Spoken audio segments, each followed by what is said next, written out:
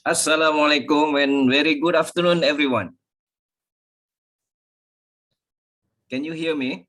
Ya, waalaikumsalam. Thank you. You can hear me. All right, very good. So we have Asma Komaliah, ya. Asnun Parwanti, Dr. Nozaini. Thank you. Syahmi. Syahmi is there. Very good. Thank you very much. Shahrul Fitri. Yes, I'm here. Great. Okay. And Shahira.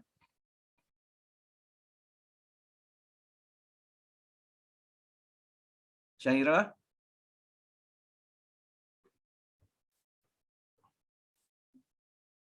She has signed in, but I think she's not at her place at the moment, but it's okay.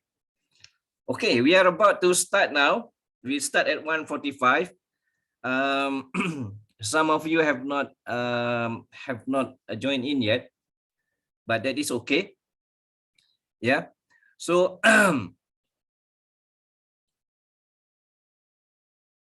Lovina is joining. Okay. Hello, Lovina. Can you hear me? Yes. Great. Okay. Thank you very much. So let me start. First of all, I would like to welcome you all to the 4th International Conference on Business, Economy, Education, Engineering, Interdisciplinary Technology, and Social Science 2022, or in short, we always call it ICEBTS22. All right. Okay. This conference, we were supposed to have the physical conference in Tamu Hotel in Kuala Lumpur. Unfortunately, half of the participants have already registered to attend face-to-face conference did not make it due to travel restriction from Indonesia to Malaysia. So not the problem with Malaysia, but I think there's a delay in the processing their travel permit from the local authority over there. Unfortunate. Okay. So we have to resort back to the virtual conference. So I would like to welcome also participants who have registered as face-to-face to join in this virtual conference. Thank you very much. Okay. One of it actually Dr. Ibrahim Chekima from UMS Sabah. Okay. So he has just landed yesterday morning, and then he read the email, and the conference was withdrawn and so on. But he's gracious enough actually to try to attend or to join this virtual conference. So I hope he will be joining us soon. Okay. Okay. So to start with, without wasting time, because we have quite a number of presentation this afternoon.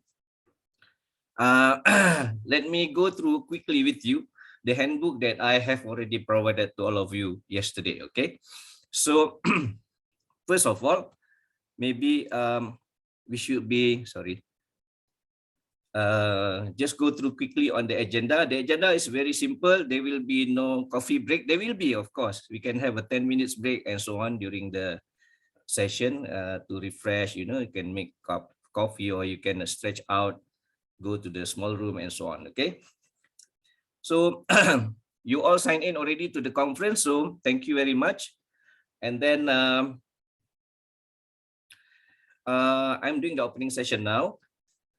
After that, we will follow quickly with the presentation session. The presentation session is not in any specific order, except the first one and the last one is according to the date of your registration to the conference website. Yeah, betul. So the first one who registered actually Dr. Ibrahim Shkima. So he is the first speaker. Okay. And then follow to the last one. Basically, we have around 11 speakers.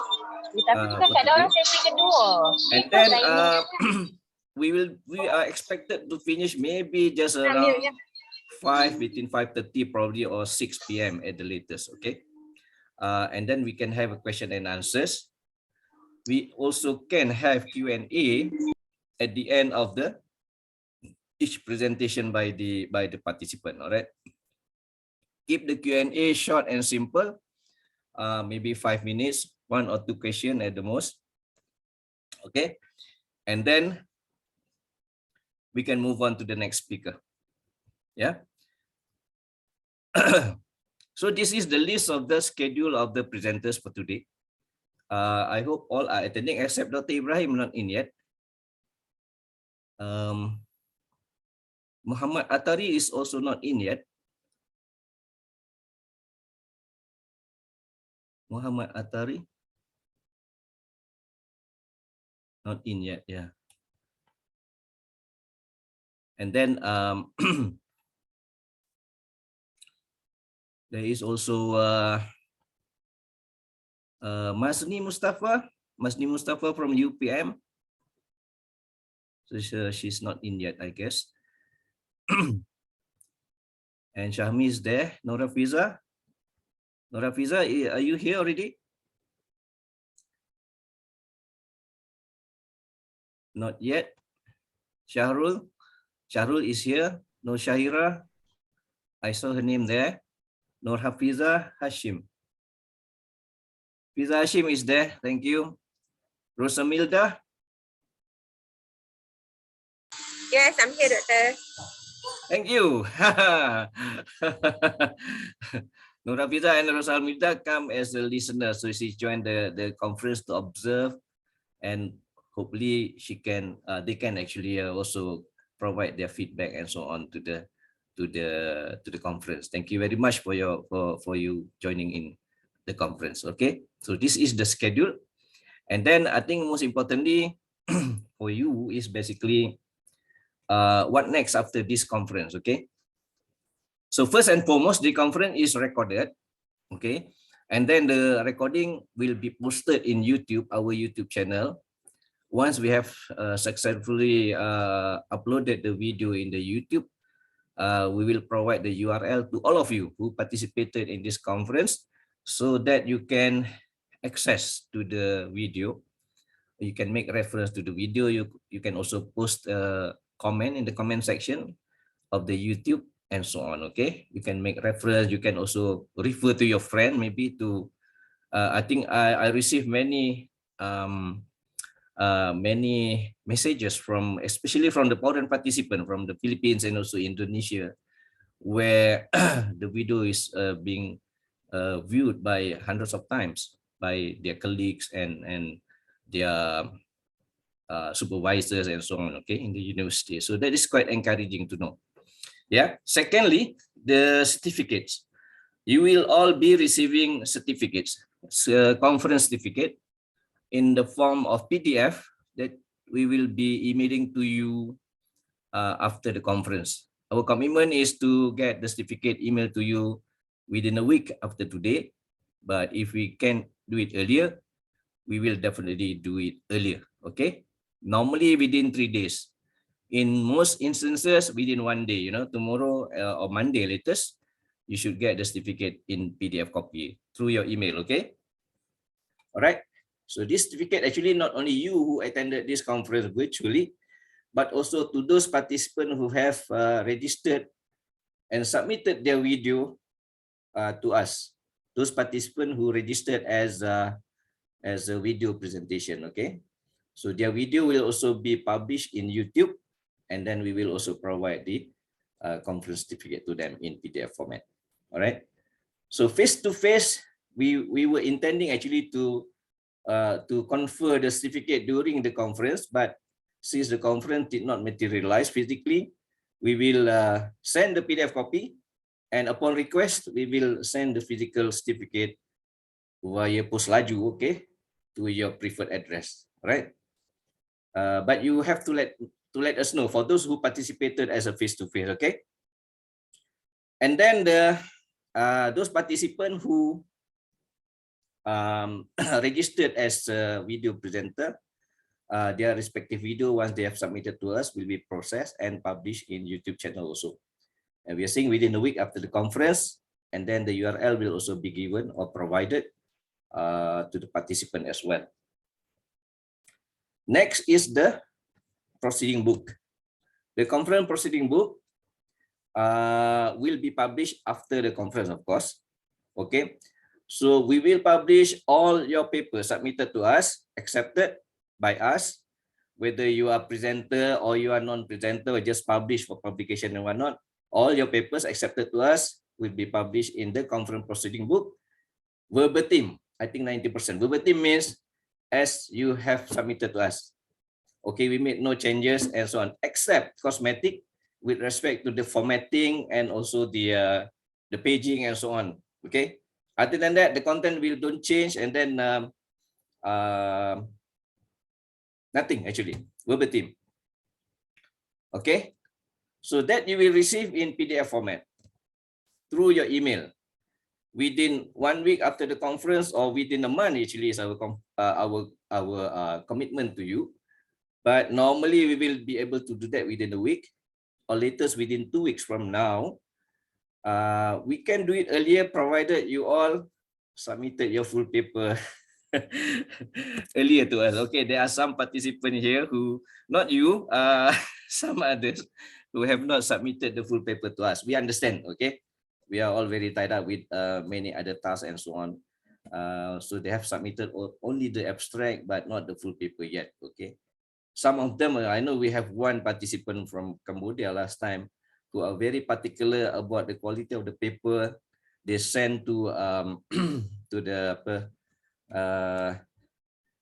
editor. They have to pay and so on, so to get the paper basically right and so on. So the proofreader and so on. So that take longer. Okay. I don't expect you, especially those who come from our own country. You are good at your writing. So I don't expect you to send to proofreader and so on. Okay, but I encourage you to do that before we publish in the journal, okay? But not in the proceeding book. Proceeding book is okay, just verbatim as what you submitted to us. All right, so that will be within a month, but normally within 2 weeks that we should be able to provide you the conference proceeding book in PDF format. And this proceeding has a ISBN number to it, okay? And then we also publish your paper as part of your fee that you pay to us. You are entitled for publication of your paper in our journal, referee journal. The referee journal is actually posted in our conference website. That cover mostly the research area that typical that we have, like the social science, business management, you know, and engineering as well. Okay. So it will be published there. There are participants who do not wish to publish their paper in our journal, which is fine. Okay, maybe they have already identified or they have decided to publish somewhere else, which is fine with us, no problem. So this publication in our journal normally within a month and 3 months, okay, depending on the date of the conference. Because we publish our issue every 3 months.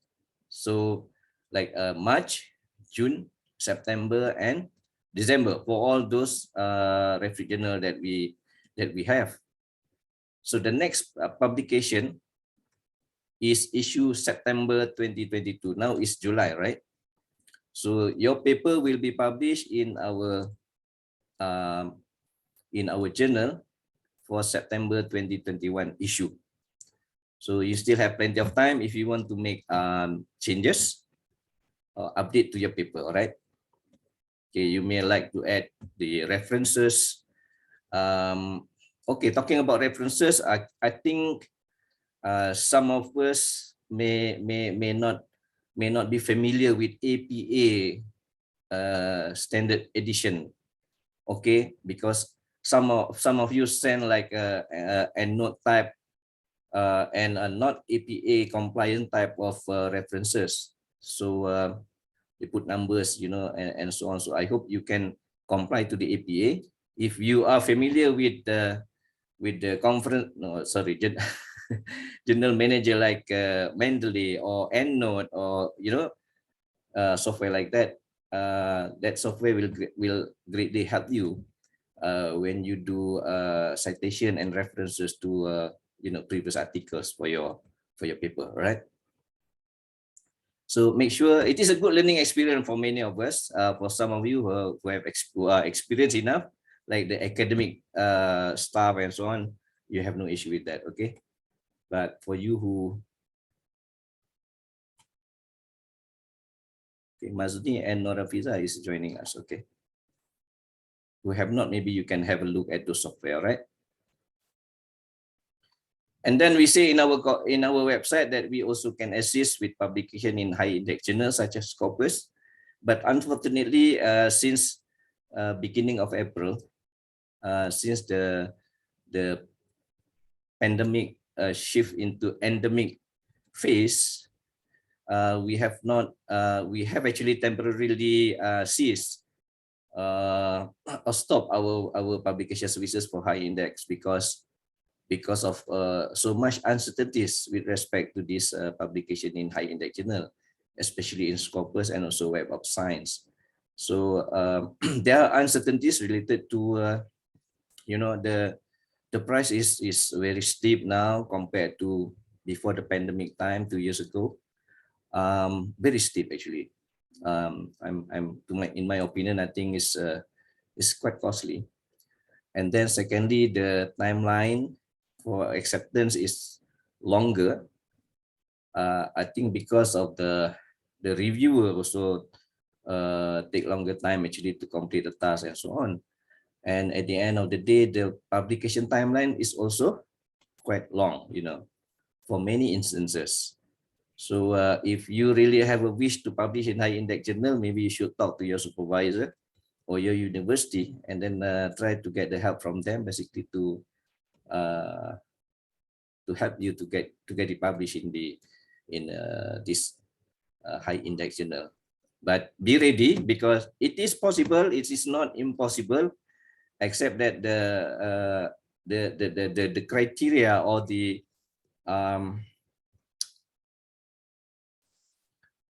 process is tighter now from the editors of the Scopus Index Journal. Okay, so if your paper is good, original especially, and then good body of knowledge, new finding and so on, and most importantly, it's easier if you have empirical data. Of course, conceptual papers still accepted, but if you have empirical data, it should be a lot easier, to get published in the high index journal. All right. Okay. The next one I'm showing you is basically how the certificate is going to look like that you're going to receive in your PDF format. Okay. If the certificate is printed in hard copy, the certificate will also look like this. Okay, it's the same. All right. For those who submit, who register as a video presentation, the video will be published in YouTube, and it is going to look something like this. Okay. The cover of the video, and then the extract of your abstract in the short description of the video below down there. Okay. And then the next one that I'm going to show is about the publication in conference proceeding. I think I have already explained this quite at length earlier. So this is just a repeat of what I've said earlier. And then the next one is, how the proceeding book is going to look like. Okay, the first page of the book looks like this. You have the cover here, the ISBN number on top, title proceeding, and also the title of the conference, and then the date and so on. Okay, down there. And then the second page is basically the copyright. The third one is the preface ataupun prakata, and then the abstract of this proceeding book, and then followed by the table of content. After the table of content, then the sequence of your submitted paper to us. We put all the papers in the proceeding book in alphabetical order. Okay, so your paper's title A will get probably first in the list. All right. Okay, in the referee journal, I mentioned within 1 to 3 months. I also mentioned to you that your papers will be published in September 2021 issue of our journal. Okay, all journal, doesn't matter. There was a question just now. The proceeding book is in PDF, that is offline, hard copy, but the journal is online. There are reasons why we do that. Is because we want to avoid high similarity index. In most cases, participants submit the same paper and we publish the same one in journal and we publish the same one also in proceeding. If we keep both online, most chances is that you will have a lot of similarity in the issue of your paper in the journal later on. So that's why we keep the proceeding book offline via hard copy in PDF. All right. So I hope you understand. So normally after we publish the proceeding book, a couple of days we will send email to all of you. We call it pre-journal publication. We'll inform you the title of your paper, and then we'll inform you also the target journal that we're going to publish your paper in. All right. Some paper are quite diverse, so-called. It can be actually published in either one or two of the journal. For instance, a paper is involving education, pedagogy, but that paper is also talking about talking about business in a small and medium industry. Okay, so we can actually publish either in Journal of Education and Pedagogy or Journal of Business and Economy. All right. So normally we suggest either one. So it's up to the author whether they like to be in the education or they like to be published in the business journal. All right. Okay. This is the list of the journal that we have that we also posted in the conference website. You can have a look at it. You can also search online for these journals. Your paper will be published in any one of those journal mentioned. Okay. All right. So in summary, 3 publication: 1 in conference proceeding, 2nd in the referee journal, the 3rd supposedly on high index journal. Unfortunately, we did not provide this service currently. It's not available. Okay, as I explained to you earlier. And all your papers must be in Microsoft Word. For those of you who have submitted the PDF format, some of your papers also accepted, but we need you to resubmit back to us the paper in Microsoft Word format, because when we when we incorporate your papers in proceeding book, we have to change the page number, we have to change the headers, and we have also to align the paging and so on. So there are some editing, though not editing the content of your paper, but so much on the formatting of the paper. So you need to provide us the Microsoft version of your paper, okay? And then secondly, all the communication that we have between us, conference organizer and also publisher, and you, author and also participants, via email. So the email must be valid and be able to accept maybe large file from us when we when we email back your certificate, for instance. Maybe it's going to be a large file. Remember the certificate that we're going to provide you. Certificates actually provided for the main author as well as your co-authors. Okay, all the name that you mention in your paper will receive the certificate, the conference certificate. If you have 7 authors, 7 authors will receive the certificate. But we will send to one email. That is the corresponding email who register with our system. Okay. All right. So these are the list of our conference. Next. So the one highlighted is the one that we are having now. We are also going to have in August, early in 7 August. The earliest one is going to be in Langkawi. We received quite a number of participation or registration for Langkawi, actually face-to-face. Actually, we have received more than 15 right now. For about more, three more weeks to go. So I'm expecting probably more than 15 or 20 probably to register.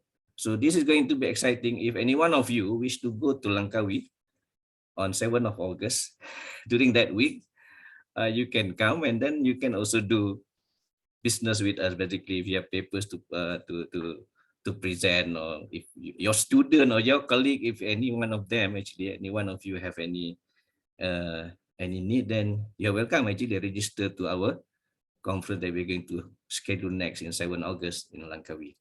Should be exciting, and this is going to be those who, I think the physical face-to-face is going to happen. I think the participant is quite a number there already.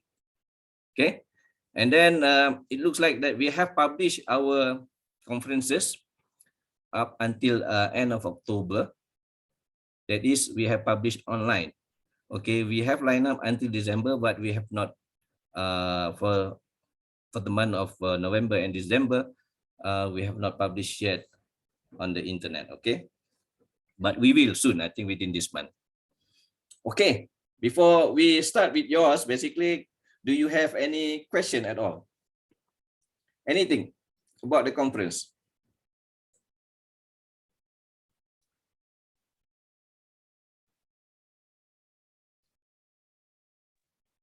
So far, Welcome, Dr. Ibrahim.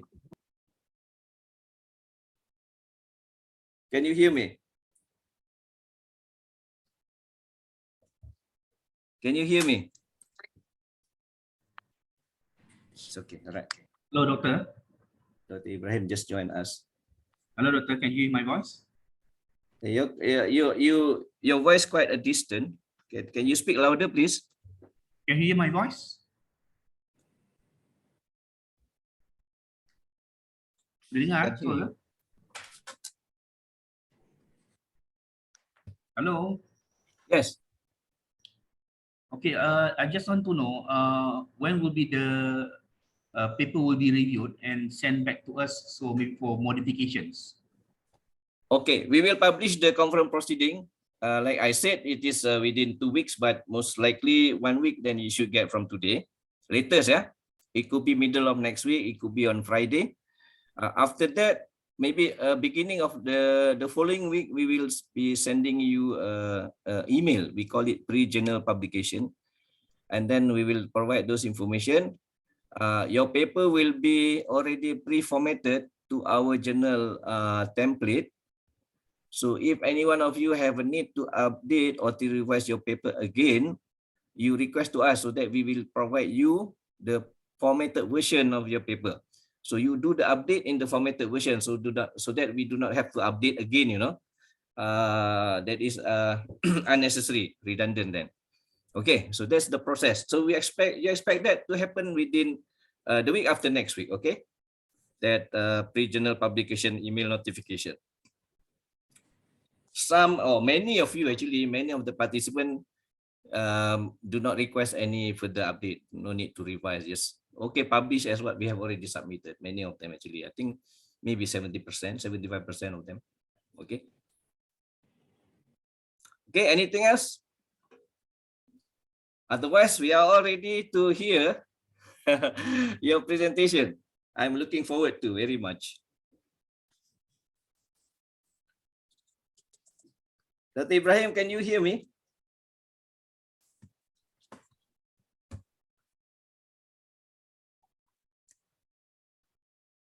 It's fine. Dr. Ibrahim is not feeling well in the first place anyway. Dr. Nurzaini also, I like to mention, Dr. Nurzaini has attended my conference, I think in Kuala Lumpur, right, Dr. Nurzaini? Yes. Was it last year or 2 years ago? 2 years. Before the pandemic, 2 years yeah? ago. Thank you very much for joining us again. Okay. So okay, let's if you do not have any further question, then I would like to stop share my slide, and then I would like to call upon Dr. Ibrahim. Dr. Ibrahim, can you hear me?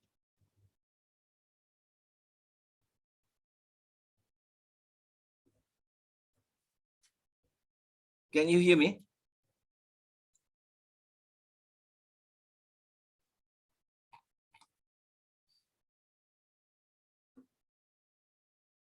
I think he has some problem with the network connectivity.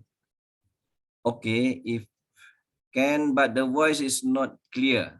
Okay, Dr. Ibrahim say he can hear me, but then connection is very poor.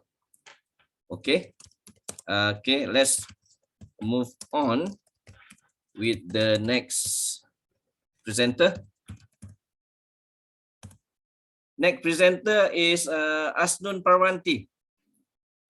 Asnun Parwanti, can you hear me? Yes. Yes. Okay, Asnun Parwanti, maybe you. Okay, in the system actually Mahrus Ali registered under the system under his name, but he's not presenting. You are presenting, right? Yes. Okay, now you can actually.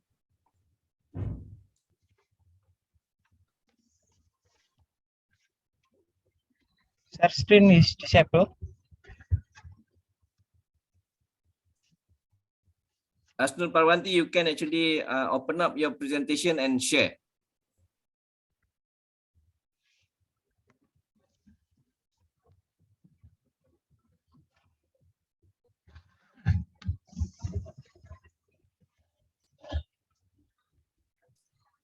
Are you playing video? Okay, we can see that now.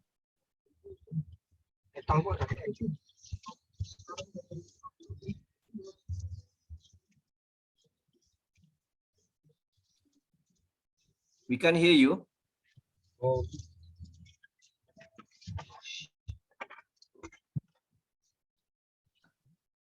We cannot hear your voice actually.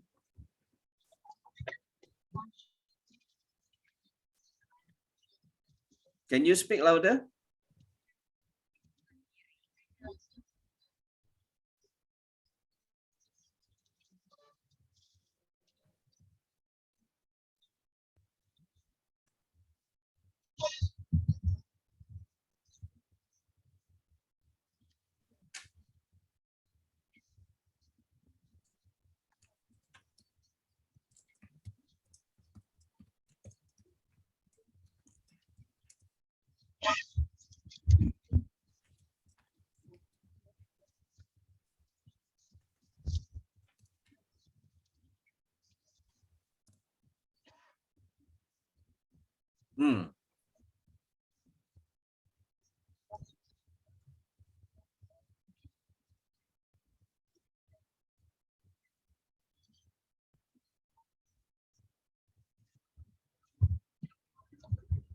Yeah, I think it looks like this is a pre-recorded presentation, Dr. Nozaini.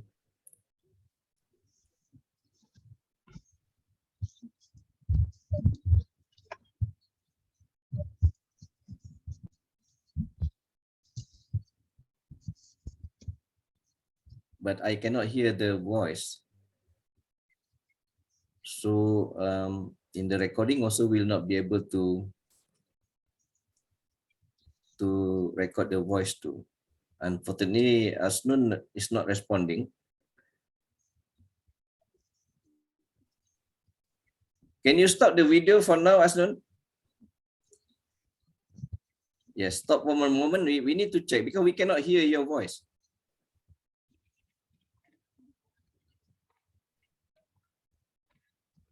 I don't know why.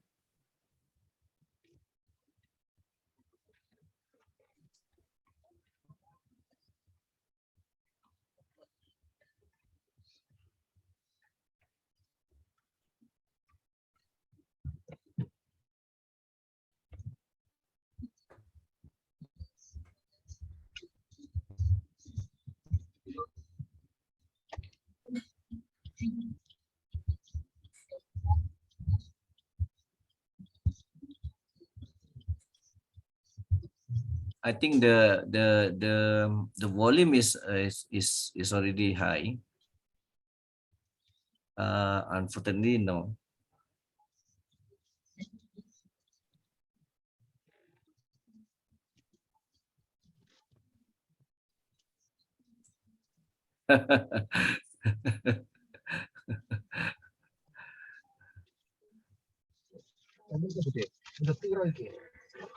Maybe you're right, Syaril.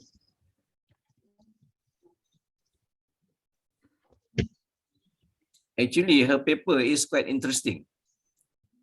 Okay, it's an engineering paper.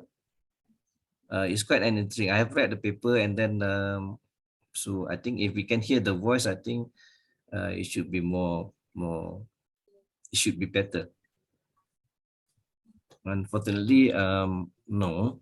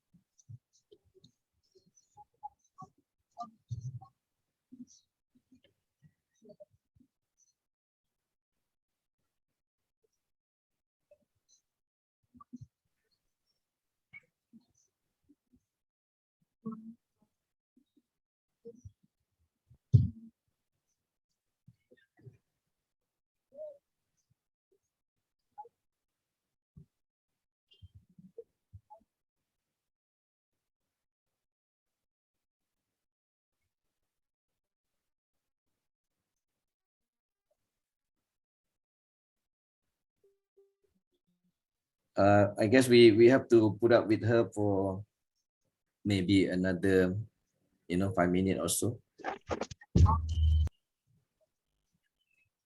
until she finish.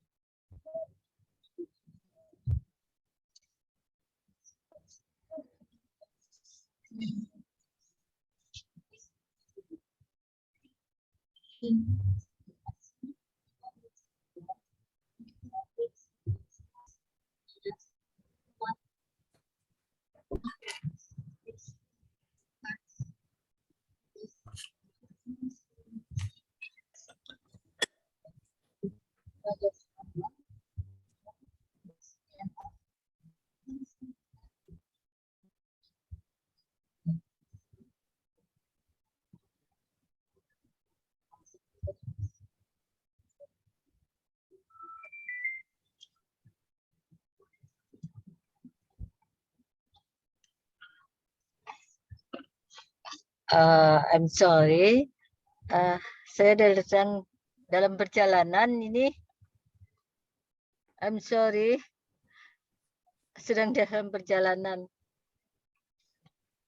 Oh, baik. Okay, it's all right. But throughout the presentation, we did not get to hear your voice at all, actually. Because you are playing your video. Unfortunately, maybe according to one of the participants here, is that your system, your computer, or probably your tab or your mobile phone, the setting is that the audio is not captured by the system, probably. That's why we cannot hear your voice actually during the presentation video. Can you hear me? Yes. Okay, so never mind, it's okay, it's all right.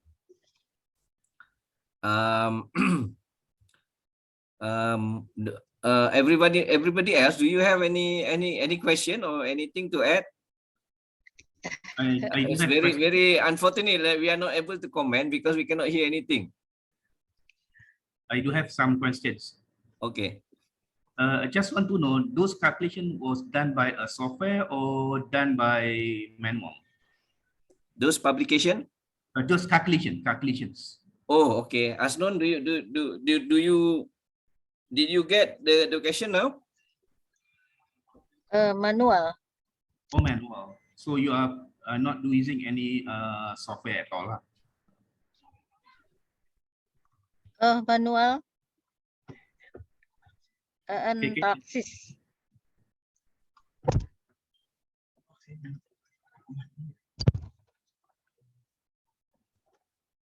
Yeah.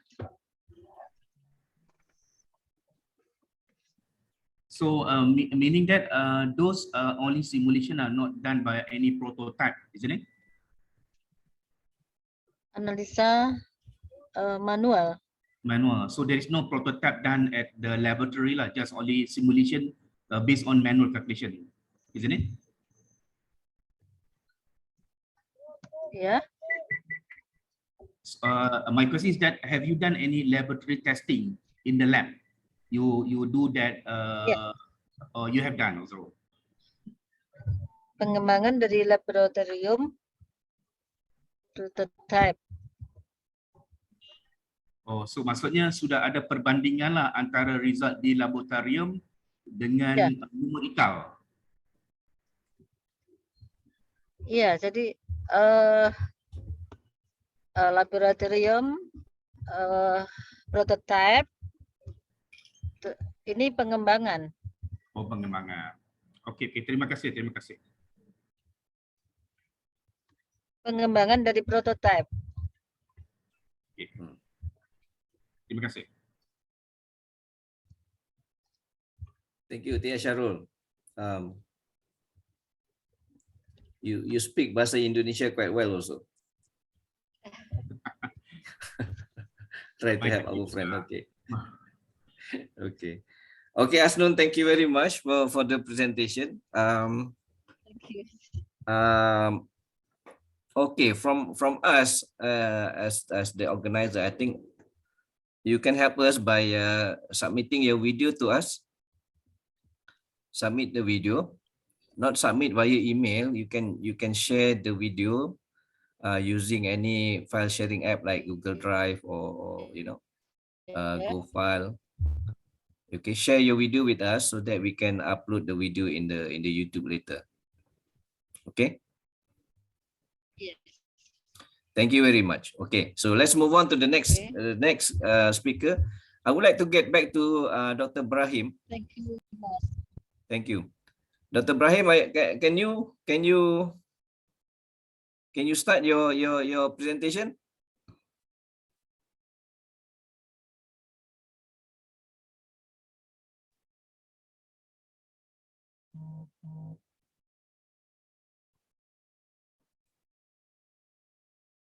Still a bad line there.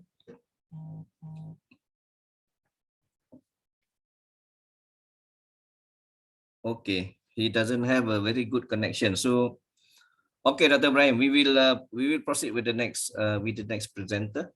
Dr. Nozaini, please. You ready? Yes, inshallah, Doctor.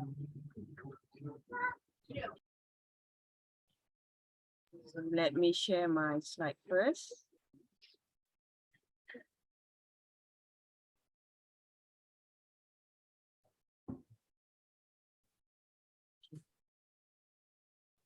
Can you see my slide, Doctor?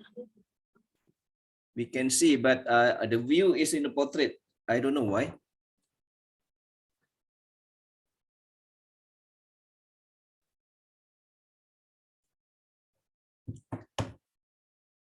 Okay, what about this?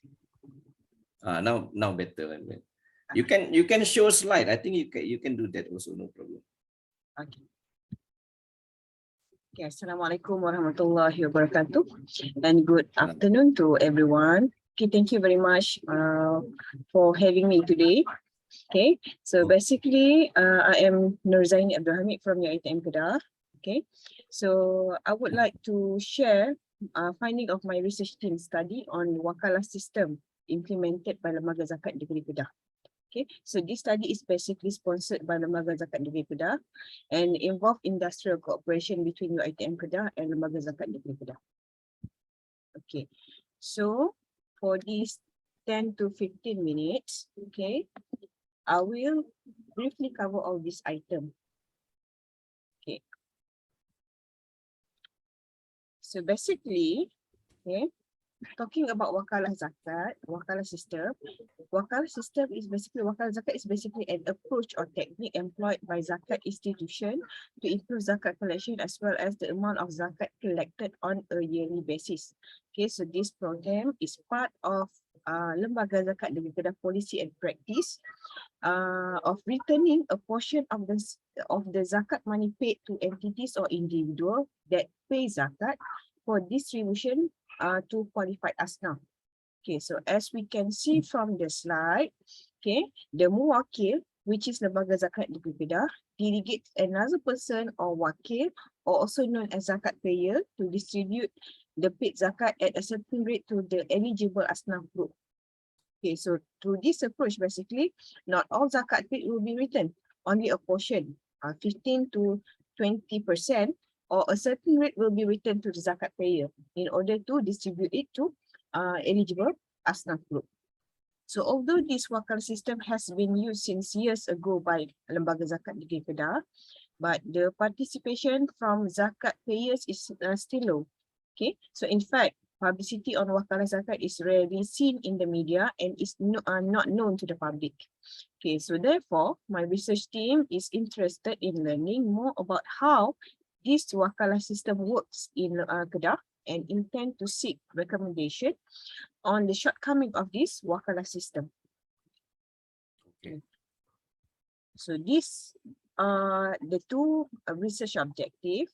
Okay, so the first one is to review the concept of wakalah zakat implemented by Lembaga Zakat Negeri Kedah. And the second one is to make recommendation on how Lembaga Zakat Negeri Kedah can improve the zakat collection, especially in terms of zakat management.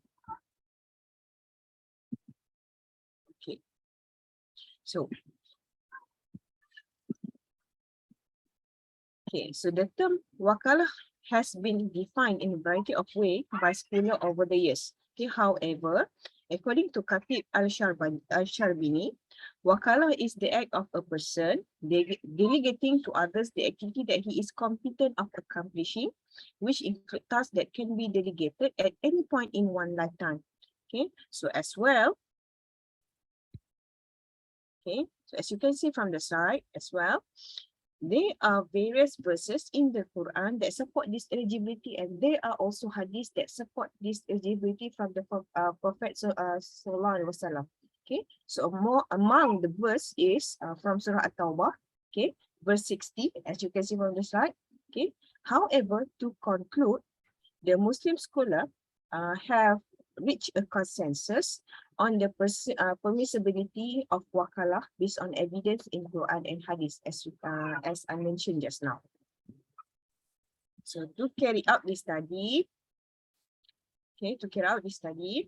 my team has used qualitative approach through an interpretive design. We use unstructured interview with wakalah officer in Lembaga Zakat Negeri Kedah, especially who responsible to handle wakalah system in Lembaga Zakat Negeri Kedah, and also one zakat payer. Okay, the interview is conducted through Google Meet application. And other than that, we also review secondary data such as report and documents supplied by Lembaga Zakat Negeri Kedah as well.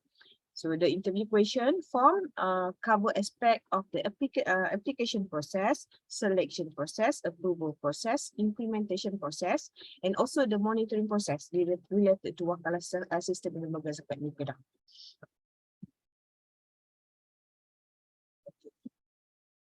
So based on the interview, okay, we know that wakalah program was first held by Lembaga Zakat Negeri Kedah in 2015. Which is 7 years ago, okay, when various transformation have taken place in the management of zakat in the state of Kedah. Okay, so that is quite new, okay, compared to other states in Malaysia. So basically, wakalah is not a new system in Malaysia. Okay, so this system has been practiced by 8 states in Peninsular Malaysia, including Perlis, Kedah, Perak, Selangor, Wilayah Persekutuan, Terengganu, Melaka, and also Negeri Sembilan. Okay, so Lembaga Zakat Negeri Kedah basically define wakalah system as the process by which Lembaga Zakat Negeri Kedah delegate authority to zakat payer, okay, for the zakat money to be handed over directly to the eligible asnaf. So meaning that Lembaga Zakat Negeri Kedah will not distribute it will not distribute the zakat paid dengan sendiri. So in terms of process, based on the interview done, okay, the process begin when Lembaga Zakat Negeri Kedah receive a complete form or application letter from zakat payers. Okay, so Lembaga Zakat Negeri Kedah will then review whether the payer is eligible to apply to be a wakil or not. Wakil is those who will distribute it to eligible asnaf. So if the applicant is found ineligible, the applicant will not be processed. Okay, the application will not be processed. For eligible applicants, okay, verification of the applicant data will be made by Information Technology Department. Then, after confirmation is made, approval from CEO of Lembaga Zakat Negeri Kedah will be obtained to determine the amount of wakalah eligible to be received by the applicant. And subsequently, payment voucher will be provided by Lembaga Zakat Negeri Kedah to eligible applicants, and the payment process by finance department will be processed either via EFT or electronic fund transfer or by check. So during this period, eligible applicant will be required to complete a wakalah contract form. Okay, and then as proof of documentation, wakil has to submit the wakalah distribution report within 1 year from the date of receiving the wakalah money. So the report then will be kept as a record and proof of the transaction. Okay. So how? Through this study, we found that Lembaga Zakat di Kedah has applied an effective wakalah system. However, okay, there are still some aspects that need to be improved. Okay, so therefore, these are the suggestion and possible recommendation that can be considered by Lembaga Zakat di Kedah to improve the management aspect of wakalah zakat. The first one is in terms of rewards. Okay, we know that as Muslim, zakat payers should always be sure that payment of zakat will contribute to purification of their properties as well as help in earning their living. So because this is we call it wajib, kewajipan kita sebagai seorang Muslim, we need to pay the zakat. Okay. However, it is believed that tangible motivation is also an important factor to produce zakat payer who are always consistent in performing zakat regularly. Okay, so motivational aspects such as the issuance of certificates and a range of appreciation are believed can increase the desire of zakat payer to always be enthusiastic to contribute to the management of zakat. Okay, so second is in terms of visibility. So the present study also found that the number of zakat payer registered as wakil is relatively low in Kedah. Okay, so this is most probably influenced by their satisfaction with the visibility or transparency of zakat management by zakat institution. Okay, so as a result, many of them take the approach of paying zakat to unregistered institutions or directly to the staff group. Okay, so therefore, to avoid this kind of situation, Lembaga Zakat di Kedah should improve the dissemination of information to the public regarding the distribution of zakat made by wakil. So such a solution can increase the level of trust of zakat payers to continue paying to registered zakat institution. Okay, and the third one is in terms of mechanism. Based on the study also, it is found that no monitoring is done on the report sent, and the system applied is still manual. As mentioned by the interviewee, okay, the interviewer explained that no monitoring is required sebab dia orang percaya. Sebab sebagai seorang Muslim dia percaya ya that wakil will distribute it to the asnaf. So they more on trust between Muslim and Muslim. That's why no monitoring is done. Okay, so it is believed that Lembaga Zakat Negara should develop an online application to its zakat payer. So this application will act as a mechanism to monitor the reporting of wakalah zakat distributing by wakil through online, which is more reliable than manual system. Okay, so to conclude, okay, the management of wakalah zakat is very effective and efficient in Lembaga Zakat Negara. Okay, which is very true. However, there are still aspects that need to be improved, especially to increase public trust as well as increase the element of transparency in Lembaga Zakat Negara. Okay, so taking into account the significant role played by Lembaga Zakat Negara as zakat institution in Malaysia, so it is hoped that the present study will be able to continuously improve the quality of zakat management and administration to increase community confidence in zakat institution. So with that, thank you for lending your ears and your attention. Okay, so that's all for me.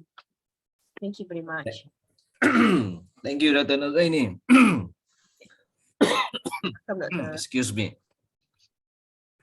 Okay, now I open up the the session to the floor. If you have anything or any thought about the presentation by Dr. Nozaini, any feedback or any comment or any question at all? Assalamualaikum, Dr. Nozaini. Waalaikumsalam warahmatullahi. Okay, it's a very good presentation. I just want to know, because maybe I'm also not so knowledgeable about zakat. So I just want to know, is it in Negeri Kedah or any other states, the bankruptcy people also included in the zakat rewarded or not? Oh, that's a good question.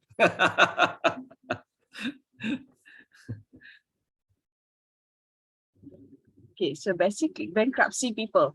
Okay, so as I know, okay, there are 8 group of asnaf group, 8 group of asnaf group. Okay, but I don't think that bankrupt people include as one of the group of that 8 asnaf group. So Okay, maybe bankrupt people are not eligible for zakat. I'm not sure with that, but basically, those who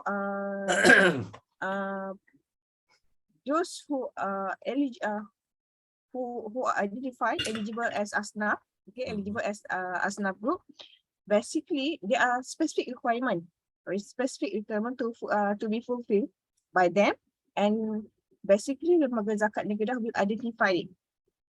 So if let's say the bankruptcy people, okay, bankruptcy people fall under one of the 8 asnaf group just now. Okay, so maybe that bankruptcy people can receive that zakat also. Okay. So because I wonder, because the payment will be through the account, and even also must be submitted to account. So bankruptcy people does not have any account. So if that is the issue, so how they will be rewarded? Kalau termasuk lah kan, I do not know whether they are masuk or not. But usually for us apa ni, distributing of the process of distributing zakat ni, basically kalau dekat Kedah, they made it physically, dia bagi secara physical, dia tak buat bank transfer. So selalunya dia akan pergi ke rumah, jumpa staff, and then dia akan distribute physically. Okay. Thank you, Doctor. Okay, welcome. I have one short question. How does a wakil eligible actually to become a wakil? So as What are the criteria? okay, thank you very much, Doctor, for the question. So basically, there are specific requirements, specific condition that need to be fulfilled by the wakil, okay, the zakat payer. For lembaga zakat negeri Kedah, okay, there are certain criteria. For example, the eligibility will be based on the amount of zakat paid to lembaga zakat di Kedah. Not all zakat payer will be eligible to be wakil. Okay. For example, if let's say, okay, doctor, you paid 50,000 zakat per year, okay, to lembaga zakat Kedah, so you will be eligible. So usually, they will determine certain rate that the requirement will be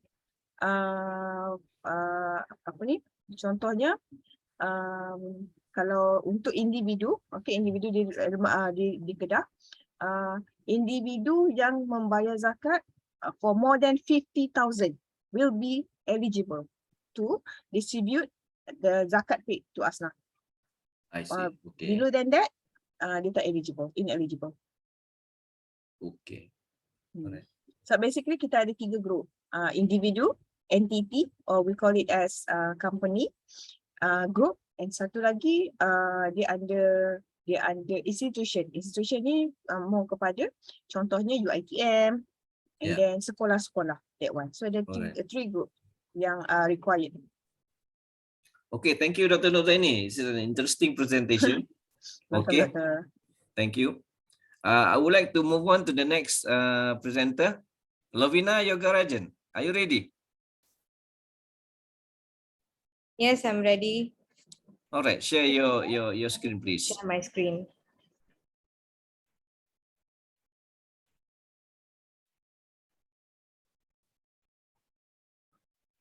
Okay, can you all view the screen? Yes, I can. Okay then. So I will start. So very good evening to everyone. So my name is Lovina. I'm one of the PhD candidate from University Kebangsaan Malaysia. So my research topic for today will be the impact of blockchain technology adoption in agri-food supply chain, AFSC, a systematic literature review and framework. So mine is basically is about the literature review. So this is how my team members. My main supervisor, Associate Professor Dr. Muhammad Elmi Ali, the Deputy Dean, Graduate School, Business School, UKM, and also my another co-author as well, Associate Professor Dr. Lokman Hakim Usman from Faculty of Economics and Pengurusan UKM. So this is my content for today's presentation. The introduction, research methodology, the research findings, the research contribution, and finally it's going to be my conclusion. So basically for the introduction, first I would like to explain about the difference of traditional food supply chain and the food supply chain after combining with blockchain technology. So basically, the agri-food supply chain has been at the foreground of exploring blockchain technology since its introductory as a favorable technology to supply chain management itself. So agri-food supply chain has been diverged from other types of supply chain since it deals with more crucial issues like interaction with supply chain members. Then sometimes the producers do not get much relevant information. They do not connect directly with end consumers. So basically all these were the issues that we were going through when we were practicing traditional food supply chain. Information was not directly transferred accordingly, and parties, every supply chain members, agri-food supply chain members, like from the producer, from the processor, the retailer, the distributor or the consumer, they all were not getting the actual information. So that's when they believe that blockchain technology can actually provide all the information, as blockchain technology says they believe that it provides information transparency, it provides food transparency and traceability, and recall efficiency, cost savings, and obviously it also provides efficiency after combining with certain digital technologies like smart contracts and IoT. So my research is going to be, okay, so this is what I explained. Okay, so my research is going to be, after implementing blockchain in agri-food supply chain, what are the impacts that actually that agri-food supply chain is still facing after implementing? Selalu macam tu, kalau tanaman ada ketang lebih. kan dia ngomong apa. Dia kata dia support semua. Where is that coming from? I think, yeah, I think now it's okay already. Okay, all right. Sorry for the interruption. Okay, so basically my research is going to be about after implementing blockchain technology in agri-food supply chain, what are the effects, what are the challenges and barriers that the industry is still facing, since we have already known that blockchain is also a complex system. Definitely blockchain is going to bring a lot of benefit for the system, for the food supply chain industry, but all systems are not perfect. Definitely they will have their pros and cons. So for now, we know that blockchain is a complex system. So with this complex system, how actually the AFSC industry are going to overcome the particular barriers. So for that, we need to know first what are the barriers they are going through after implementing blockchain into the system. So after they have come up with the software, they have already started implementing in the system, and they already started using blockchain. After that, what are the complexity that they are still facing? So that is what is my paper is going to be about. Okay. So my research aim is to analyze and synthesize the findings from existing literature by focusing on the key research themes, research gaps, and direction of future research after blockchain adoption in the AFSC industry. So these are all my research questions. So I have 4 research questions. The first one is, what is the outline of the prior literature concerning the effect after blockchain adoption in AFSC? What are the concerning challenges examined after, in exploring of blockchain adoption in AFSC? And what are the research gaps of the extant literature? And how can future scholars of blockchain, they can expand their research in this particular field? So this is the research methodology. So for research methodology, we have actually focused on, I've used Web of Science and Scopus as one of the database for me to find all the relevant articles. And we have also used, so I've used the keyword search using the criteria of inclusion and exclusion criteria for the database search. And the second part is basically we will discuss about how we will present the synthesis of the systematic literature review using Web of Science and Scopus as one of the 2 main databases for us to examine all the different level of the study, including the 5 stages of Everett Rogers, one of the diffusion of innovation theory founder, and how we can connect to the particular theory with this using this particular findings. So these are the findings, the 8 themes that I managed to find after collecting all the articles and summarize them to around 30 articles we have finalized and summarized. So from the 30 articles, these are the 8 themes that I managed to find. So the first one is the solutions to mitigate blockchain adoption in AFSC, where we have 3 strategies we can implement in order to mitigate the BCT adoption as the solution. So the first one is the behavioral strategies. The second one is organizational strategies. The third one is the financial strategies. So using these 3 strategies, we can make the particular system go smoother by provide the right solution for BCT adoption. Then we also can move forward blockchain technology towards sustainable development goals, SDG. So using SDG, these are the impact that we can get, that socio-environment impact. ICT, we can that blockchain technology supported by ICT, and research and development. Obviously, we have to keep on doing research and development to come up with new ideas, new solutions, and so on. So, and obviously, the main one is impact after blockchain adoption in AFSC. What are the impact after adopting blockchain in the agri-food supply chain industry? Which we have 5 impacts. The social impact, we got political impact, we have economical impact, we have technological impact, and we also have environmental impact. So these are the 5 impacts that we got. Then using digital technologies, that means if we use blockchain, combining with the relevant technologies like IoT, Internet of Things, smart contracts, apps for using food network, tracking the food quality and humidity, and also the temperature. Sometimes we can use the HACCP. And then, so all these can be, when you collaborate, you can also find a solution for blockchain technology adoption. Then we can go for factors of blockchain technology adoption. We have, what is the actual factor that we actually want to adopt blockchain in agri-food supply chain industry? What are the actual reasons? So definitely because we want to achieve food traceability and food transparency. We want to achieve food safety and food security, because consumers are becoming very anxious, very health conscious nowadays, and they want all the information. They want to get to know all the relevant information nowadays.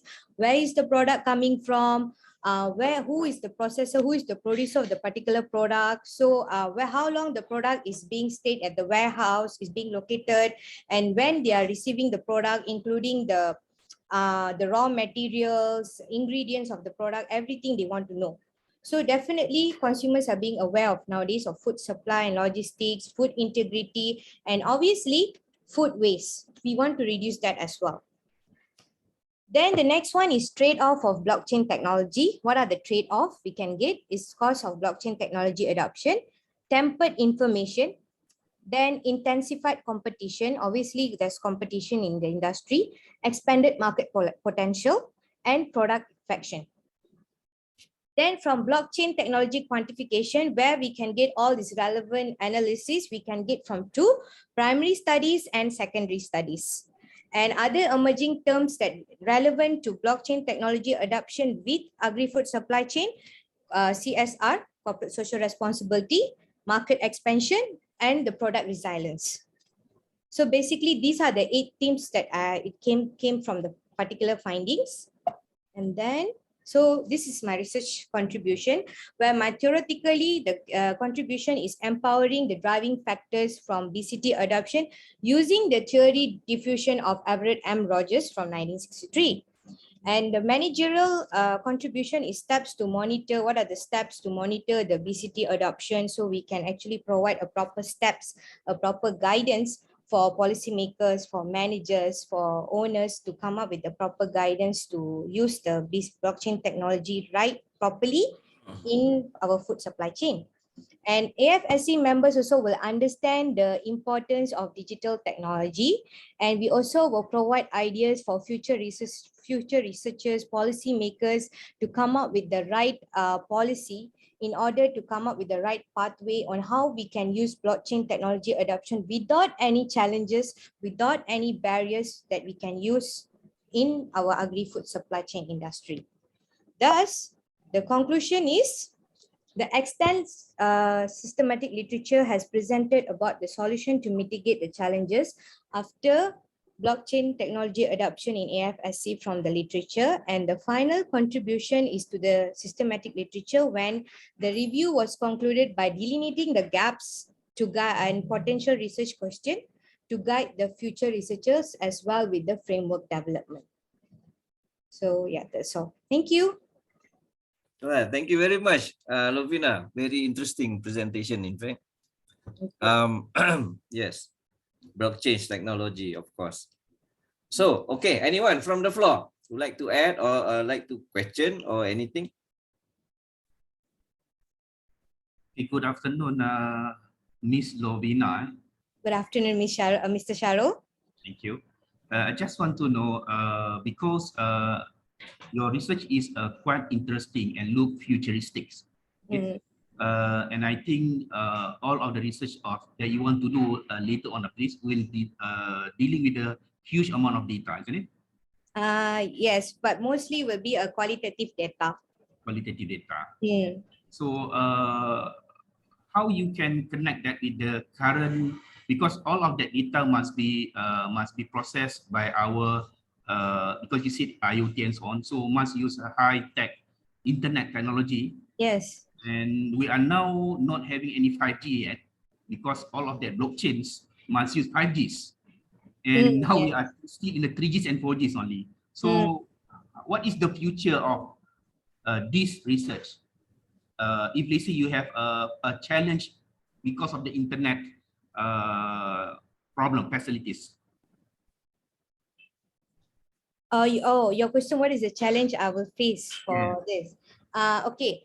Basically, this particular research is mainly not only for our Malaysian industry, but I'm doing like an overall research for the particular food supply chain industry itself. So, but definitely, we have already started finding ways to bring 5G here. We have already finding ways to implement 5G. So definitely in future, I think our food supply chain industry is already moving forward. Even we have started implementing blockchain in like MySejahtera and so on. So we have already started, but only thing is not in food supply chain yet for Malaysia. So I really feel that definitely this particular research will help in Malaysia industry for sure. That's one of the my main matlamat motive. Son. Okay, thank you. Okay. Anybody else?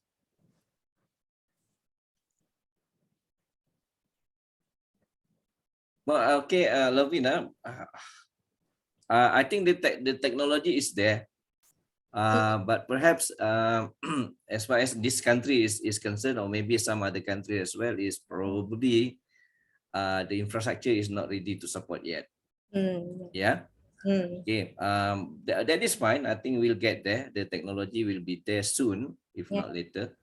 The 5G thing, for instance. But as far as your research is concerned, you are doing SLR, And then you are looking at two major database, which is the Scopus and also the other one is what? Web of Science. The Web of Science, yes, of course. And you identified 30 articles, I believe, 30, right? Yes, I managed to get around 111 articles from the both databases. Yes. So after elimination of all the, the duplicated ones and related to the particular research and everything, so we came to the final 30 because this is still new. The one that that I'm doing is still new. So definitely there's not much written about that yet. Yeah, that's my next question actually, because I believe this is my personal opinion anyway.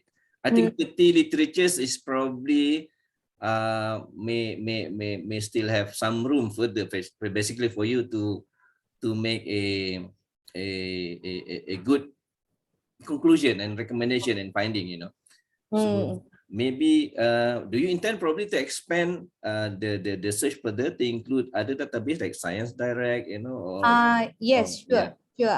Sure. I'm definitely considering that as well.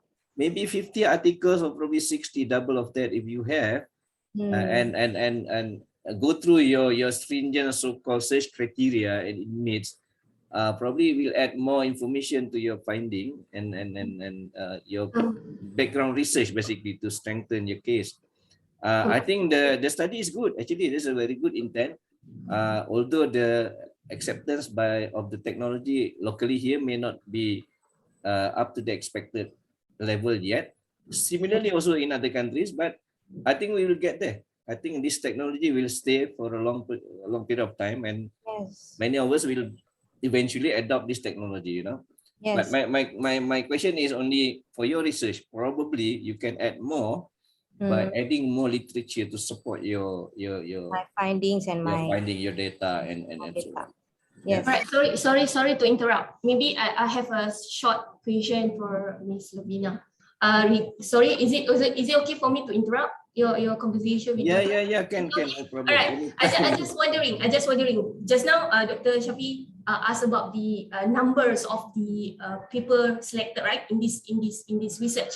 So maybe Lovina can consider the agri-food supply chain is included with many things, right? So maybe palm oil, maybe rubber oil. So some foods come from that, right? So maybe you can expand the scope, right? So when you do the search things in the WOS or Scopus, you use the agri-food supply chain, or you use many other keywords just to get the right article? Okay, that was a good question, Ms. Asma. Thank you. Okay, actually, the keyword search, I did actually not only focusing on agri-food supply chain, because if you focus on agri only, definitely it's more limited. So what I did, I tried to expand the keyword search using food supply chain, and I also use supply chain. So that's when I managed to get around 111 articles using only Web of Science and Scopus database, relevant to blockchain and also the food supply chain. So that's when I had to go through each database, each articles, and I had to synchronize, and it came to 30. So like what just now Dr. said, so that one is really helpful. Maybe yes, I can use other database, but I thought that okay, maybe that Web of Science and Scopus are one of the main database that everybody's well known of. So I was only focusing on that particular two databases. All right. Thank you. Okay. Okay, thank you very much, Lovina. Thank so you. we can probably now move on to the next presenter. Okay. Next presenter is Asma Yes. Kamalia. Yes. You ready now? Yeah, I'm so ready. Hopefully. All right. So allow me to share the screen.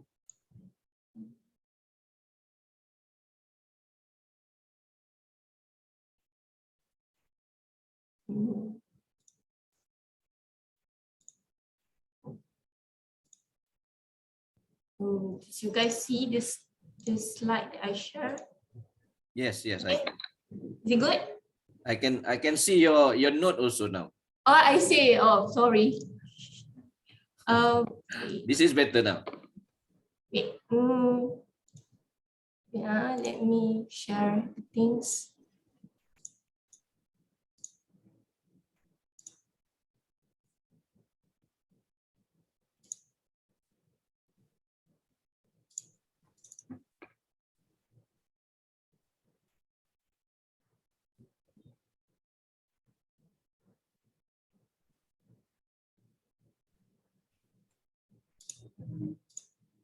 Is it good now? Or Yeah, you can go now. all right, okay. Assalamualaikum warahmatullahi taala wabarakatuh, and a very good afternoon. But I don't see your screen.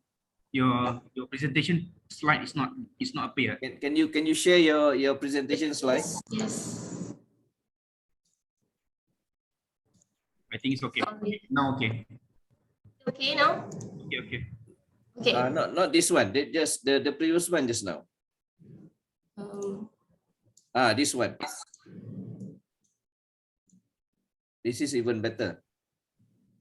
Did you see now? Yes, I I can can see. see, but I can see also your note.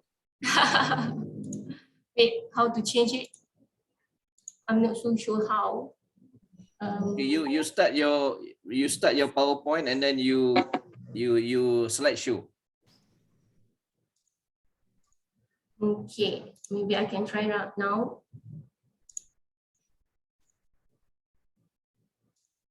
Now okay?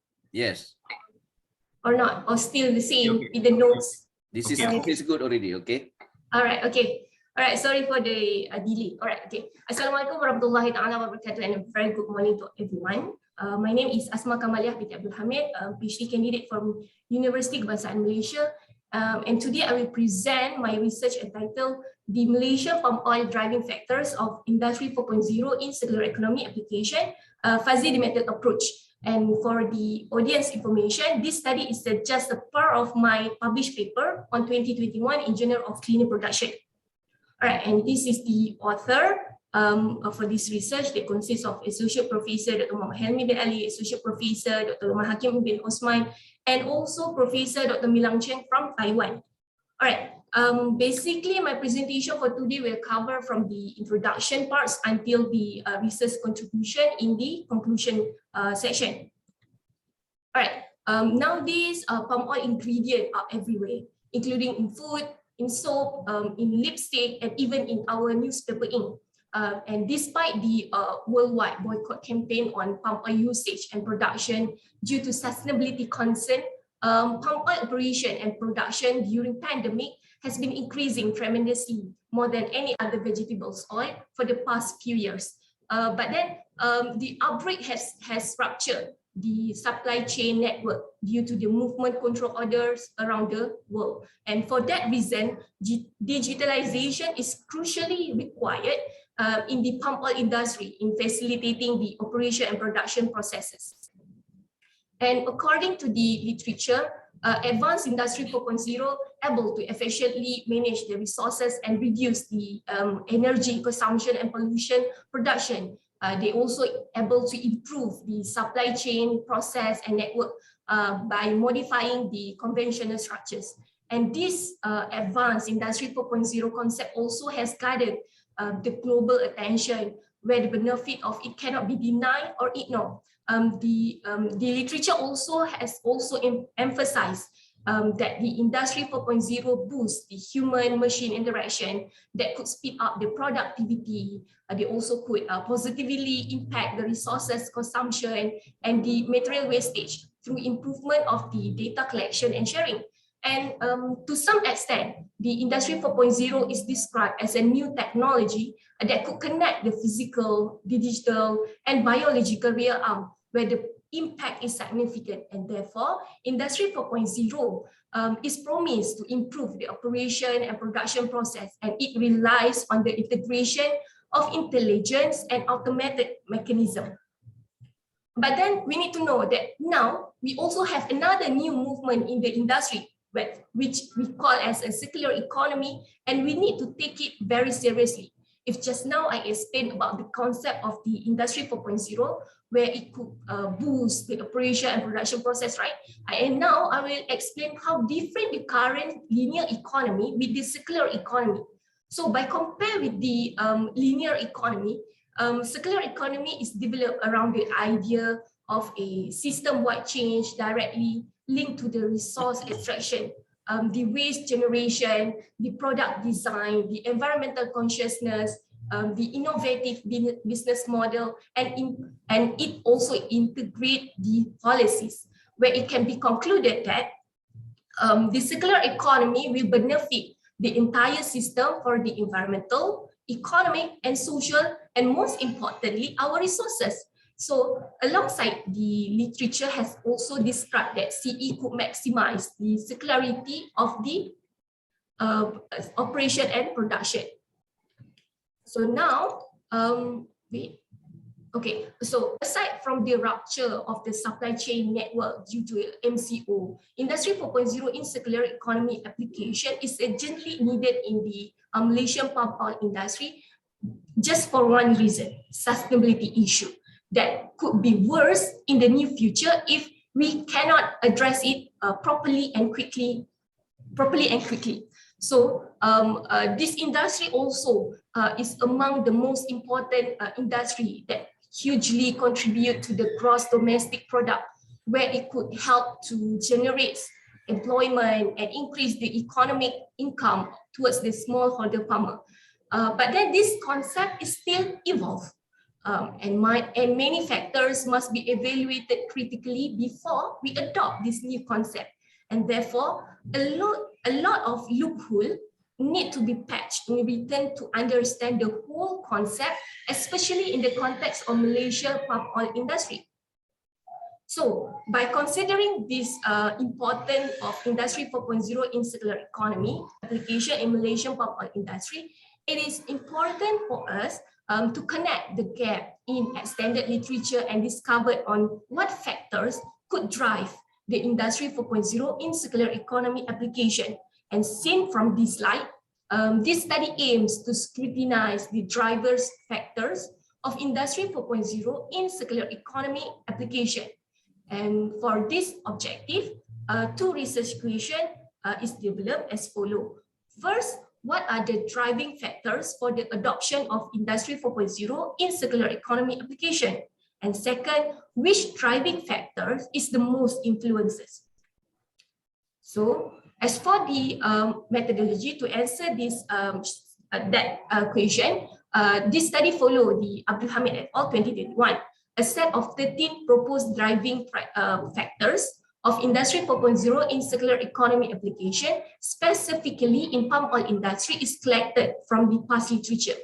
And these driving factors are provided to the expert in the form of the questionnaire.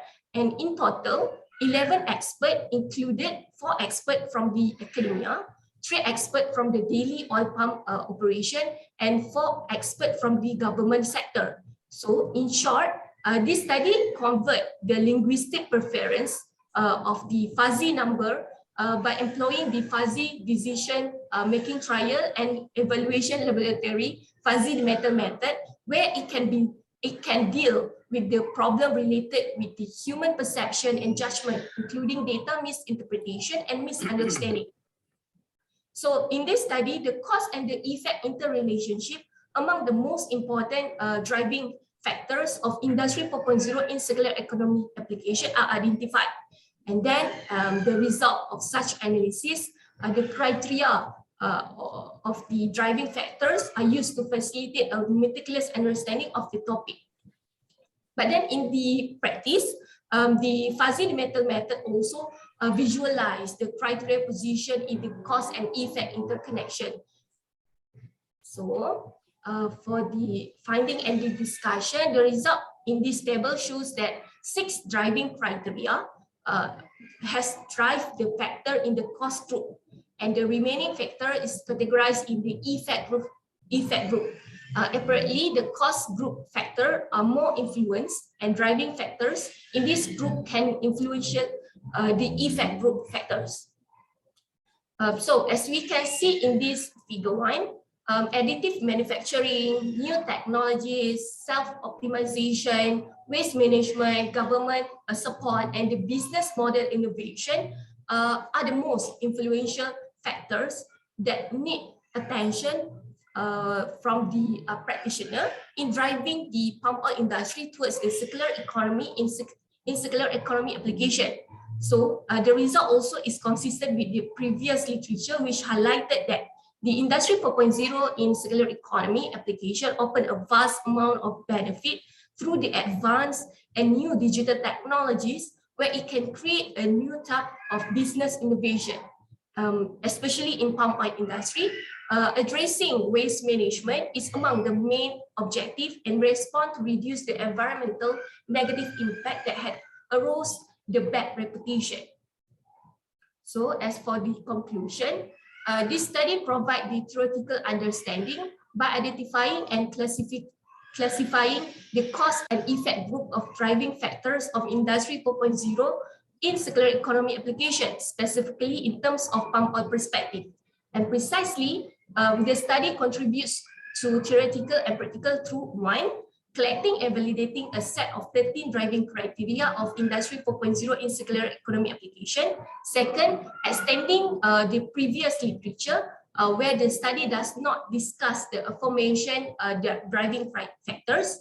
And third, providing contextual evidence from the perspective of the Malaysian palm oil industry. And fourth, enriching the current understanding of Industry 4.0 in circular economy application concept, as the concept is still new and still evolve. So in practice, the current study is beneficial to the daily oil pump operation managers, policymaker from the government sector, and the researcher. And this is the reference for this presentation. All right, thank you everyone for listening, and sorry for the interruption just now.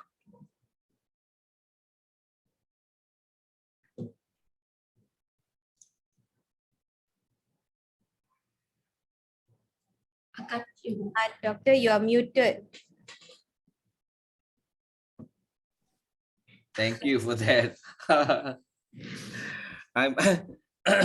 Why is the palm oil actually is a choice of your research anyway?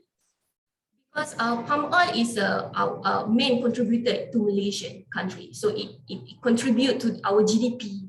So we need to make sure that our industry, our palm oil industry, is aligned with the current situation, where we know the sustainability issue is the most critical issue, right? So few years back, several countries has banned our palm oil production, right? Even early on this year, also Felda and Sam Darby also have a sustainability issue.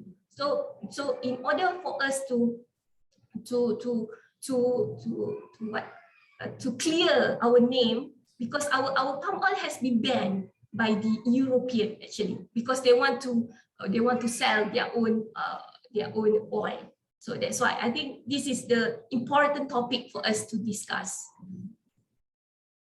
Yeah, I mean in the world, from the world perspective, actually, palm oil is competing directly with the soybean.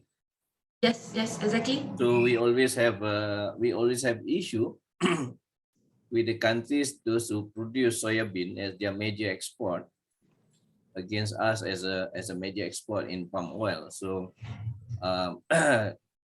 they are a movement actually basically to belittle or to tell the world that palm oil is not safe, you know, our practice is not sustainable, you know. We use child labor. So that is the things that we need to encounter back. But that is one of the challenges basically for anything actually that we want to sell to the world. Do you think this issue of sustainability also faced by other industry as well? Yes, not only our palm oil industry. So other industry also facing the same issue, but then maybe they give a more attention to our industry, our palm oil industry, because as you say, palm oil industry is competing with the soybean oil. So worst come to worst, they are the one. Yeah, okay. Saudara Muhammad Atari, do you have any questions? No, sir. I hope everything is okay with you over there. Inshallah, okay. Okay. Anybody else? Anybody else has got any question? Fiza ada question tak, Fiza? Fiza not her place. Okay, if there are no further question, then we move on to the next one. All right. Thank you, everyone. Dr. Ibrahim, can you hear me? Doktor, I do post nice question dekat chat box. Dekat chat box, you have a question? Okay. There is a question actually, Asma, from Rosalmilda. Yeah, she said that our country is an oil producer. Okay, oil producer, petroleum producer, or anything related to oil. That means, but why do we have to raise It's oil sampai prices too actually. high? Actually, this oil refer to what? Why do we have to raise the oil price? This is I think this is related to petrol price, not the palm oil Yes, price, I yes, think. yes. Nowadays, the palm oil price is dropped. Before this, we can sell around 8,000, 7,000. Now it's only $100. Yeah, but why do I have to buy the 5 kilogram minyak masak at the counter now is already more than 40 ringgit? Okay, actually, what can I say now? Our palm oil is a high quality one. So we sell our high quality to the other countries. So the one that we consume is actually of low quality. Not really. Yeah, I can say that. But that actually is true for the crude oil, you know. Yes. Yeah, the crude oil that we extract from our wells of the coast of Malaysia, whether it is in Sabah, Sarawak, or of Terengganu coast, actually are of very high quality. So we actually export our oil to other countries. We can get more money. Yes, of course. And we import a lower grade oil, especially from the Gulf state, actually for our own purposes here, for the use of, to fuel the vehicles and so on in industry, with the lower grade oil, which is just sufficient actually. So the higher grade oil, actually, we don't utilize or we don't consume ourselves, but we sell to the other countries. So we make money from the exchange rate and from the export purpose actually. So that's how we do business, Petronas. Yes. Okay, all right. So thank you very much. So the next one, I'd like to call upon Dr. Ibrahim, if you can start now. Dr. Ibrahim has been trying actually, going out, going in, going out, going in.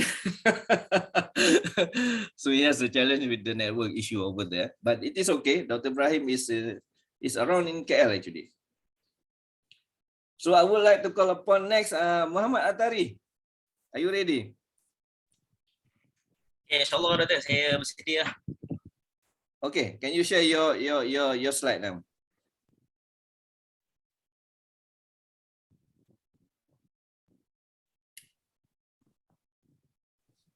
Okay, wait, Doktor.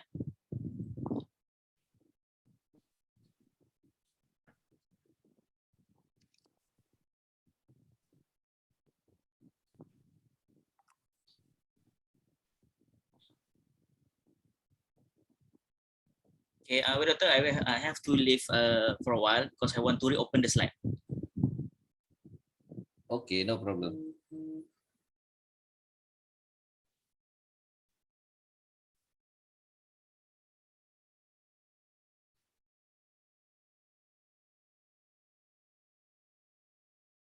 I think for the rest of you, just get ready with your PowerPoint slide presentation ready. Open the system, and then when your turn comes, we just actually click slideshow, and then you're on. Then they just share that particular screen.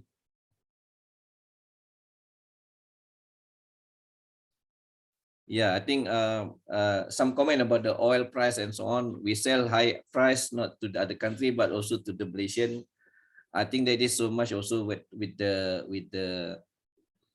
whether we realize it or not. I think we are being subsidized in one way or another, and the government is slowly actually taking away the subsidies. Okay, whether we realize or not. Okay, can you hear me, everyone? Yes, we can. Okay, I will share the screen. Okay, can I start, Doktor? Boleh, silakan. Okay, Bismillahirrahmanirrahim. Assalamualaikum warahmatullahi wabarakatuh. And good evening. Pertamanya saya alhamdulillah saya akan membentangkan saya punya slide dalam bahasa Melayu lah. Kita dah dengar hampir 4 Doktor Ya. 4 dan 5 slide lah dalam bahasa Inggeris. Jadi insya-Allah disebabkan paper ni saya tulis dalam bahasa Melayu, so saya akan bentangkan dalam bahasa Melayu lah. Itu yang pertama. Yang keduanya saya minta maaf sebab slide saya ni kebanyakan majoritinya adalah tulisan. Sebab saya rasa terlalu banyak untuk saya nak share dan kongsikan kepada hadirin-hadirat semua. Jadi pertamanya saya Muhammad Atari Basir. Saya merupakan calon ijazah Doktor Bahasa Arab di Uniza. Dan saya sebenarnya untuk kajian ini saya sub lebih kepada sains sosial lah. Di sekarang ni saya membuat kajian pasal filem. Jadi untuk kajian PhD saya sedang mengkaji 3 filem lah. Okay, saya dikaji iaitu filem pertama daripada Malaysia, saya kaji penunggang agama. Saya rasa semua maklum lah daripada Syafiq Yusof. Kemudian saya mengkaji filem Ruqyah di Exorcism, yang ini filem daripada Indonesia. Dan akhir sekali saya mengkaji filem Turki iaitu Double Deposition lah. Saya sudah kenal sebab tengok di Netflix dan sebagainya kan.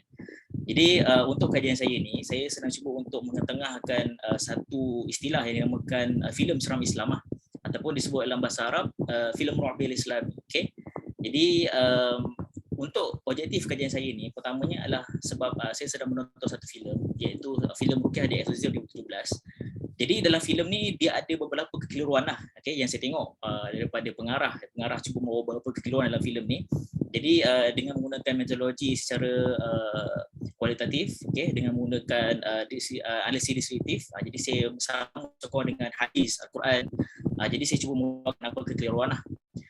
Jadi pertamanya kita nampak sekarang ni banyak dah konsep baru lah dalam filem, terutamanya dalam filem seram Islam lah. Kalau ada tuan-tuan pernah tengok KKN baru ni, KKN Inter-Disciplinary, dia cuba membawa satu konsep tentang jin, tentang kejahatan jin. Dan juga mungkin ada di kalangan yang pernah tengok baru ni cerita musyrik. Ada tak yang pernah tengok musyrik? Sekarang tengah di musyrik kan sekarang kan. Jadi musyrik tu saya baru je tengok. So dia pun antara membawa juga satu konsep barulah tentang kejahatan syaitan. Okey. Jadi banyak lagi kita nampak konsep baru. Contohnya kita nampak di filem Turki, contohnya dalam filem Double Deposition, di mana dia mengatakan pula manusia pula lebih jahat daripada jin. So dan kita nampak di Malaysia pun Syafiq Yusof pun dia cuba bereksperimentasi dengan satu konsep baru iaitu penunggang agama. Okey, dah dibuat pula ada pula manusia yang menggunakan Islam, menggunakan agama untuk kepentingan peribadi. Okey. Jadi persoalannya konsep baru dan juga idea kreatif ni sebenarnya adakah kita boleh adakah dia solid betul ataupun dia hanya sekadar trend sahaja. Dan ditambah pula dengan ada beberapa pengarah ni yang mungkin kita nampak ada kurangnya pengetahuan tentang filem seram Islam ataupun tentang konsep sastra Islam dan sebagainya. Jadi sebab inilah salah satu daripada objektif kajian saya lah. Sebenarnya walaupun kita nampak di Malaysia dan Indonesia khususnya kita nampak istilah filem seram Islam ni dia agak janggal lagi lah dalam dunia akademik. Tapi di Turki kita nampak dia dah ada iaitu dinamakan Islamic horror. Di mana Islamic horror ni dia merujuk kepada filem seram yang mengambil tema filem daripada teks Islam. Tapi walau bagaimanapun di Malaysia khususnya kita nampak ada dah beberapa kajian tentang filem seram Islam yang kita nampak contoh Muhammad Darasmawati yang mengkaji filem Munafik. Apalagi dan kita nampak ada juga daripada Muhammad Adi Amza yang mengkaji filem agama, dan juga saya sendirilah baru dalam satu paper yang baru saja diterbitkan di mana saya mengkaji tentang filem Double Deposition. Jadi sebenarnya menunjukkan bahawa telah adalah walaupun dia agak janggal di dalam dunia akademik tapi kajian ini telah ada. Jadi rumusan daripada ketiga kajian ini menunjukkan bahawa walaupun percubaan pengarah untuk membawa konsep filem seram Islam ni, tapi dia agak berlawanan dengan pendapat daripada Imam Ahmad. Okey, sebab apa? Sebab sebuah filem Islam ni sebenarnya dia tidak boleh terlalu bercampur antara benda-benda buruk dan juga benda positif. Jadi sebab itulah kita tengok dalam filem Ruqyah di Exorcism yang saya sedang bawa sekarang ni, okey, macam manakah tentang dia punya konsep dia. Tapi banyaknya kekeliruan, itu saya akan ceritalah nanti serunya. So saya percaya mungkin tak ramai lagi tengok filem Ruqyah di Exorcism ni. Tapi tak apa, sekarang ni tak silap saya filem ni ada di YouTube. So boleh tengok di YouTube lah filem ni. Okey. Dan pada sahabat penonton daripada Malaysia ni saya galakkan elok ada subtitle lah sebab kita takut tak faham kan. Sebab apa? Sebab filem ni sebenarnya secara kasar ni filem ni dia mendapat review yang agak teruk. disebabkan orang kata apa wujudnya wujudnya orang kata apa beberapa syutingan ataupun edit yang kurang kemas. Dia tak kemas, dia cerita dia agak tergesa-gesa. Jadi suatu bagi saya perlukan settle lah. Okay. Jadi saya cerita sikit secara ringkas sinopsis filem ni. So dimulakan dengan seorang watak utama iaitu nama dia Asha. So Asha ni dia seorang artis. So Asha ni dia ada masalah, dia sering diganggu. Okey. Jadi Asha ni dia menceritakanlah diganggu ni oleh Mahisa. Mahisa ni seorang wartawan lah. Jadi perkembangan cerita ni bermula bila Asha dah cerita dekat Mahisa dia kena ganggu, Mahisa tak percaya. Ni tipu-tipu lah apa semua kan. Okey. Jadi bila Mahisa saksikan sendiri Asha tu diganggu. So jadi Mahisa dia cuba membawa Asha ni berjumpa dengan seorang bomoh nama dia Zak Dadami lah. Jadi Zak ni suruh dia buat scan, dia buat semua scan kan, dia scan Asha tu, tengok apa masalah dia. Jadi Zak Dadami pun mengatakan sebenarnya Asha ni telah diisi oleh jin-jin. Badan dia tu diisi oleh jin-jin. Okey. Sebab itu Mahisa pun risau, dia pun dapatkan bantuan seorang ustaz. Jadi ustaz pun kata sebenarnya kita boleh ruqyah diri sendiri. Inamal a'malu binniyat. Asalkan kita niat kita okey, kita boleh ruqyah. Kita boleh ruqyah sendiri. Okey, itu sedap ustaz. Jadi Asha ni dia berubah sebab dia artis, dia banyak, dan kalau tengok pakaian dia pun agak seksi kan. Jadi dia pun rasa diri dia pun dah nak berubah, dah banyak lama tinggal solat sebagainya. So dia pun cuba nak kembali, dia pun ajak Mahisa ni solat jemaah sama-sama. Jadi bila dia solat berjamaah sama-sama, tiba-tiba Asha dirasuk. So bila Asha kena rasuk, jadi Mahisa ni dia cuba ruqyah Asha ni sendiri, dia bawa dia pergi rumah lama. Jadi perbuatan itu disebabkan Mahisa ni kena tangkap lah. Yelah dia bawa Asha tu seorang-seorang je pergi rumah lama kan. Mestilah kena orang kata apa? Orang kata dia ada satu dakwaan lah di bawah menculik kan. Jadi Mahisa pun direman. Kemudian sambil Mahisa tu direman, Asha tu pula telah dikurung. Dia dah dikurung di sebuah hutan lah. Jadi Mahisa pun selamatkan dia. Kemudian Mahisa bawa Asha tu pergi berubat, ruqyah, dan akhirnya dia pun bertobat. Mula pakai tudung. Dia jadi seorang muslimah yang baik. So dia agak menarik lah kan. Walaupun, tapi tak apa, tuan-tuan dan puan-puan boleh tengok dulu cerita ni. Nanti cuba dengar balik saya punya presentation lah. Jadi kemudian kita tibalah kepada orang kata apa bincangan yang ingin saya bawa pada hari ini, iaitu apa sebenarnya kekeliruan yang saya katakan tadi. Okay. Jadi kita nampak memang ada beberapa lah orang kata elemen Islam yang bagus. Contoh kita nampak Asha ni disedar, aku ni tak tenang sebab aku dah lama tak solat, aku pakai seksi dan sebagainya. Dan juga kita ada nampak juga ada babak ruqyah. Dah sebab nama pun ruqyah di exorcism kan, nama pun ruqyah. Jadi sebagaimana filem-filem serang Islam yang lain, dalam kita tengok dalam filem Munafik 2, cerita Khurafat, cerita KKN, cerita macam cerita lagi lah dalam Double Deposition, series Sicin dan sebagainya, itu semua ada babak ruqyah. Okey, tapi disebabkan tadi saya katakan ada tidak kekemasan plot, ada editing yang agak rushing dan sebagainya, jadi menyebabkan berlakunya kekeliruan lah. Okey, apa 3 kekeliruan tu? Okey. So kita mula kata Mahisa adalah watak utama lah, protagonis utama, seorang wartawan. Okey, jadi saya sendiri selaku penonton saya keliru lah. Apa yang Mahisa, apa pengarah nak bawa watak Mahisa ni? Nak jadi seorang Islam Muslim yang bagus ke, atau Muslim yang keliru ke, yang jahil ke dan sebagainya. Sebab itu dalam siri-siri apa yang Mahisa lakukan dalam watak ni, saya lebih cenderung mengatakan Mahisa ni seorang Muslim yang agak keliru lah, lebih jahil lah gitu. Pertama sebab apa? Okey, pertama kita nampak dalam permulaan cerita ni bila Mahisa dengan Asha berjumpa di kafe. Jadi Mahisa ni dia salam Asha. Jadi kita dah tahu dalam Islam seorang lelaki ni tidak boleh menyalami perempuan ajnabi, betul? Dia tak boleh menyalami sesuka hati je. Okey, jadi Mahisa ni dah mula dia menyalami Asha. Okey. Jadi kita dah tahu dah, sedangkan dalam hadis Rasulullah SAW di mana Rasul tidak menyalami orang yang para perempuan yang berbaiah dengan baginda. Tapi bila mula Mahisa disalam Asha. Okey, waktu dia sembang, tiba-tiba Mahisa pun tanya, kamu semayang ke tidak? Jadi macam benda tu agak kontra betul. Dia mula salam-salam, tiba dia tanya tidak. Macam kita keliru. Mana satu watak yang nak dibawa ni? Okey, itu yang pertama. Okey. Yang kedua kita nampak Mahisa dan Aisyah ni boleh dikatakan majoriti babak dia banyak berdoaan di dalam rumah lah, sama ada di rumah Mahisa ataupun di rumah Asha lah. Kita pun dah tahu dah bahawa benda ni pun kita banyak biasa dengar dah, jangan berdua nanti ada orang ketiga. Jadi kita dah tahu dah. Jadi Mahisa ni sepatutnya bila dia ni tanya Asha tentang solat ke tidak kan, jadi patutnya itu satu indikator dia seorang Muslim yang bagus. Tapi berdoaan pula. Jadi kalau dia ni seorang Muslim yang bagus, tak boleh dia berdoaan betul. Mungkin dia kena bawa orang kata teman dan sebagainya lah. Okey.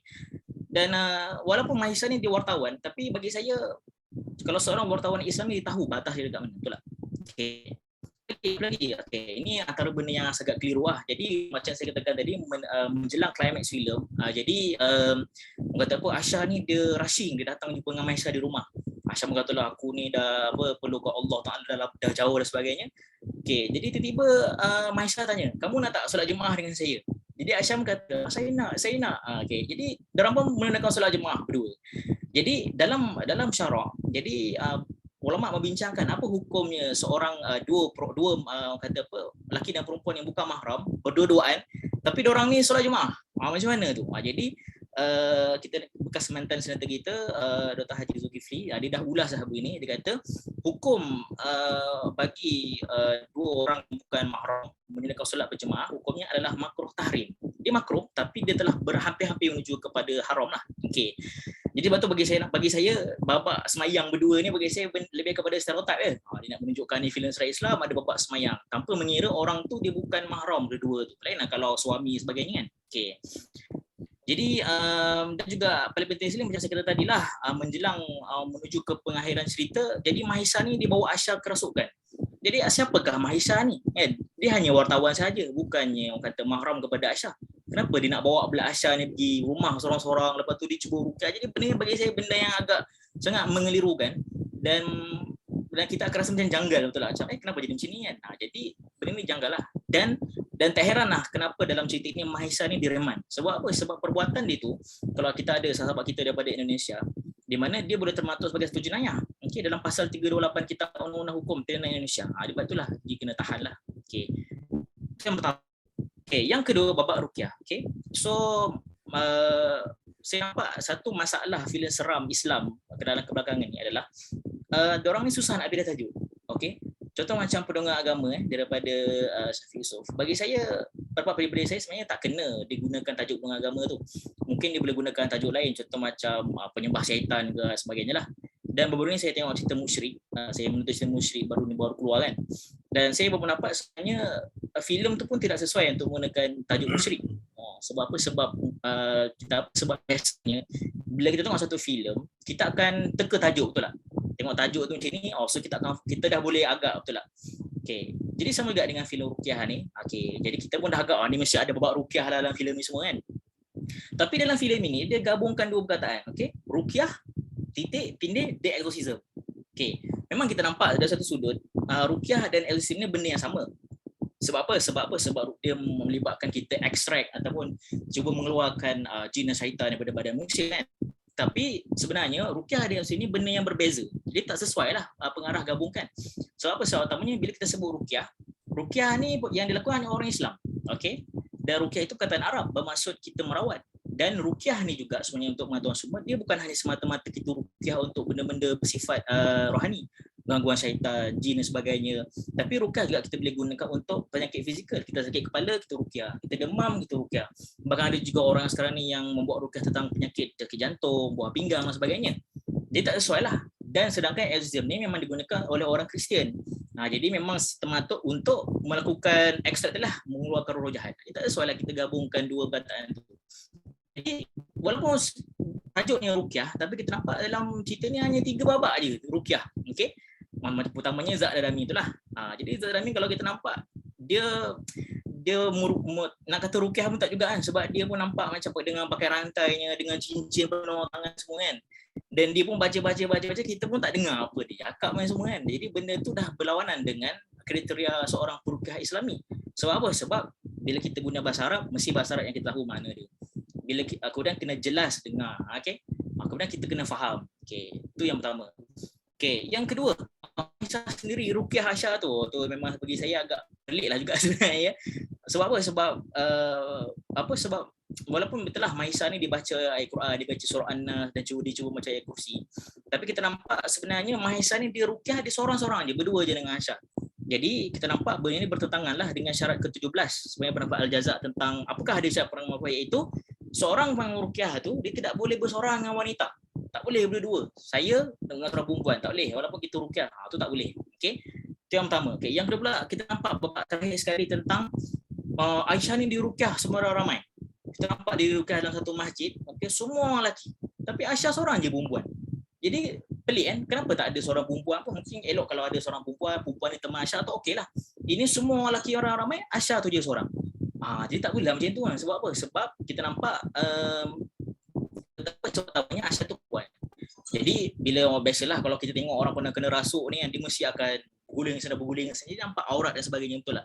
Jadi tak ada soalan benda tu. Sebab itulah alhamdulillah daripada Kementerian Kesihatan Malaysia KKM, dia sebenarnya dia ada mengeluarkan orang kata apa satu kita panggil apa macam satu guideline lah, okey, untuk macam mana perawat perubatan Islam ni. So pertamanya kita nampak apa? Pertamanya seorang pesakit tu dia mesti berawat, mesti ada tempat sesuai. Tak boleh kita rawat ni secara orang kata apa open lah, open tak boleh. Kena ada ruang sesuai. Yang pertama. Okay. Yang kedua pula apa? Mesti kena ada mahram, kena ada waris. Tak boleh berdua-duaan sajalah. Okay. Contoh apa lagi? Kita nampak aurat terutamanya. Sebab apa? Sebab ialah macam saya kata tadi, kita mungkin ada pesakit yang kalau kes-kes berat ni contoh kena rasuk dan sebagainya. Okey, dia akan biasa terdedah aurat dan sebagainya. Jadi sebab itulah perlu ada mahram tu tadi. Jadi sebab itulah kita nampak benda-benda di sini semua dia agak mengelirukan dan mungkin bagi saya pengarah pun dia tidak ambil perhatian lah dalam isu ni. Dan jadi dalam buku Muwaqaf fi Sinema Islamiyah, dalam satu buku di mana peranan Rijal Adin ni kita nampak seorang watak yang bertindak untuk menyelesaikan masalah. Ini kita biasa tengok dalam filem Munafik 1 kita ada Ustaz Adam, Munafik 2 kita ada Ustaz Adam. Dalam filem Makmum, kalau pernah tengok cerita Mawar di Indonesia, kita ada Ganda. Jadi macam kita nampak watak-watak ni dia watak-watak Islami, ustaz, imam, kiai sebagainya. Okey, dia akan menyelesaikan masalah ni. Tapi bagi saya dalam filem ni dia ada ustaz seorang tu. Sebab saya kata tadi Mahisha dia jumpa dengan ustaz, betul tak?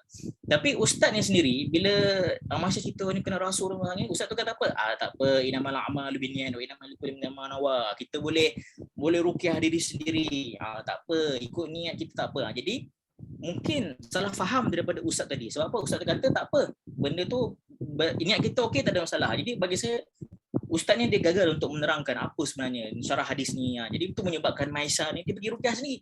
Kalau tuan-tuan puan tengok cerita ni, tuan akan faham apa saya sampaikan. Dia pergi orang tu pergi rumah sendiri. Benda tu tak betul lah. Okey. Bukan lama, bukan sikit tau. Lama dia dekat 5 hari dia bawa. Okey. Lagi tu banyaklah gagallah kita nampak peranan Rijal Adin dekat sini. Jadi kesimpulannya adalah saya sendiri berpendapat selaku pengkaji filem, bagi saya sebenarnya filem ni dia ada potensi untuk jadi filem serai yang baik. Tapi kekelaruan tu agak teruk tengok dia agak berat sikit kekelaruan tu lah. Okey. Dan filem ni pun sebenarnya dia ada beberapa ilmu yang bagus. Contoh dia ada kritikan sosial. Contoh ada artisnya yang guna ilmu hitam, ada guna susuk, okey. Dan juga ada plot twist. Apa dia? Sebenarnya Mak Aisyah tu yang jahat. Okey. Dan juga dia ada bomoh dalam cerita ni. Tapi bomoh tu dia tak klise, betul tak? Selalu kalau tengok dalam bomoh dalam cerita hantu ni dia mesti dengan cincinnya, baju hitamnya, dengan tanjaknya, dengan sebagainya, darah apa semua. Tapi dalam ni bomoh dia pakai t-shirt je. Dia biasa-biasa lah kan. Okay. Tapi walau bagaimanapun, selain daripada 3 isu tadi, pertama apa? Tentang watak Maisha. Yang kedua tentang tentang tadilah babak ruqyah, dan last sekali tentang Rijal Adin tu tadi. Ada juga ada beberapa elemen negatif lah. Ini yang tadi dibahaskan oleh para rakan pengkaji di saya punya sorotan literatur tadi. Jadi mana apa ada juga babak pakaian yang agak tak sesuai, seksi, mencolok mata, okey. Dan juga ni benda biasa saya nampak lah. Kita dah biasa, contohnya mungkin dalam filem Indonesia saya nampak biasanya kita digunakan kalau tengah-tengah solat kena rasuk. Dia benda ni contoh dalam cerita mengadil syaitan kan, macam cerita Makmum. Jadi benda ni bagi saya dia perlu dibincangkan semula oleh para pengarah. Jadi sebab itulah bagi saya untuk konklusi bagi perbincangan saya pada hari ini sebenarnya adalah kita sebenarnya bagi pada pengarah filem Islam, okey, dia perlu berbincanglah, bincang dengan ustaz, bincang dengan pakar ruqyah, bincang dengan ahli akademik, okey. Kena ada konsultasi. Sebab apa? Sebab supaya filem Islam tu dia bukan filem yang sekadar tangkap muat, kita main balon saja, main bantai saja. Tak boleh lah. Dia perlu ada kajian dan sebagainya lah. Sebab apa? Sebab kalau nanti filem Islam ni akan jadi stereotip je lah. Apa stereotip? Kena ada ustaz. Ustaz tu hanya ruqyah saja. Tak boleh macam tu kan. Okey. Dan juga akan jadi klise. Dan paling parah sekali dia akan jadi filem gelak kat orang je. Orang akan gelak je. Sedangkan nampak beberapa filem Islam yang bagus ni kita nampak ada. Tapi kalau kita tidak mengkaji, akan menyebabkan filem kita ni akan digelak kat orang je lah. Okay. So terima kasih bagi saya. Jadi saya sebenarnya ada bincangkan di Facebook saya. Boleh tengok search Facebook saya ada Sastra Islam, dan juga saya ada YouTube lah. Okay. So boleh tengok. Untuk bincang baru-baru ni saya ada bincang tentang filem Double Deposition. So itu sajalah. Wallahualam. So terima kasih. Terima kasih Muhammad Atari. Satu presentation yang baik juga, keluar jauh sikit daripada apa yang kita biasa dengar presentation kan, daripada participant academic presentation especially lah. Ada siapa-siapa nak bertanya ke ataupun nak menambah ataupun nak komen? kepada Silakan. Cik Atari Ya saya. Okay, saya Syarul. Saya cuba nak tanya, kupasan yang Encik buat ni adalah amat baguslah, sebab kalau kata benda ini tak dikupas dan tidak diselami oleh orang macam tuan, nanti kita akan risau akan melahirkan golongan orang Islam yang merasa itu biasa. Ya betul. Sebab dia difilmkan. Okey, saya cuma nak tanya, filem ni semua akan ditapis oleh Finas, betul kan?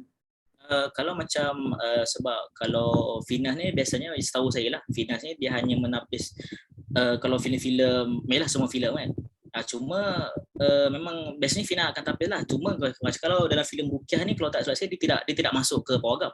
Kiranya Finas ni selain daripada dia menapis filem, Finas ni dia memilih juga filem tu. Kiranya macam kalau macam tuan sendiri tengok dalam filem, tak semua filem lah, kebanyakan tengok di Netflix. Kalau kita mesti tengok Netflix kan, tak semua filem tu kita tengok dalam pawagam, betul tak? Jadi tapi memang Finas itulah memang bersama Finas dan juga satu lagi daripada saya lupa satu lagi lah. Tapi biasanya Finas dia akan buat tentang tapisan Sebab filem. saya rasa sudah masanya macam kita macam bagai makanan, kita ada panel penasihat syariah untuk makanan halal dan haram, contohnya KFC. So why not dalam Finas pun kita ada panel penasihat syariah untuk filem. Tak kisahlah filem itu diletakkan di pawagam ke, di Netflix ke, supaya ada tapisan. Sebab kita risau sekarang ni kita berhadapan dengan masyarakat Islam yang pelbagai. Ada yang liberal, ada yang, jadi kalau itu dilepaskan, dia jadi santapan kepada kita semualah. So kepada yang mungkin yang tak berapa tetap kukuh akidah dia boleh tergugat kan. Jadi mungkin tuan boleh sebagai pelajar PhD mungkin boleh cadangkanlah kot tentang adakan panel penasihat syariah untuk filem daripada Finas lah. Saya punya komen dan juga cadangan lah, mungkin boleh diutarakan oleh tuan, insyaAllah. Sebenarnya tuan, dalam tak salah saya dalam bulan berapa dalam bulan lepas lah, tak saya di USIM. Sebab dulu saya master di USIM. Jadi baru-baru ni di USIM mereka ada anjurkan kita panggil satu forum lah kan. Satu seminar kan. Jadi seminar tu bertajuk Seminar Sastra Islam lah. Jadi dalam seminar tu dia punya panel ni adalah seorang tu kalau daripada ahli akademik daripada Dr. Hajar Opir lah. Dr. Hajar Opir daripada UiTM. Kemudian Dr. Hajar Opir dia memang mengkaji filem Patuh Syarak. Okey. Kemudian untuk wakil daripada panel seniman ni tuan pengarah ICEBT. ICEBT ni kalau tuan-tuan kenal, ada yang buat cerita Tanah Kubur. Itu filem dia lah. Jadi saya ada utarakan lah apa yang tuan cadangkan ni. Dia kata dari pusul daripada Turut CCB, dia kata sebenarnya ini satu masalah sebenarnya. Orang kata satu isu sebenarnya, sebab dia kata contoh macam saya ahli akademik, saya pengkaji filem sejarah Islam, jadi saya boleh bagi tahu ni semua kan. Jadi dia kata sebenarnya pengarah, ada serta pengarah ni tak tahu pun, dia tak tahu macam kita akan kaji dulu semua kan. Mungkin ada sebagian pengarah dia tak mengkaji.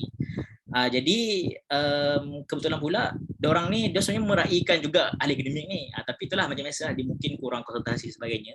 Jadi sebab itulah orang kata penutup daripada seminar tu kita orang conclude bahawa insya-Allah lah kita macam contohnya saya dan juga rakan-rakan pengkaji yang mengkaji filem sejarah Islam ni, so kita orang akan buat macam kita akan banyakkan perjumpaan. Mungkin insya-Allah kita boleh jumpa dengan Finas. Sebab saya percaya Finas pun sebenarnya dia ada juga panel syariah tu.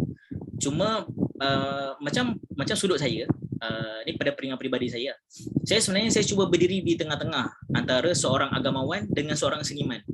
Bermaksud apa? Bermaksud kalau kita bagi orang yang terlalu orang yang tak pernah tengok cerita hantu, kemudian dia mengkritik cerita hantu, dia akan nampak ni tak boleh, semua. Jadi macam susahlah bagi pengarah filem tu lah. Tapi yang salah tetap kita kena kata salah. Tapi sebab itulah perlunya insya-Allah satu cadangan yang kita bincangkan pada hari itu, dia kata kita akan buat perjumpaan macam ni lah. Kita akan banyak open table, kita akan ada table talk dengan Finas, table talk dengan para pengarah filem kan. Supaya masalah sebab sekarang ni memang betul kita punya umat Islam kita sekarang ni tengah parah sekarang ni dengan liberalnya, dengan secularismnya. Jadi kita kena keluarlah daripada stereotip, itu yang penting utamanya. Okey. Terima kasih tuan. Baik, terima kasih Tia Syarul. Terima kasih. Tapi saya nak cek dengan saudara Atari apa ni, filem ni dibuat di Indonesia betul? Ya. Okey, kalau di Indonesia dia punya budaya setempat dengan agama Islam ni, diorang ni mungkin lebih suka, saya kata liberal tu mungkin terlalu dia lebih open compare dengan Malaysia, betul? Betul. Dia orang lebih open. Ya betul. Jadi filem tu kita kena faham dibuat di sana, dia punya environmentnya di sana, budaya sana, penerimaan agama dia macam di sana, jadi mungkin di sana lebih diterima kalau dibandingkan dengan negara lain lah. Betul. Kan? Betul. Masalah yang kita timbulkan kat sini, dekat sana mungkin tak timbul langsung. Tak apalah, it's only a movie, dia kata kan. Cuma mesej dia mungkin dia nak sampaikan, mungkin adalah yang baik yang kita boleh ambil kan. Betul. Yang agaknya conflicting tu janganlah ambil. Ya betul. Tapi saya rasa dia sesuai mungkin di Indonesia. Mungkin kalau filem ni ditayangkan di negeri Islam yang lain, contohnya di Turki yang lebih liberal kalau kamu bandingkan dengan negara Arab yang lain, mungkin tak ada masalah juga. Ya betul. Jadi mungkin pada kita kat Malaysia ni mungkin adalah. And then secondly, itu satu, maknanya di mana filem tu dibuat, oleh kerana adalah agama ni kita universal, kerana agama ni applicable in any environment, any country, wherever you are around the world kan. So dia punya dia punya enforcement dia ataupun pemahaman dia mesti universal, mesti sama. Jadi itu satu daripada cabaran dia lah. Kalau di Indonesia mungkin dia orang lebih fleksibel. Ya betul. Maybe we are not dekat Malaysia ni lah. Kalau you tengok dekat yang baru-baru ni kan, dekat dekat comedy club kan. Kalau di Indonesia mungkin okey yang tu, tak ada masalah. Betul. Kan. Kalau di Turki mungkin okey. Ya betul. Ya. Di Bosnia mungkin okey. Betul. Tapi di Malaysia I think tak okey lah kan. Ya betul. Jadi it's okay, it's very good. It is in the eye opener bahawa kita ni kita majmuk, pemahaman kita raikanlah perbezaan. Tapi at the same time kalau kita message dalam Islam ni dia mesti universal. Yang baik kita sampaikan pada mereka juga, walaupun dia mungkin dalam negeri kita, negeri orang lain. Kalau kita ada satu yang kita boleh tambah baik dalam FINAS sebagai badan yang menyelaras penerimaan filem di negara kita ni, sangat baiklah kalau ada kan. Ya betul. Untuk apa ni kan.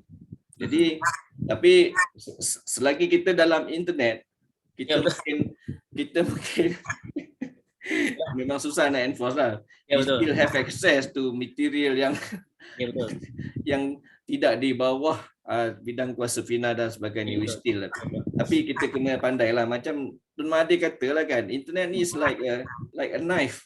Ya betul. Pisau di dapur. Kita ajar anak kita pakai pisau tu untuk apa? Kalau untuk keburukan memang akan jadi buruk lah hasilnya. Kalau untuk kebaikan jadi baiklah. Jadi internet kita tak boleh bendung-bendung lah, kita terpaksa juga terima lah kan. Walaupun ada risiko sana sini sikit kan. Cuma kena hati-hatilah. Ya, betul. Saya sebenarnya tuan, saya tambah sikit tuan sebenarnya bagi saya, pengalaman peribadi saya sebenarnya suka juga orang kata apa, bila kita ada internet ni.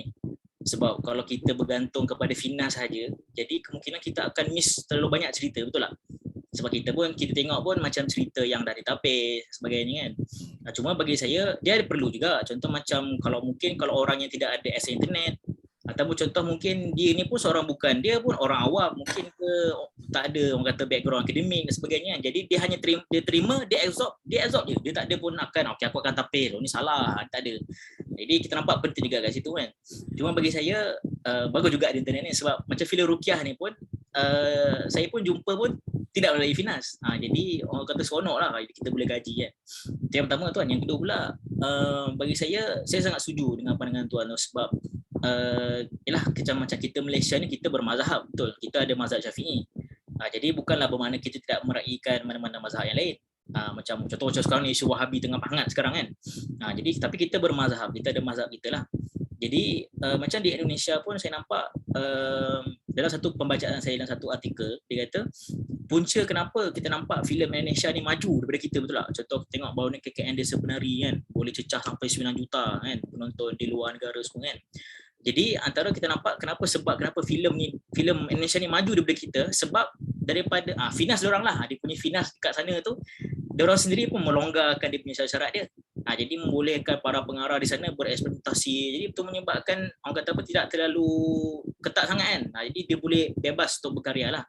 Tapi itulah menyebabkan jugalah mungkin di sana pun ialah dengan kita faham Islam di Indonesia macam mana kan, dan juga di Turki sebenarnya kita faham. Sebab itulah fokus saya dalam semua kajian-kajian saya baru-baru ni, di mana bagi saya kita melihat orang kata apa, mana yang salah tu tak kita kena kata salah lah. Dan mana benda-benda yang boleh menimbulkan kekeliruan, sebab dalam contoh macam daripada pendapat Syed Qutub dan juga Muhammad Qutub dalam buku dia kan, dia kata sebenarnya bagi seorang sastrawan Islam ni tak ada masalah pun untuk dia berkarya, sebab kita Islam pun kita meraihkan kreativiti. Tapi dengan syarat janganlah kreativiti itu dibercanggah dengan Islam kan. Macam tadi contoh kita nampak di semayang berdua-duaan. Jadi macam kita pun tak tahu boleh ke tak. Macam kita biasa tahu kau jangan berdua dengan orang tu, nanti ada syaitan dan semua kan. Kita tak tahu kan. Selagi rupanya ada pula di semayang berduaan. Jadi benda tu dibincangkan dalam syarak, Jadi bagi saya betul lah, mungkin sebab itulah macam saya sendiri pun saya sangat menggalakkan contoh macam kita ada filem Malaysia, kita kaji filem Malaysia. So kita nampaklah sebab kita orang Malaysia kan, kita tahulah kita punya budaya dan nature kita macam mana. So macam sekarang ni di Indonesia pun diorang pun banyak mengkaji, ada setan diorang mengkaji, buat paper, buat tesis. Contoh macam di Turki pun antara yang kuat jugalah mengkaji filem seram ni. Ada banyak paper dikeluarkan. Contoh macam kalau siapa yang biasa tengok filem seram Turki, kita nampak sekarang ni diorang kuat gunakan jin, betul tak? Saya cerita mesti ada jin dan sebagainya. Jadi para pengaji Turki sana pun sebenarnya diorang pun tak setuju dengan penggunaan jin yang terlalu banyak, menyebabkan kita yang jadi takut pada jin dan sebagainya kan. Jadi betul lah macam tu cakap tu, berbeza budaya tu biasalah kan. Tapi kita ni kena selaku ahli akademik, kita kena jujur lah mengkaji kan. Terus saya tuan daripada saya. Baik, terima kasih Mak Atari.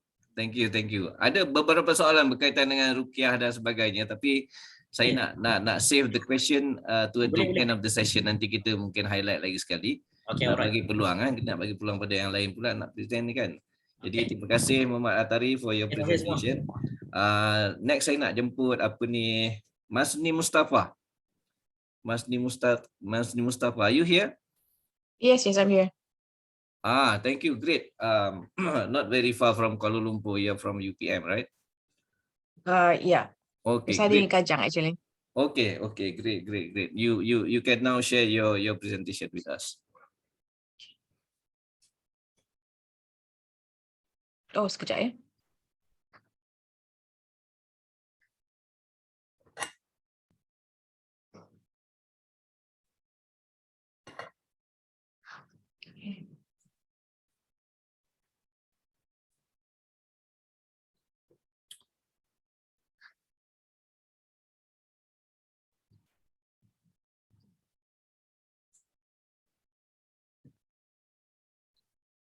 Okay, kita nampak dah. We can see your presentation now.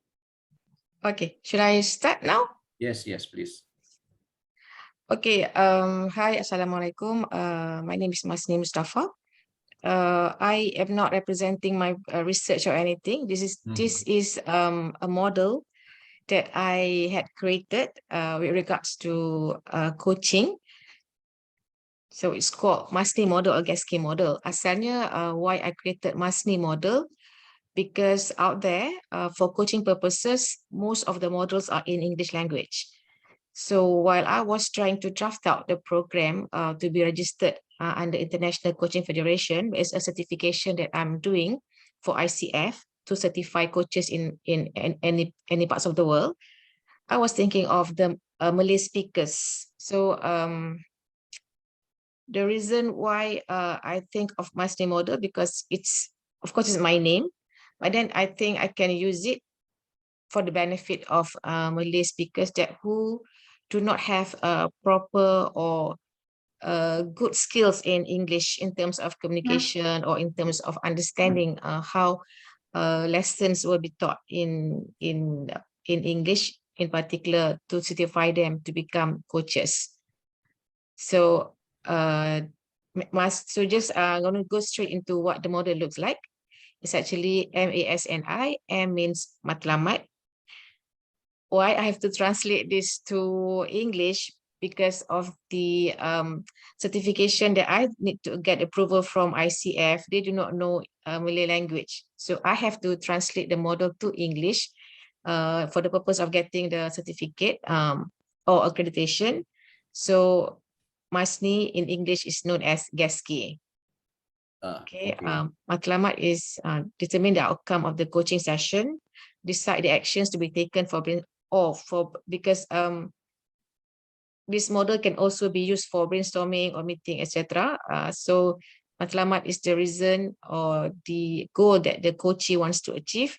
And also it can be used for meeting agenda, and it can also be used for project planning or identifying actions for long-term planning.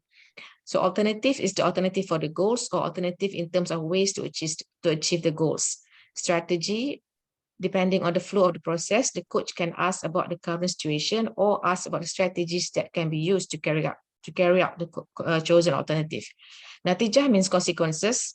The consequences of employing the strategies towards the coachee, colleague, department, organization, etc. And the consequences of not achieving the goal or not implementing the strategies. So these are the line of questioning that can be used by the coach. And is actually the implementation, how to implement the strategies into action plans that can be carried out by the coachee and determine his commitment level. So to make it simple for others to understand, I make this chart whereby matlamat means what you want to do. In terms of organizational aspect, what is our vision? Alternative is what can you do, or what are our missions? Strategies, how do you plan to do it?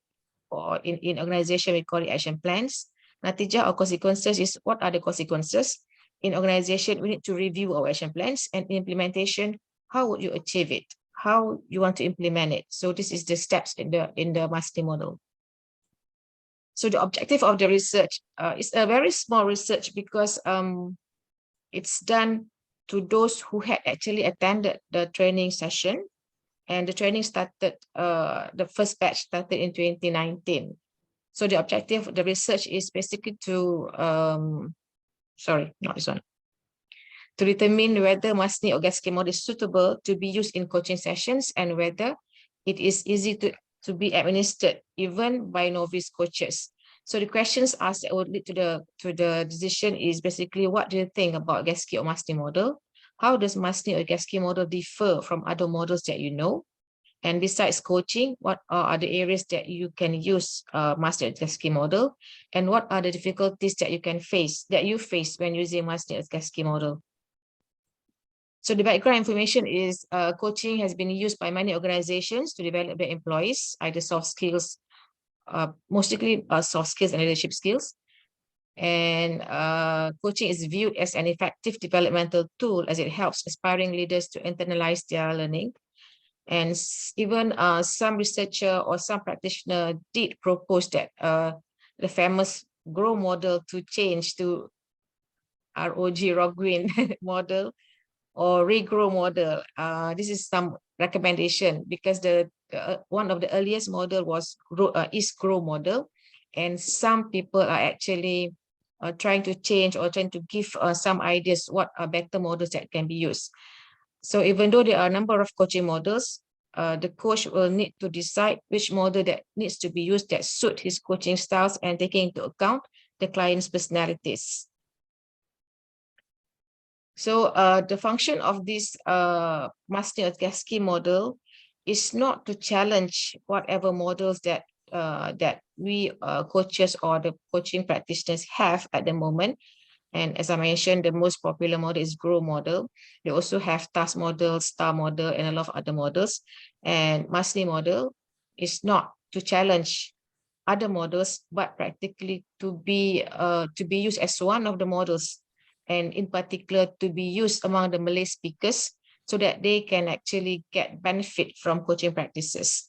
So due to the small number of coaches being trained using this model, as I mentioned earlier, the trained coaches started to have their session in 2019, and due to the pandemic 2020 and 21, so the program stopped and started to continue recently. So I don't have many coaches to actually to get their input. We had around 50 coaches, but only I contacted the recent one. So around 30 participants were contacted, and about about 20 participants actually give their input or answer the questions of the data of the questions being asked. So that's where the data that I get from. So the findings that were asked based on the questions given. So the perception from the new coaches is the model is easy to follow. It's systematic in structure. It's well planned. It's a good model and it's convenient and convincing. So please bear in mind that the person answering the questions are practically novice and beginners. Yeah.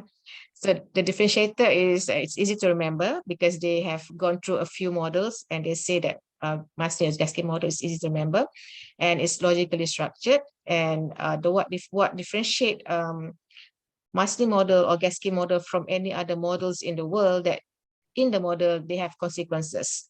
And also it's easy to maneuver. That's the word that being used by the participant. And the usage of the model, it can be used in daily conversation, teaching, performance, discussion, counseling, meeting, brainstorming.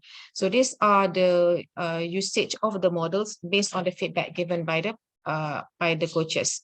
So the drawbacks of the model is they need to be alert of the stages, because I think this is because they are new coaches, so they are kind of not sure how to go about following the stages.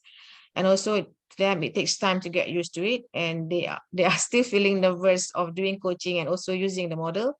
And some of them say that the step-by-step that MAS and I is not applicable to all situations. So these are the feedback that we got from the participants. Overall, as a conclusion, Maslow's cascade model can be used in coaching sessions and can be promoted to be used in other areas such as teleconversation, teaching, performance discussion, brainstorming, meeting, and counseling. Thank you. That's a very short one. If you have any question, I'm happy to answer. Thank you, Mazni. Very short and precise actually. So okay, first I will open up to the floor. Anyone, please? Fiza, do you have any question or anything to add? Lavina? Assalamualaikum. Okay, Tia Sharul. I love you, man. I tell you. I just want to know how many samples that you use for developing that kind of model. How many samples? Samples? Yeah. Is actually, as I mentioned, I don't use samples. That model is based on my name. It's MAS and I. So practically, in this world, there are a lot of coaching models that is used by coaches. And I mentioned like the famous one is GROW model. So it was being used, I think, throughout the world. Even a lot of coaches in ICF are using the model. So in developing the models, I don't use samples. I just think what are words that fit to be used in the process. Okay, thank you. It's a good point. Also, Tia Sharul raised this, whether you when you do the research, basically when you develop this model, typically in the academic world, we always based on a certain framework, okay, or theory coined by the earlier researchers or literatures.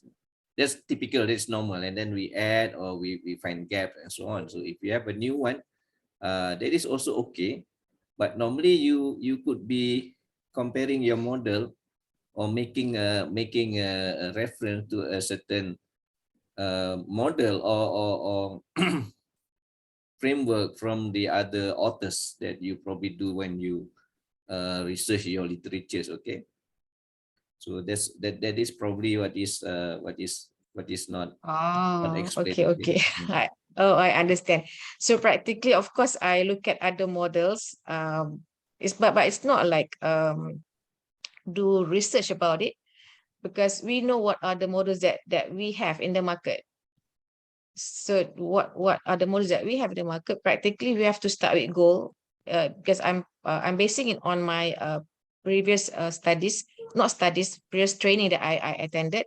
So it's practically we use GROW model. GROW means goal. So they still have goal, reality, options, and way forward. So my model also have goal as the starting point and also alternative strategies, consequences and the implementation. So it's just like a model that we can use in normal conversation. Coaching model is actually a conversational thing that we use in the process of coaching. So it's more of answering and asking questions. I see. Understand very well. You specifically mentioned about coaching, but not training in real sense, right?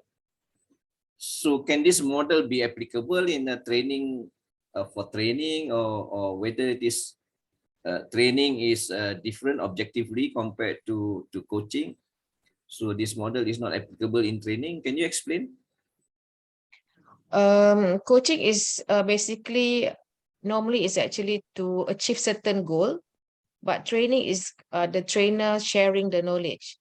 So for the purpose of coaching, we just go through step by step the process. Like first you have to determine what is your goal, then how you want to achieve the goal is actually based on the process that that we have in the model. The idea of coaching to have like certain model to guide them, so that the coaches will not have normal chit chat.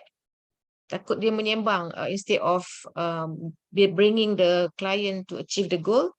If we do not have a model to guide the conversation, then nanti the conversation with the coachee takut menyimpang cerita lain. So that's why it's good to have model in coaching conversation. So in training, what we do is like macam I conduct a training to certify coaches. To certify coaches, I use the model in the training.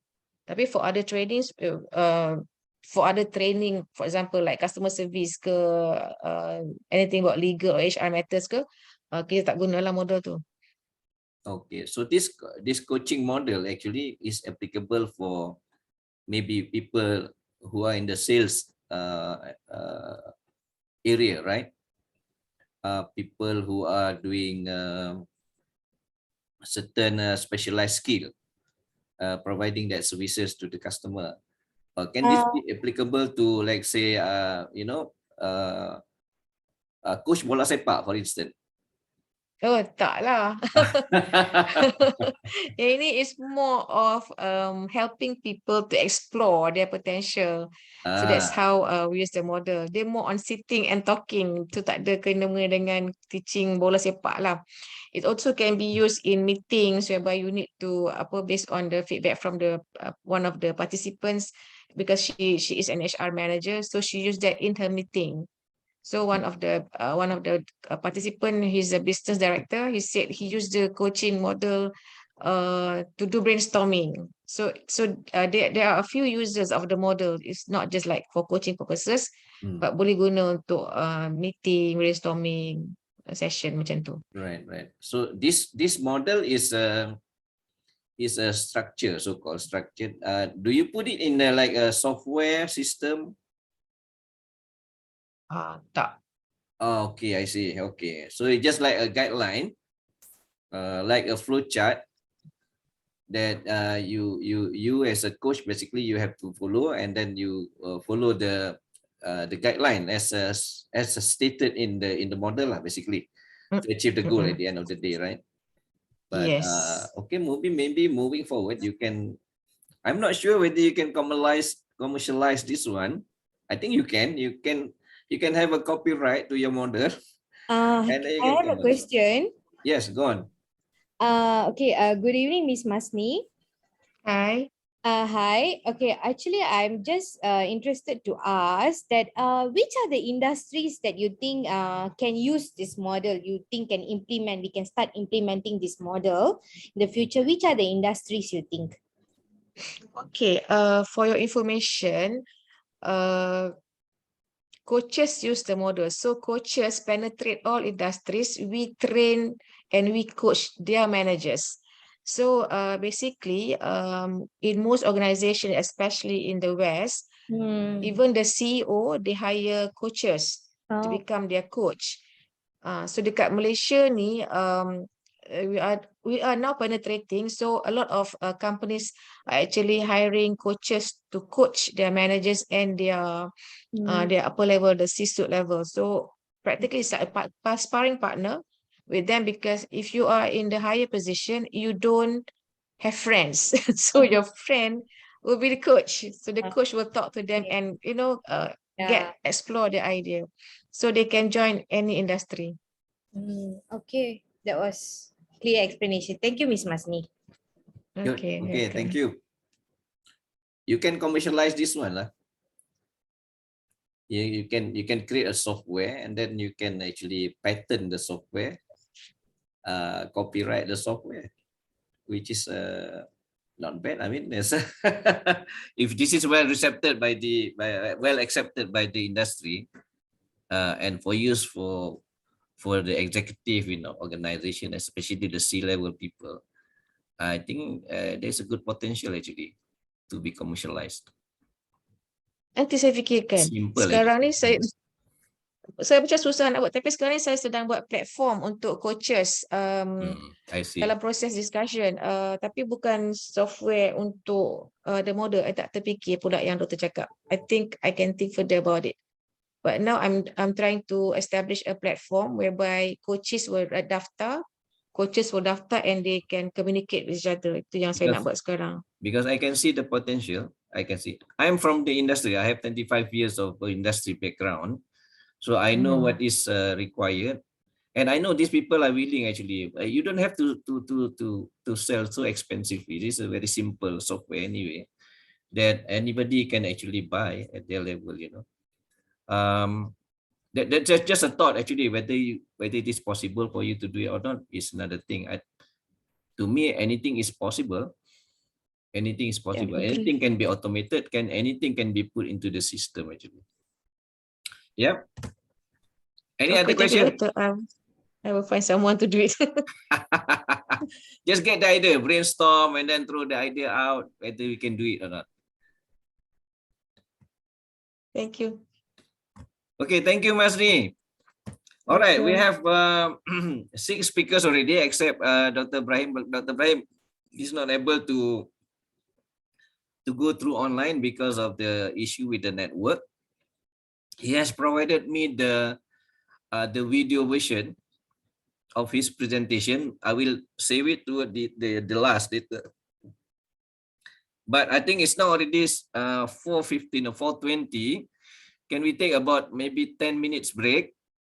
Okay, 10 minutes break for us to stretch up. You know, you make coffee. You go to the small room and so on, and come back at 4:30 p.m. Okay, come back at 4:30 p.m.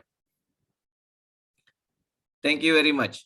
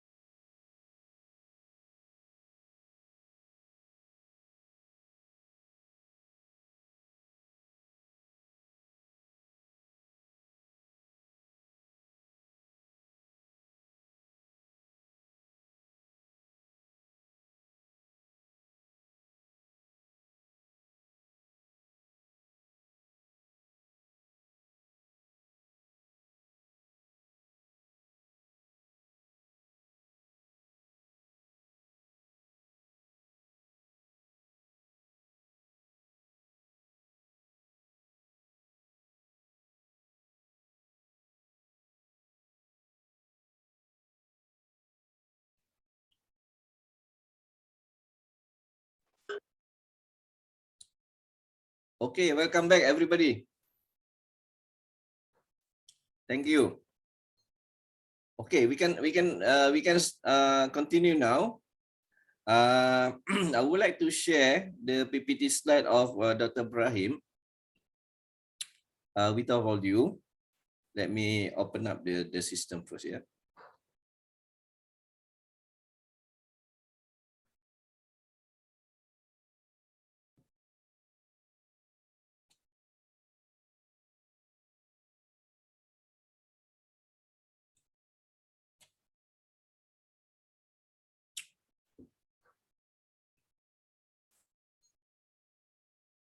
Good day to everyone. In conjunction with the ICEBTS22, I would like to present my research and findings on what really drives organic food actual consumption with the moderating role of temporal orientation.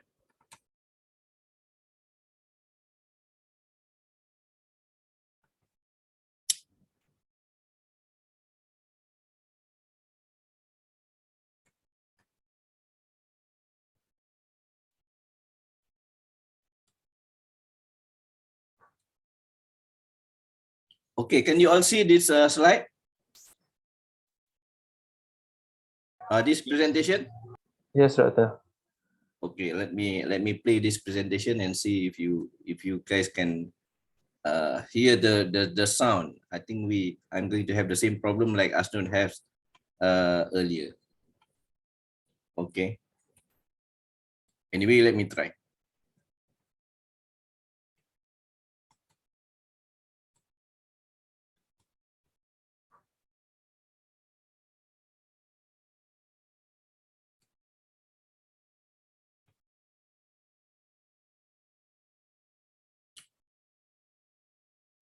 Can you all hear?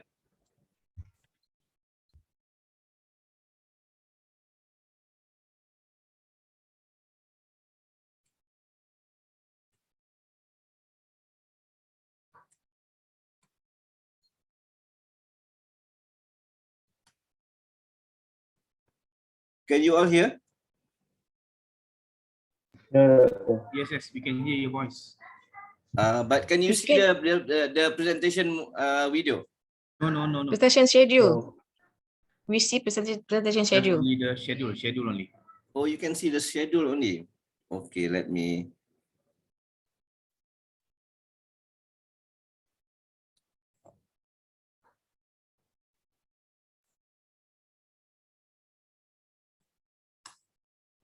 I will begin the presentation with a brief introduction on the topic before I engage with the research problem in which motivates and warrants this research. Can you hear the voice? Yeah, Yes, we can hear. You can And also you the can slide. see the presentation movie video also, right? Yeah, yes. Yes, very clear. Okay, all right, then I will raise you. Research followed by the research objectives, Okay. the novelty of this study, a brief review of the literature, research framework and hypotheses, methodology, and lastly, the discussion and implications. As a brief background, the organic food consumer behavior is anything but another wonder in the marketing in 1990s and have gained considerable interest among scholars and practitioners. Nonetheless, it stays an applicable zone of consumer research until the present time and resulted in the green gap. It is found that individuals generally hold a pro-environmental attitude to support ecological practices. However, such attitude of an individual don't generally prompt environmentally friendly buying or consuming practices. Thus, the growth rate and market share differ significantly between countries for various green products in terms of economic value, and one of them is the organic food. In Malaysia, consumption and market growth remains a niche, which brings us to the motivation to carry out this study. The primary motivation to carry out this study is due to the green gap.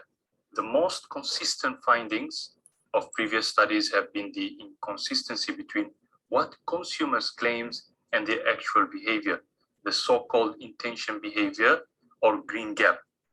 The previous studies focus on examining the intention to purchase organic food as a proxy to consumption, resulting in the green gap or behavior gap. these studies fail to embrace the consumption itself, where purchasing may come secondary to consumption decisions.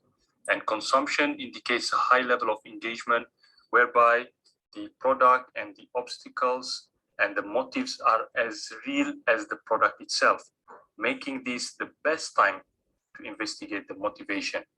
Addition to this, it has been reported that about 90% of models predicting intention to buy ethically is not precisely representative of the actual ethical behavior.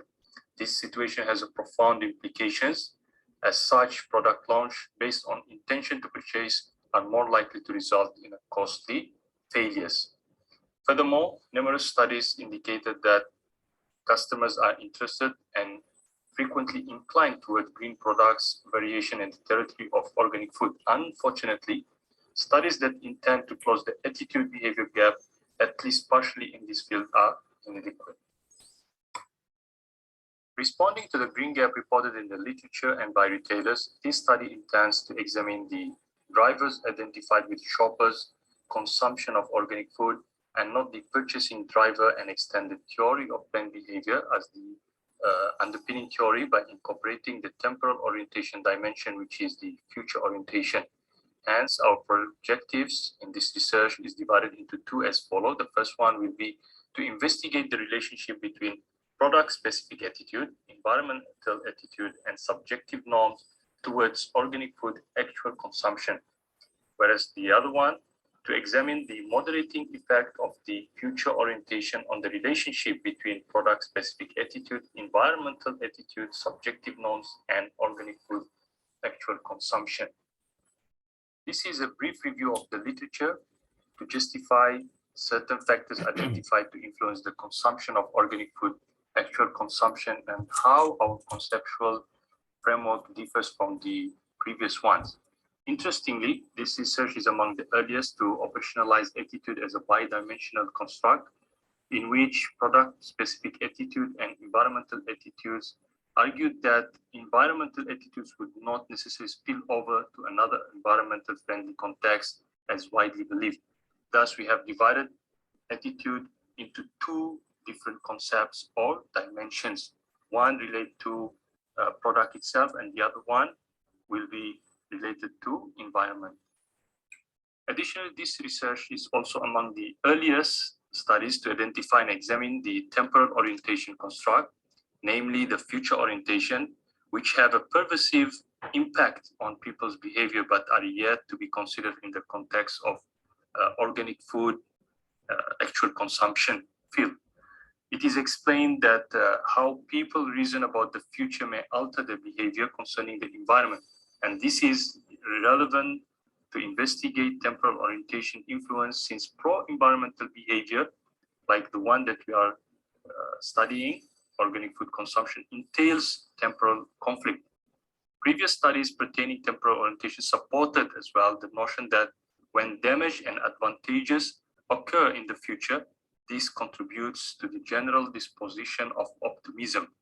This is consistent as well with the logic behind the preventive state, its direction towards fulfilling responsibilities, and its knowledge of undesirable repercussions and related losses, and hence corresponds to environmental friendly conduct.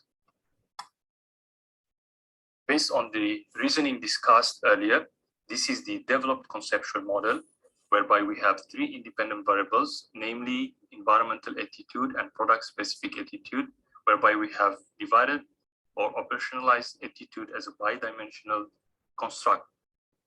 In addition to that, we included subjective norm and future orientation as the moderator, and followed by the deduced hypothesis, which includes direct relationship as well as the moderation effect. As for the methodology adopted in this research, the survey collects primary data from about 250 individuals throughout Malaysia via purposive sampling by selecting only those who consume organic food and not those who merely intend to purchase organic food to obtain a realistic and valid results information. The partially square structure equation modeling technique was used to analyze the measurement model as well as the structural model.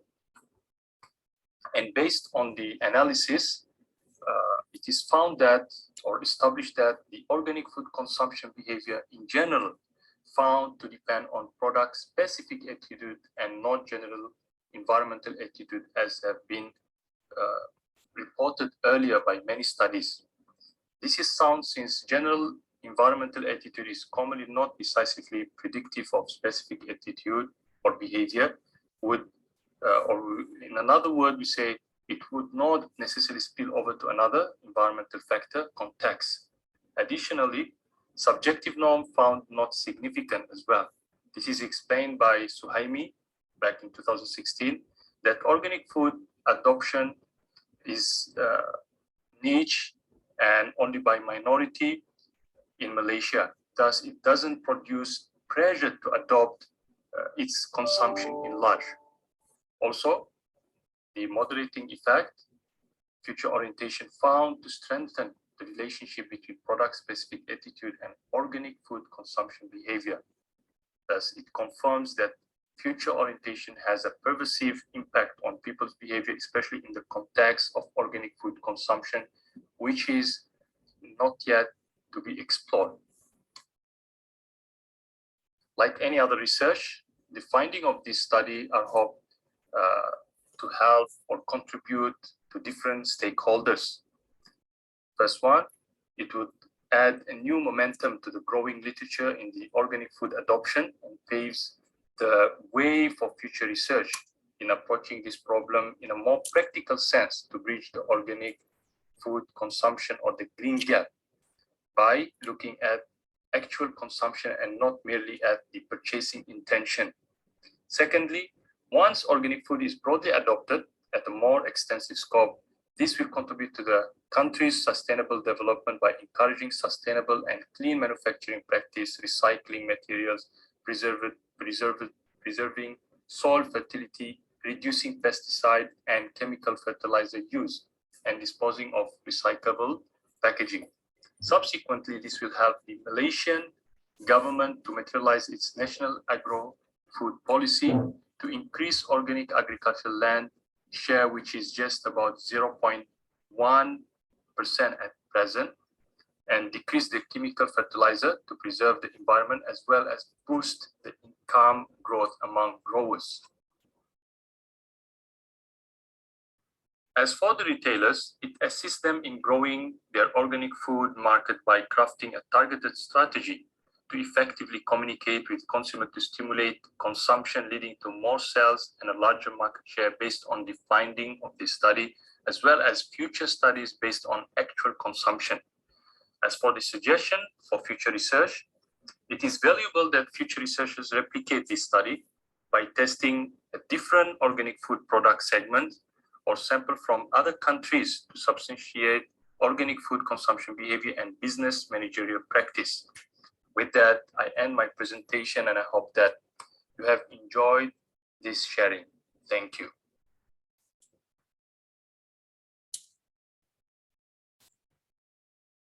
Thank you, Dr. Ibrahim. Dr. Ibrahim, can you hear us?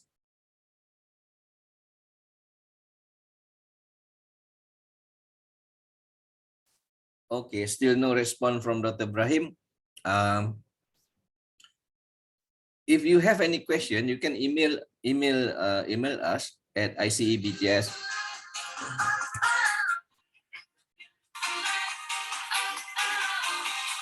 Okay, you give me.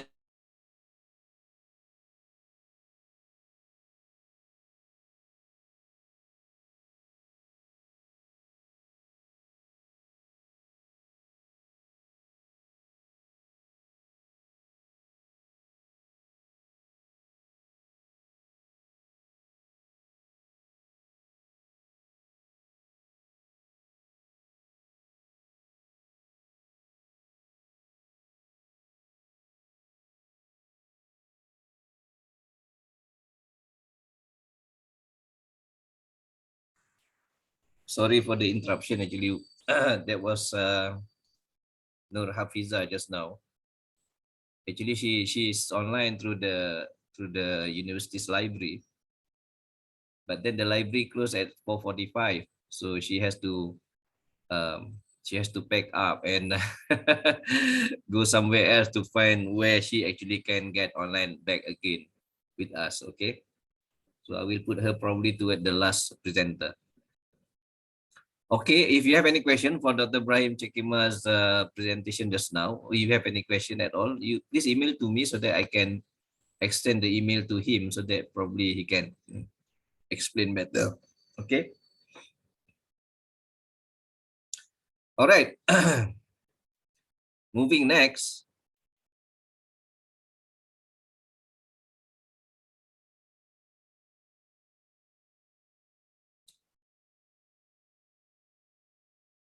I would like to call upon Muhammad Shahmi. Muhammad Shahmi, can you hear me? Can you hear us? Yes, yes. Okay, you can now probably start sharing your slide.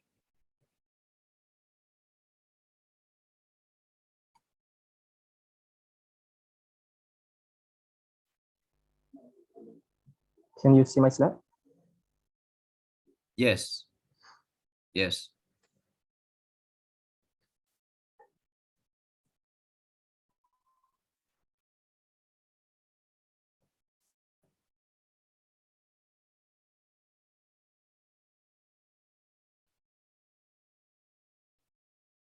You can start now.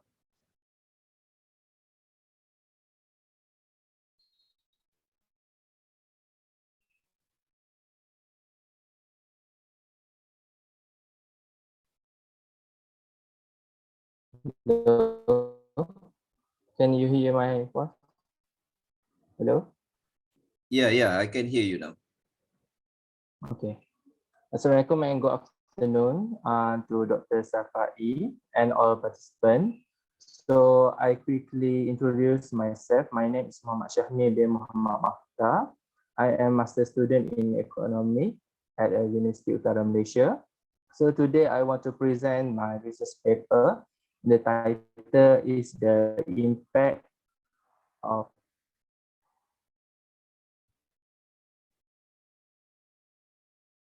actually I already start presenting.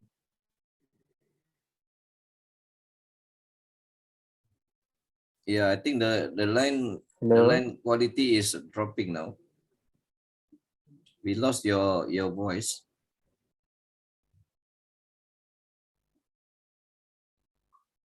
So today I want to present my research paper and the title is The Impact of Rice Productivity in Malaysia Using Econometric Approach. So the main author is me and the co-author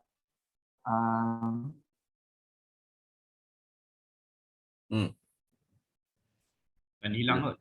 We lost the presentation. Hilang terus. Yes. I think also the network issue now. Not good enough.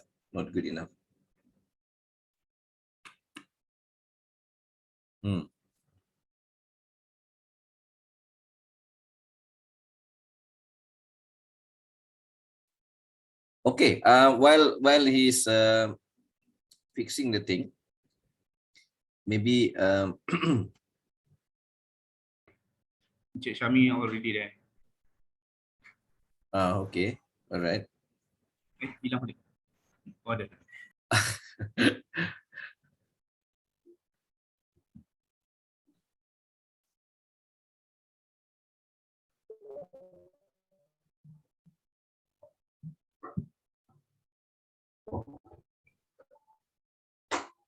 I'm not sure whether he's ready now.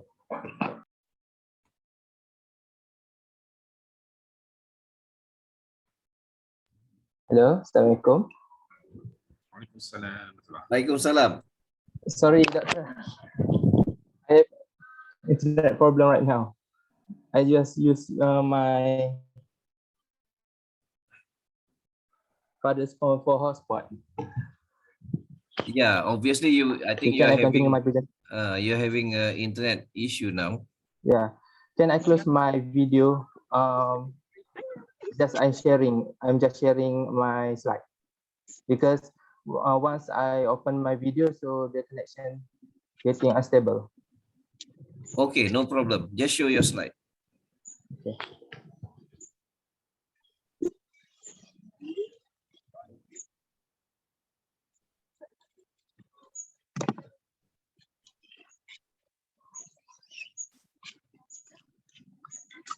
So, can you see my slide? Yes, yes.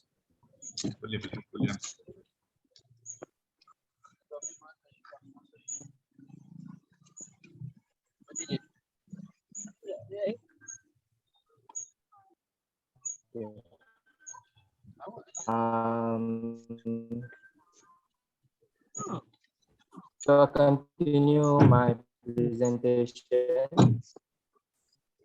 So this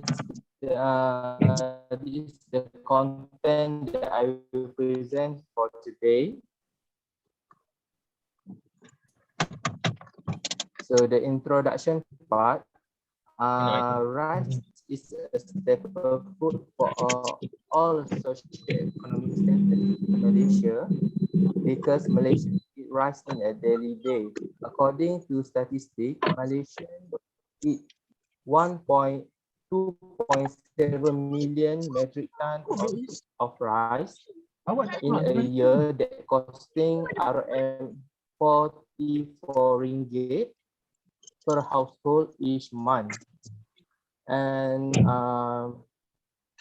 Malaysia's rice production rising at slower rate than population because Malaysian produce only 67% and the production increased from 1,885 metric ton 2016 to 1990.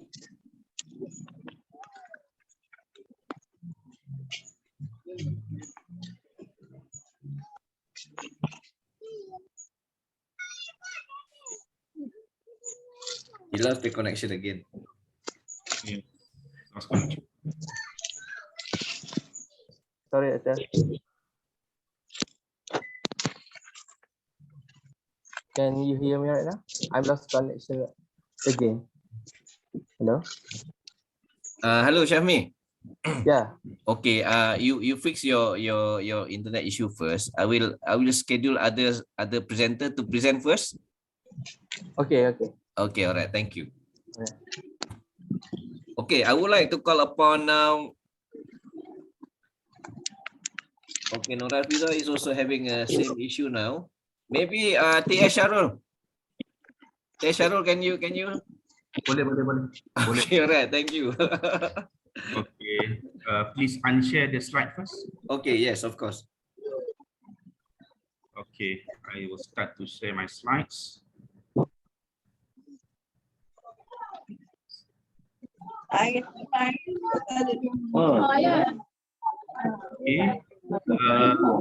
Can you all of you see the slide and hear my voice?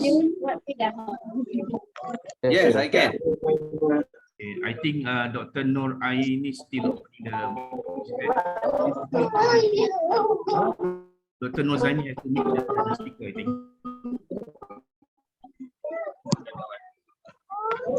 Okay, so can I start now? Dr. Nozaini, can you mute first? I think there's a background noise, I think.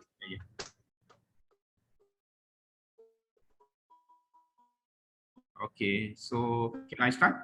Okay, go on. Okay, Assalamualaikum warahmatullahi wabarakatuh. A very good afternoon to all our participants and also to our dearest moderator, Dr. Shafi. Okay, the topic that I would like to present today is more on the technical parts because we want to produce a mathematical model so that we can predict how the concrete mix design that we use to build up our civil engineering structures, but with the limited of data sets. So that's why the topic called as concrete mix design by using the artificial neural network approach with limited data sets. And those in front of you are the contributors, started with my name and my other two colleagues, Rohamiza Rahim and also Amir Yusof. We are coming from the Center of Civil Engineering Studies, UITM, Penang branch, Permatang Power Campus. Okay. Okay, we start the presentation by giving you some backgrounds, about the concrete, because I know that most of you are not from civil engineering background, so we will give you a very basic background on it, and after that we followed by the problem itself. The problem itself will be described in the problem statement, and after that with the methodology that we have already designed in order to overcome the problem. And we do the results and discussions, and after that followed by conclusion and inshallah by question and answer sections. Okay, to start with, I will start with the background first. So as you know that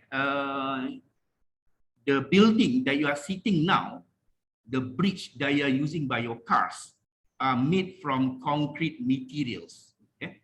So all of that concrete material must mix with proper proportions.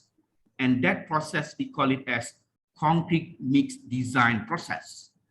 And what are the material that you use in order to make sure that the buildings, the bridges, anything that made from concrete can sustain load? So as the civil engineers, we have to ensure that what is the proper proportion of concrete, okay, that we have to make with the aggregates. This is a stone that is more than 10 millimeter diameter in average. And also we will have to know also what is the proportion of the sand. Sand, which is the average of this material, which is less than 5 mm.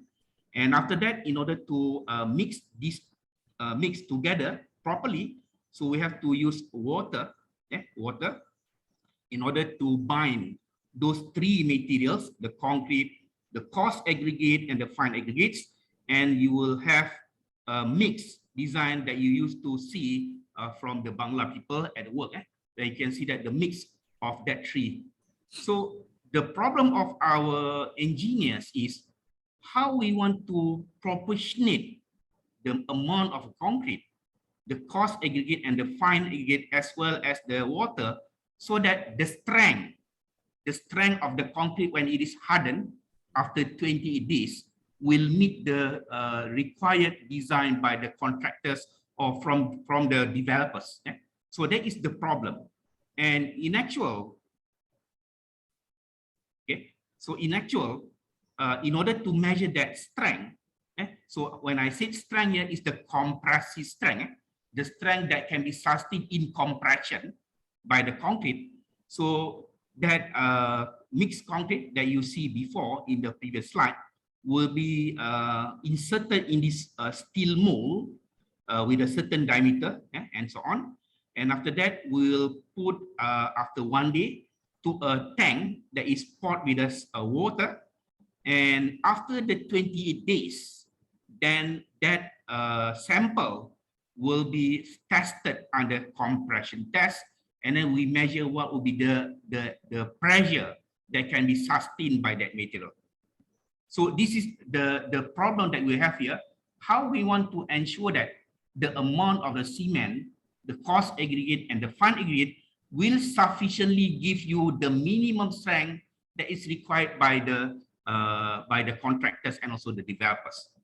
So that's why it comes a problem statement here. So in actual,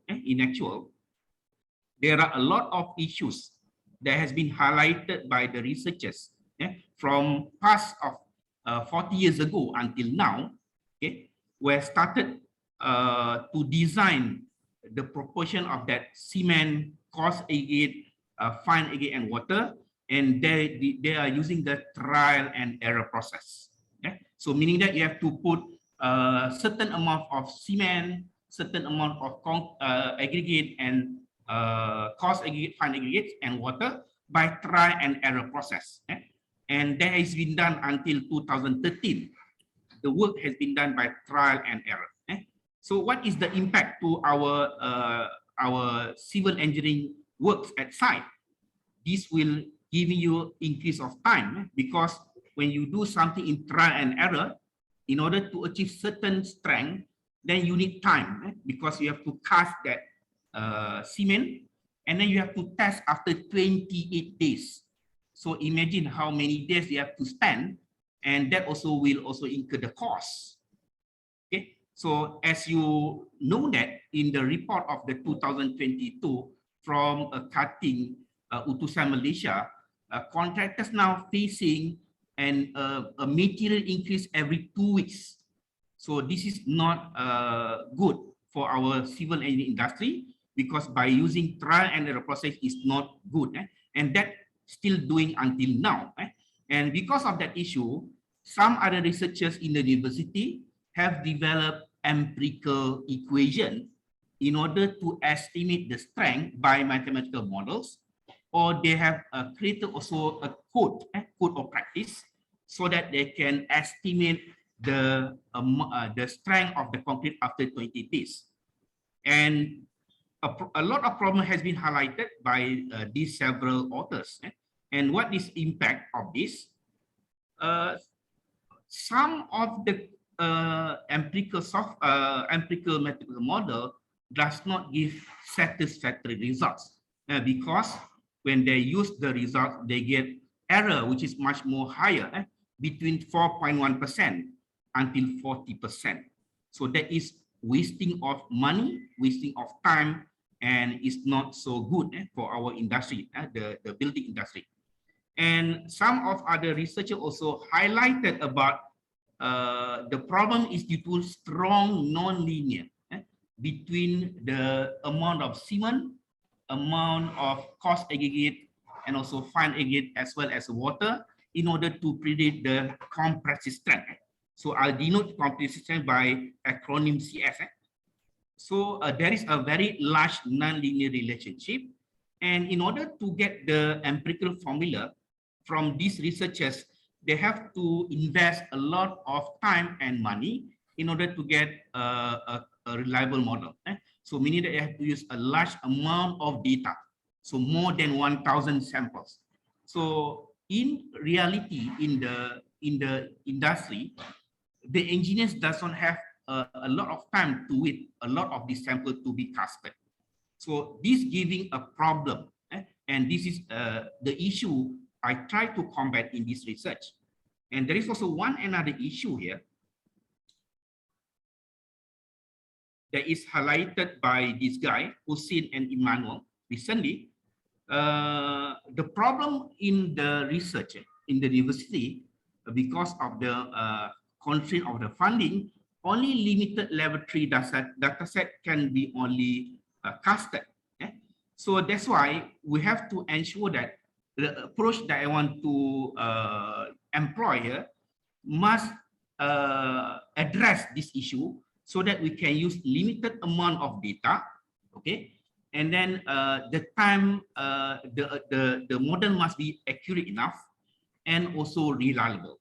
So that's why in this research, I have suggested to use the artificial neural network, a method that is very, very popular nowadays, I think 10 years ago until now, which is in line with the IR version 4.0. So that is my method in order to propose a model so that we can estimate the concrete strength of concrete. So this is the cutting, that I get newspaper from Utusan Malaysia. Kalau tak silap saya lah, you can see that the contractor has a problem with the cost. Every week increase. So we cannot rely on the normal model in order to predict the compressive strength of the concrete. Okay. So the objective will be divided in 3 parts. So by using the model that I want to use, which is the AN model, I will propose and examine and also improve what is the architecture of the AN model, so that it can sufficiently accurate to predict the compressive strength of the concrete. And by doing so, we will also choose the most optimal in an architecture. So in order to know what is the most optimal in an architecture, they will be quantified by the mean square error measurement.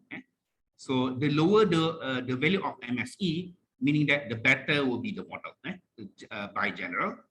And hopefully by using this optimal model, we can evaluate the 28 days compressive strength just by including what is the amount of the concrete, the coarse aggregate, the fine aggregate, and the water, so that we can reduce the time needed in order to experiment the material in the laboratory. Okay, so I will proceed with the methodology itself. So this is the methodology. We started to find what are the inputs. So logically, the input will be the amount of the cement, the coarse aggregate, which is divided into two parts, 10 mm aggregates and 20 mm coarse aggregate. And after that, we also have to know what is the water content. So that will be the inputs to the model. And as I said, we want to use a very limited amount of data. So that's why I just use only a limited amount of data, which is 55 samples. So the sample is served as the database that is taken from a laboratory test. So I think if I click this button, you can see this is some of the data. This is the 7 sample data out of 55. So you can see that the column displaying the water, the cement, aggregate, and so on. And this is the ranges of that 55 data. So you can see that the water data will be ranged minimally from 185 kilogram per meter cube until 190 kilogram per meter cube. So as well as the cement, aggregate, and so on. So we cover the whole ranges possible that can be used to predict the compressive strength. And in order to develop the model, we are using a MATLAB software in order to model the artificial neural network. So the input of the data will be transformed. So before we model it, we have to transform the data. So if you see this, this is the architecture that we have proposed in order to estimate the compressive strength. You may see that the first column here is the input consisting of water, cement, aggregate, and so on. And this is the brain of the model, consisting of several hidden layers that is varying from 1 layer until 5. And the last layer here is the output that you want to predict, which is the compressive strength. Not only at 28 days, but we try also to estimate at 7, 14, and 28. So meaning that we can monitor the development of the strength throughout the every 7 days. Okay. And if you see this data, this is the possible networks that we want to propose. So you can see that we have to do a trial and error for 25 networks. So for each of the 25 networks with the given parameters, we try to quantify the mean square error so that we can monitor the performance of each of the 25 models. And as I said before, this is the setting of the hyperparameters. Mainly if you are studying about neural network, then you know this, the meaning of this. And the performance will be measured by MSE, the mean square error. The hidden layer will be varied from 1 to 5. The neuron in each hidden layer will be varied from 1 to 5. And the maximum iteration or epoch is fixed to be 10,000. And the activation function or transfer functions, we use the log-seq in order to represent the nonlinear behavior. And the purelin will be employed at the last layer to introduce some linearity to the model. And the data that you see will be transformed by this equation. This is the equation that we need in order to transform the data from the given data that you see for the ranges, so that it can be transformed from 0 until 1. So you can see that here, all of the data here is transformed from 0 until 1 only. So we limit the dynamics of the data so that it can be easily to be managed. Okay, and after that, we develop the AN model after we do those things, and we get the model and we monitor the MSE, and then we get the optimum model. So for the results and discussions, so for 14 days, this is the results for the 25 measurement of MSE. Okay, so you can see that the numbers displayed here is the error. The lower is the error, the better will be the model. And maybe if you see the table itself, you cannot understand the meaning of it. So that I plot the data in terms of graph. Okay, so you can see that there are 5 layers. Hidden layer number 1, hidden layer number 2 until 5. And you may see that the most optimal model is given by hidden layer number 4 with the neuron number equal to 2. So where the MSE value is very small, I think it's between 0.01 until 0.02. So for 14 days, this is the best model that we can use in order to predict the 14 days compressive strength. So for 28 days, the same approach will be assigned, and we get 25 possible MSE values. And if I put in terms of graph, okay, so this is the 28 days training model. You may see that from the graph itself, the most optimal AN model is given by having 4 hidden layers and also 2 number of neurons. So meaning that for 14 days and 28 days, they are using similar architecture, meaning that 4 hidden layers and 2 neurons. And to evaluate whether the models is accurate or not, or reliable or not, so I will compare it with a very famous empirical equation, which is taken from Abraham and Lice, which is given by this equation.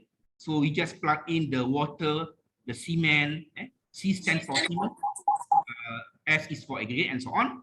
And when I made the comparison with the optimal results, and I display in terms of histogram, then you may see that it is much more, it is very accurate, because the highest error is only 11.7%, which is much more less than 40% that is experienced by a researcher on 2013. And the most lowest error is 0.5%. So meaning that the optimal model that we have developed can be considered to be reliable, because the range of the error is quite accepted. The only drawback of this model is not yet tested to the field only. So we just only done the numerical part. So maybe we have to do the next work is to test on site. So as the conclusions, we have 3 conclusions here. The model that we get here for in actual, I have the 17, but I don't know why 17 is not there. The 7, the 14 and 20 days showing that can be developed, and we notice that the optimal model will be depending on the pattern of the data sets. So if should be the 7 days, the model is quite different from 14 and 20 days. And we have also developed the most optimal model, where showing that the mean square error value is very, very small. So meaning that when it is small, the model can be used for the practical purposes. And when compared to the popular equation, it found that the ranges of the application of error is between 0.5 to 11.7%, which is most good enough and will be a reliable model. So the next one will be to test the model to the site, on site. So I think that's all for the time being, and I will pass back to the moderator for any further questions. Assalamualaikum warahmatullahi wabarakatuh. Waalaikumsalam warahmatullah. Thank you, Tia Sharul. Also very interesting presentation. from engineering standpoint. Okay, now I open up to the floor. If any one of you like to add or to give some comment, constructive comment that is, or ask question.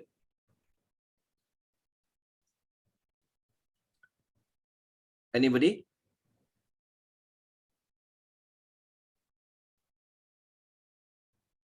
No question? Okay, I have one very easy question to ask, very easy to answer probably. In the industry currently, how do they measure the right level or the right amount of combination in for instance, like the cement mixture, the compressive strength to be the optimum? What is the right amount of water? What is the right amount of cement, and also the currently what the contractors and also civil engineers doing now, they are relying on the code of practice, meaning that every country has its own code of practice. They say in Malaysia we are using JKR. Okay, so maybe Australia, they have their own code practice that guiding the civil engineers to put the proper amount. The problem of the codes is that that code is done by empirical. So meaning that we have to perform trial mix. So that is the problem, because it's just like when you do a cake lah. When you want to have a cake with a certain smoothness, so each people have their own recipe. Even though you are copying the same recipe, but the result will be different. That is the problem. So that's why not we try to put all of that in a approach that is more intelligent, by combining the result that we get from laboratories, and we create an equation so that it can guide the code of practice. So we give them some kind of another verification, so that they don't have only to rely on the code of practice only.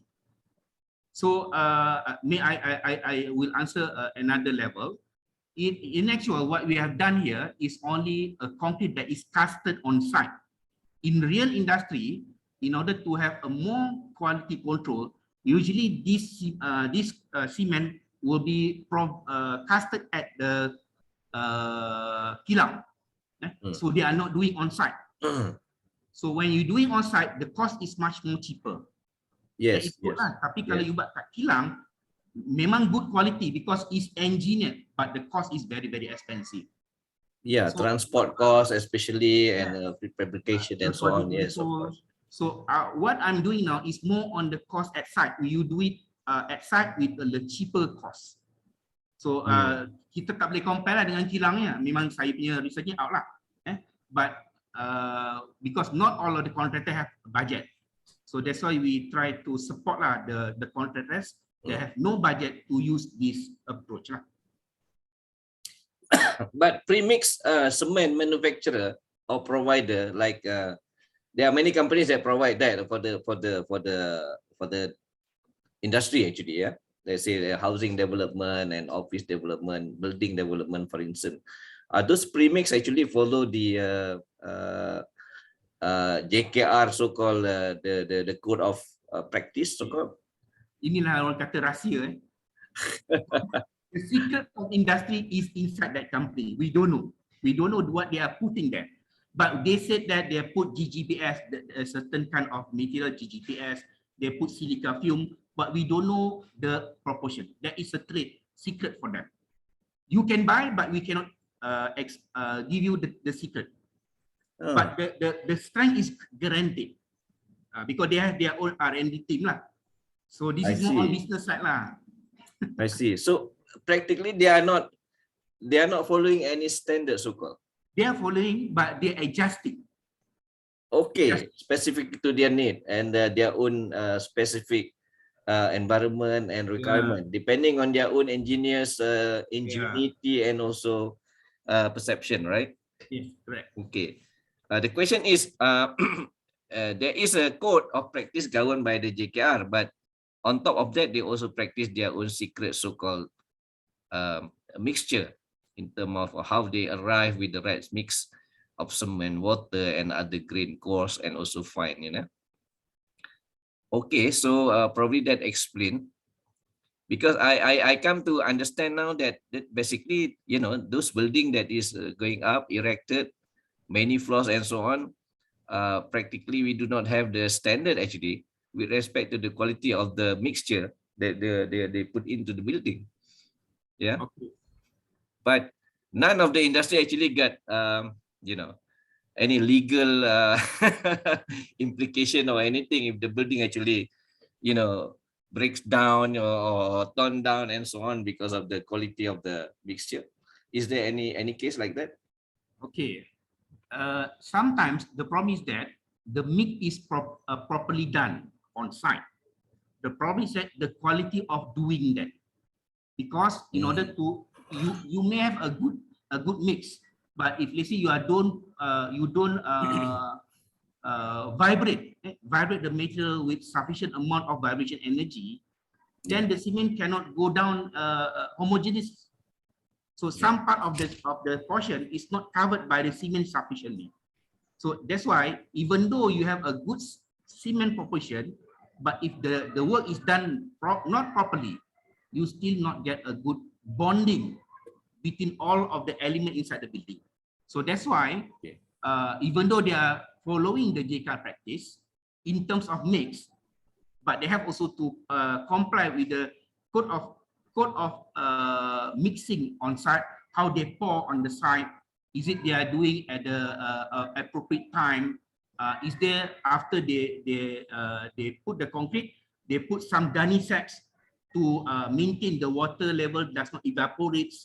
So a lot of factors in actual, not only one factors lah. So understand. The business that you see is only the skin of it. There are a lot of secrets that you don't know. Yes, of course. It's not yet exposed to the public lah. Yes, of course. All right, thank you very much, Tia Sharul. Yep. Interesting also, interesting. Okay, next, I would like to call maybe Shahira. Shahira, are you ready? Shahira. Shahira from UKM. Nur Shahira Saleh. Sorry, can you give me 3 minutes? Okay. Or can you If you're not ready, I can call maybe Shahmi first. Yes. Shahmi, are you ready?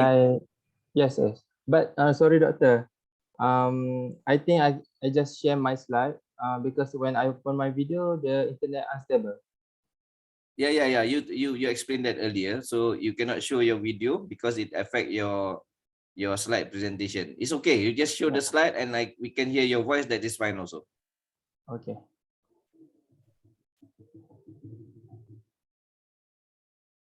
So I will start my presentation. All right. Assalamualaikum and good afternoon to Dr. Safai and all participants. So I will introduce myself. My name is Muhammad Syahmi bin Muhammad Makhtar. I'm a master student in economics at University of Malaysia. So today I want to present my research paper, and the title is The Impact of Price Productivity in Malaysia Using Economic Approach. So it's me as a main author, and this co-author, also my supervisor, Associate Professor Dr. Irwan Shah Zainal Abidin, and Associate Professor Dr. Rabiul Islam. So this is the content that I will present today. The first is introduction and objective, problem statement, methodology, finding and discussion. And the last is conclusion. So the introduction part, rice is a staple food for all socio-economic status in Malaysia because Malaysians eat rice in a daily day. According to statistics, Malaysians eat 2.7 million metric ton of rice in a year, that costing 44 ringgit Malaysia per household each month. So Malaysia's rice production rising at slower rate than population because Malaysia produce only 67% and the rest import from the Thailand, Vietnam and Pakistan. So National Agriculture Policy, NAP. So for this research, only cover on first National Agriculture Policy, 1986 until 1995, to National Agro-Food Policy 1.0 2011 until 2020, and it showed that paddy production increased from 1,885 metric ton in 1990 to 2,356 metric ton in 2020, but have a slightly decreased around 1998, 2006, and 2019. So this decline was largely due to adverse weather condition, disease, and virus pandemic such as rat streak disease and COVID-19. But our governments already implement new policy, which is NAP 2.0 2021 until 2030. So the food security for rice self-sufficiency level. So this research focus has a major focus on this self-sufficiency level. Because on rising SSL level and increasing industry income, because MAFI's goal, Ministry Agriculture Food Industry goals of modernization and improvement of agriculture. Also, in the budget 2020, focus on the rice and paddy industry to guarantee that food security would reach 75% SSL level at 2025. So the rice and paddy are significant sector of a daily staple food, because SSL record was increasing from 2010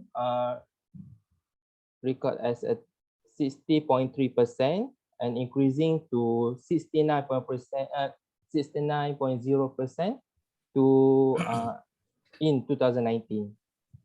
So this statistic I take from the NAP 2.0, but our goal at 75% in 2025. So the objective for this research, this current paper was using the rice productivity and food security as a proxy for this model. Its goal is to enhance output volume, improve the efficiency of the use of natural resource, and improve the living standard of paddy farmers in the near future. So the first objective of this research to identify the factor affecting rice productivity in Malaysia using VECM approach, which is vector error correction method approach. And the second objective is to figure out the long-term relationship between rice productivity and the factors that affected. So the problem statement, the first one is shortage of land of agriculture activity because the urbanization and industrialization project affected the paddy area, and also the usage of chemical fertilizer and chemical waste deplete the soil fertility. It gives a negative impact on environment. Also can be a water pollution because majority agriculture activities rely on freshwater resource. And the second one is Malaysia is a high cost producing, including lack of facilities in infrastructure. This will be compared to Thailand. So that's why government gives incentive and subsidy for paddy production to sustain. And the third one is paddy farmers for performance and poverty affected. This is because of the poor rural infrastructure, and the most of them is still using a traditional method for paddy production. And the second last is low farmers' income can give an effect to efficiency of production because due a lack of financial support.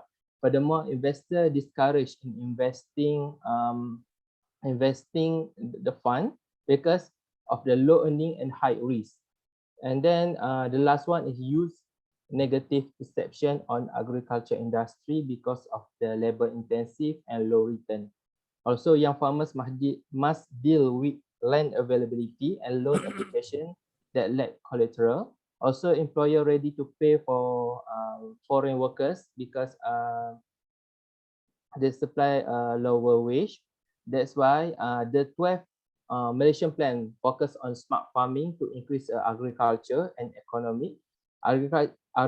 Agriculture will become more dynamic and competitive because adoption of smart agriculture technology. So they are still young and get the youth still young and get a good education about the agriculture sector. So the adopting smart farming we involved with youth can specialize in conducting machinery and efficiency management. So this is the method model description, methodology part. For this research, I'm used a secondary data, and then the source of the data from Malaysian agriculture and food industry, food agriculture organization, Department of Statistics Malaysia, and the World Bank data set. So the model will convert to algorithm form. So it can be used as a percentage base. So the model represent as follows. So our my dependent variable is rice production of rice, and independent variable is paddy yield, granary area, rice import dependency, food consumer price index, labor in agriculture, farmers income. So the for the food security indicator, production of rice, paddy yield, and import dependency is on food availability, and the CPI and the farmers income in food accessibility for the food security indicators. So the methodology part for the data analysis, I'm use augmented decoupled to test a unit root test to ensure that there is no subject to spurious correlation. And the second one is Johansson co-integration. So to test that time series of that variable that are co-integrated. So it can evaluate there is a long-term correlation between independent variable and dependent variable. So this evaluation consists of maximum eigenvalue and trace test. This analysis can accomplish my second purpose of this research to examine the long-term relationship between the rice production and its determinant. So the last is vector error correction model, used to determine the extent to which the data deviate from the general pattern over an extended period of time. So for my model, I'm used annually data. So this approach best suited for identifying transition from short run to long run equilibrium when a set of variable is co-integrated at one or more vector, also affect through a differentiate parameter. So error correction term, which is ECT, is a short run dynamic or adjustment factor that move co-integrated variable toward their equilibrium value. So the discussion and the finding. The result for ADF unit root test at level, all the variables are not significant except granary area of paddy. But at the first difference, null hypothesis can be rejected because all the variable are significant at first difference.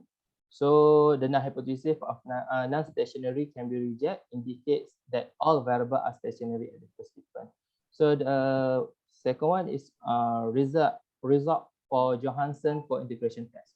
Based on the trace statistic and max eigenvalue indicates that variables have a co-integrate each other. There is a long run relationship between the rice production with dependent variables. So max eigenvalue test indicates two co-integrating equation at the 5% level of significance, and the trace test indicates for co-integrating equation at 5% of level of condition. So the result for VECM test, rice productivity, paddy yield, granary area, and consumer price index only variable that's significant in the short run, and they are significant at 5% level of confidence. And others variable not influence in explaining Malaysia rice productivity and food security in the short run, but give an effect in the long run. So the ECT coefficient is 1.361. That may estimate that the rate of adjustment is around 136% at a significant level of 1%. At a 1%. So the ECT is greater than 1, that indicate the short-term deviation will rapidly revert to long-term equilibrium. So then the negative sign of coefficient implies that long-term relationship have be interrupt in the short term but can achieve in the long run. So this equilibrium will be adjusting around 136% in 1 year because this is annually data.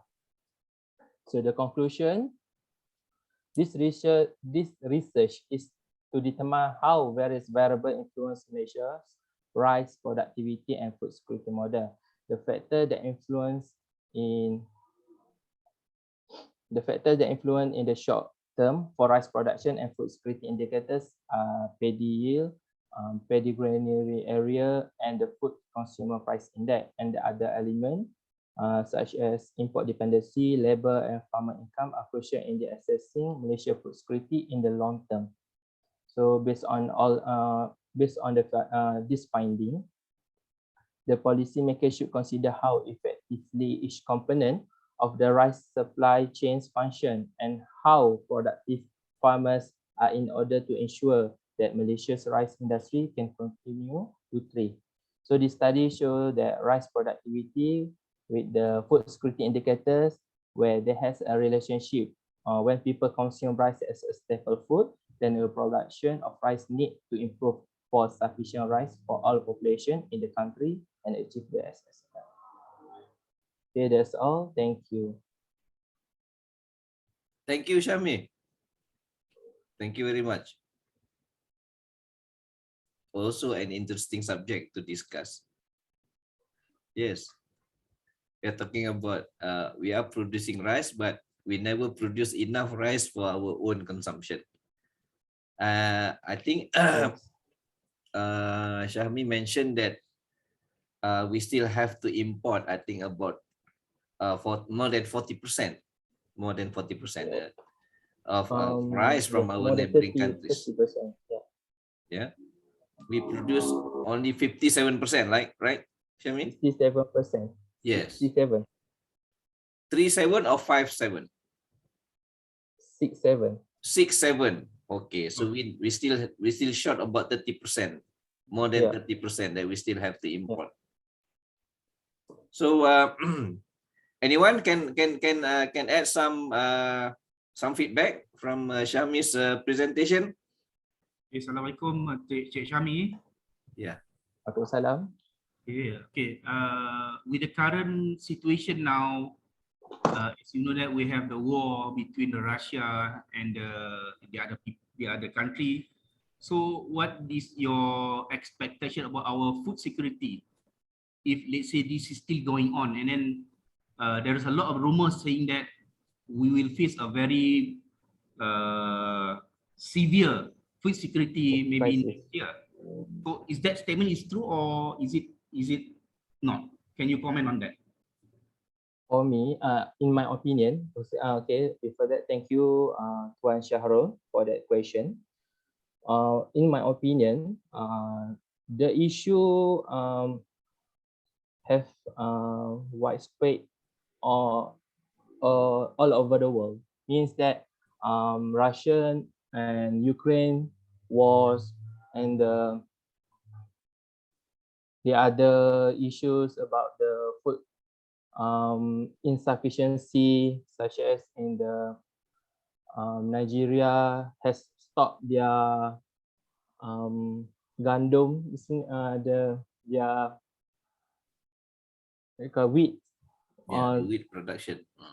wheat production to then for their population.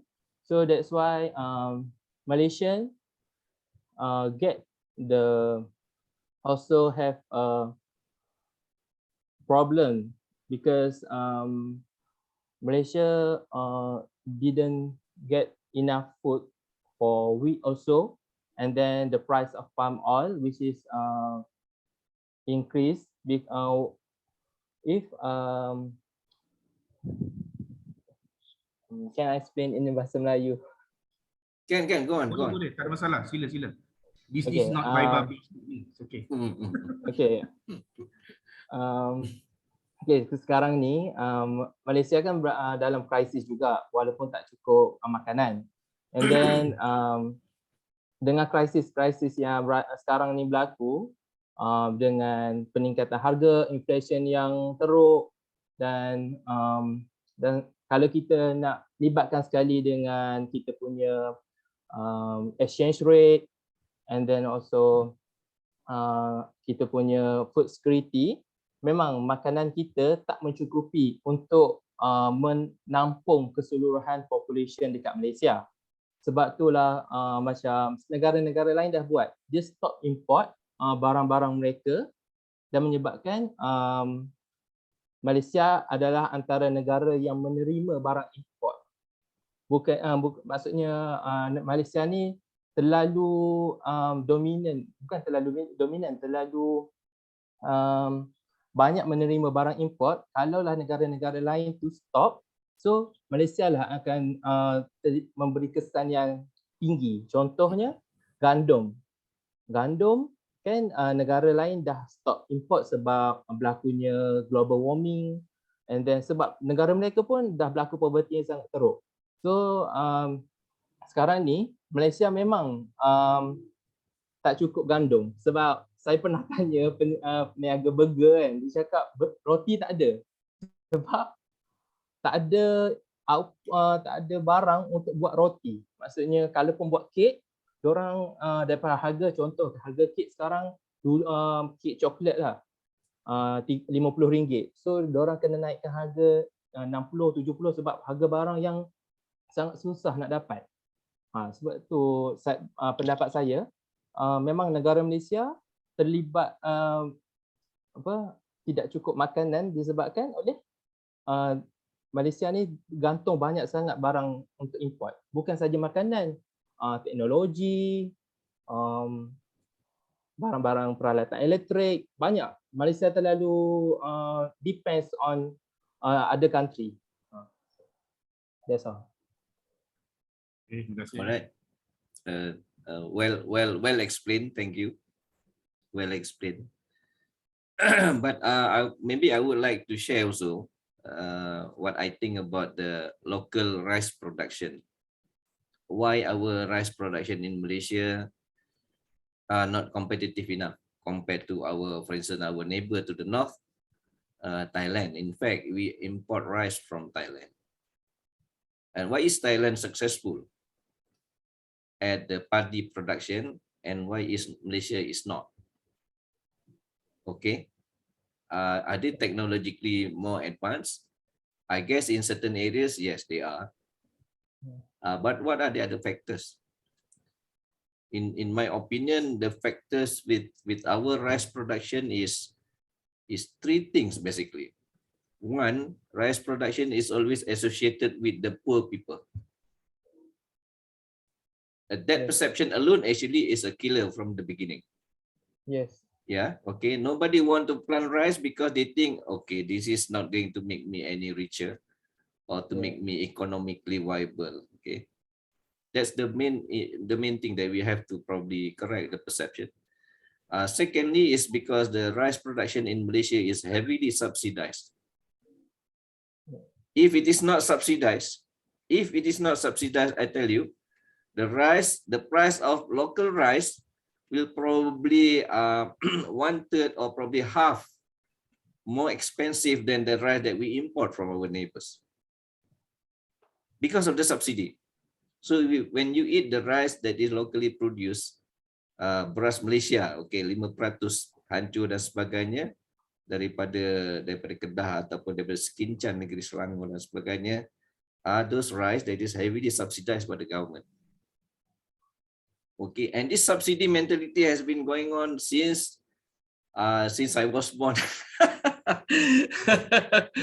And it's very difficult to get rid of it or to get over with the subsidy mentality because it is embedded in the way the rice production and the ecosystem that we have in Malaysia is around the subsidy, heavy subsidy from the government.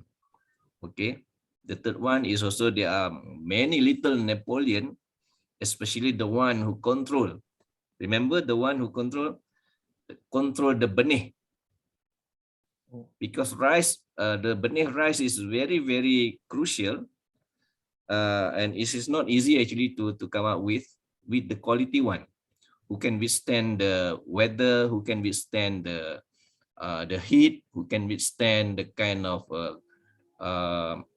fertilizer or the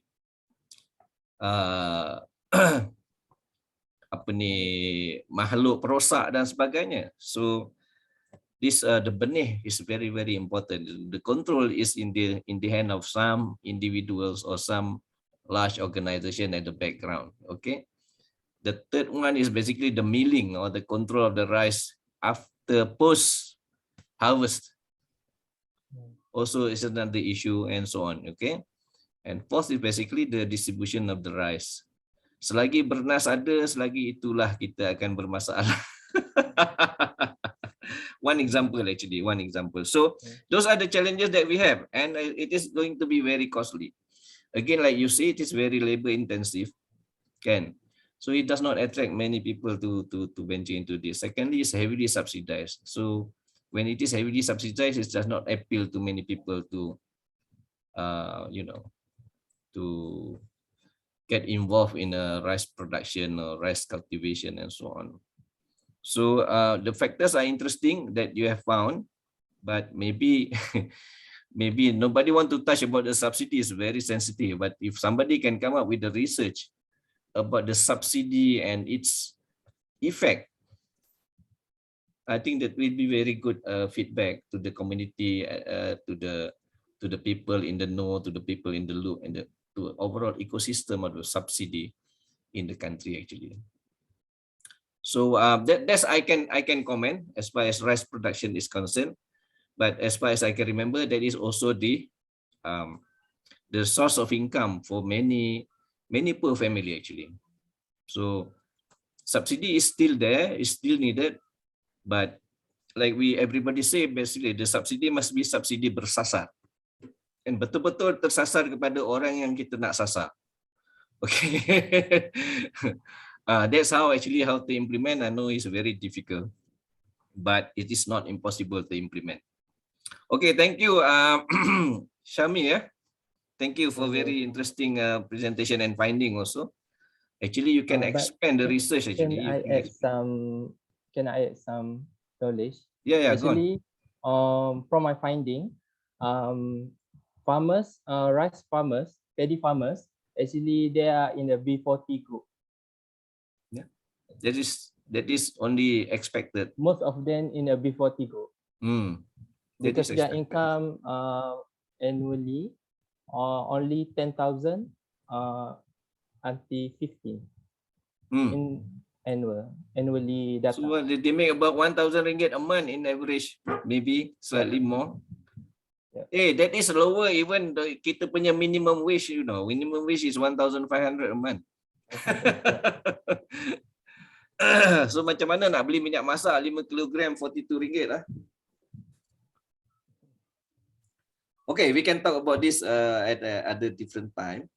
For the benefit of time, thank you, Shami. Thank you very much for your feedback. Maybe I should call upon the next one, Shaira. Shaira, are you ready? Yes. Okay, go on.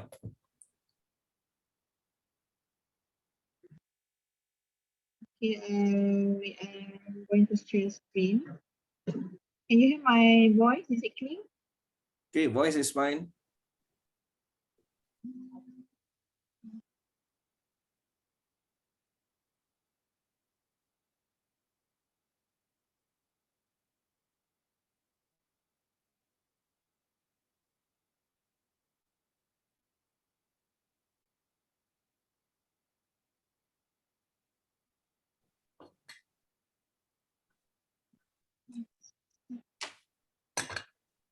Oh, the screen appear or not?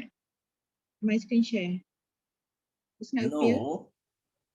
No, you you open up Microsoft PowerPoint and then you slideshow your Microsoft PowerPoint and then you select the screen that you want to share. Just share screen.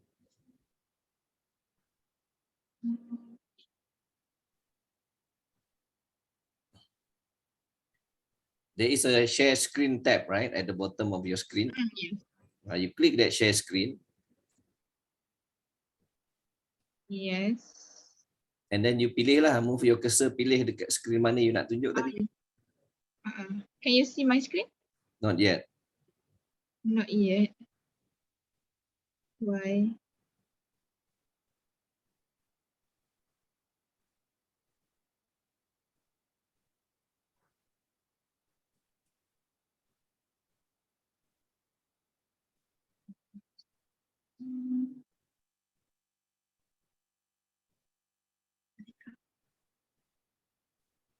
You still have problem?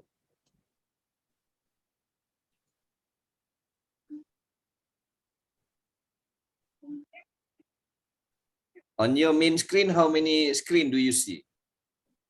You open how many screen? So currently you cannot see my screen also. No. Because I'm using it's different. Different features. Sorry.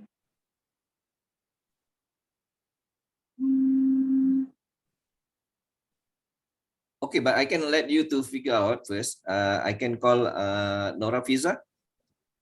Can Nora Fiza, are you ready? Okay, Doctor. Okay, we start dengan Nora Fiza.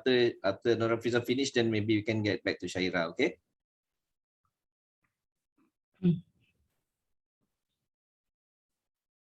Okay, you are now outside of the library now. Yeah. So you found a I'm in place. Look up in Faculty of Business and Management. You are at the Alam. That's okay, that's okay. So long we get the line. Okay, go on. Itulah insyaAllah. Alhamdulillah.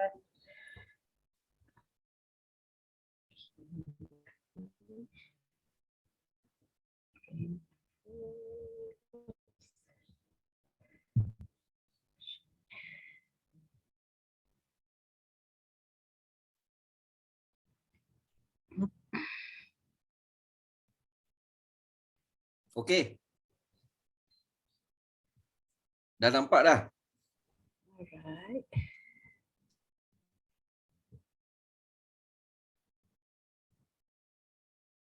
Okay, Doktor nampak dua-dua tak? Dah cantik tadi dah. Okay. You may proceed now. Okay. Thank you, Doctor. Okay, Bismillahirrahmanirrahim. Assalamualaikum warahmatullahi ta'ala wabarakatuh. And hello everyone. I'm not sure to use the good afternoon or good evening now. The sound goes It's down okay. already. Still late afternoon now. Okay. Inshallah, now it's my turn to present our research. Okay. Thank you to the organizer and participating researchers. It is absolutely a privilege for me to be participating in 4th International Conference on Business, Economic Education, Engineering, Interdisciplinary Technology and Social Sciences 2022. This is a platform for us as a researcher to share our finding of the research. Correct. So, ladies and gentlemen, I will be the oral presenter for my research paper entitled Keberkesanan Program Pembangunan Usahawan Asnaf Lembaga Zakat Negeri Kedah, or the effectiveness of Asnaf Entrepreneurship Program under Lembaga Zakat Negeri Kedah. Okay, I am from Faculty of Business and Management, UITM Kedah branch at the Pearl of Bujang Valley. Okay, actually, this research was co-authored by my friends, Ros Amilda Mansur, Nahafiza Hashim, and also Nashamila Abdul Karim.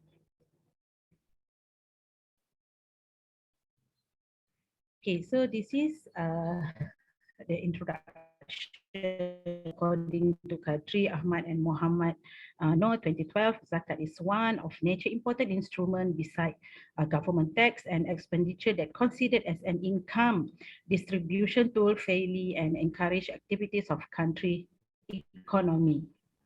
Okay, nowadays zakat is used for economic growth, for a public interest, or in Sharia term we call it as mashalah, especially for poor ummah that lead to better direction than before.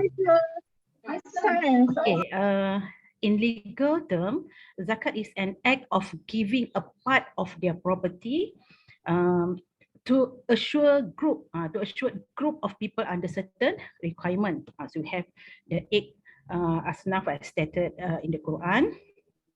Okay, so why?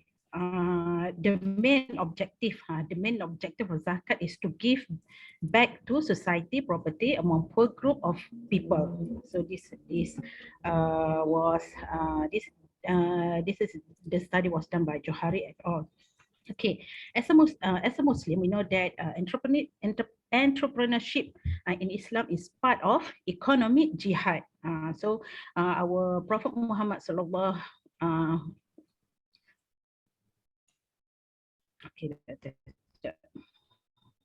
Muhammad sallallahu alaihi wasallam.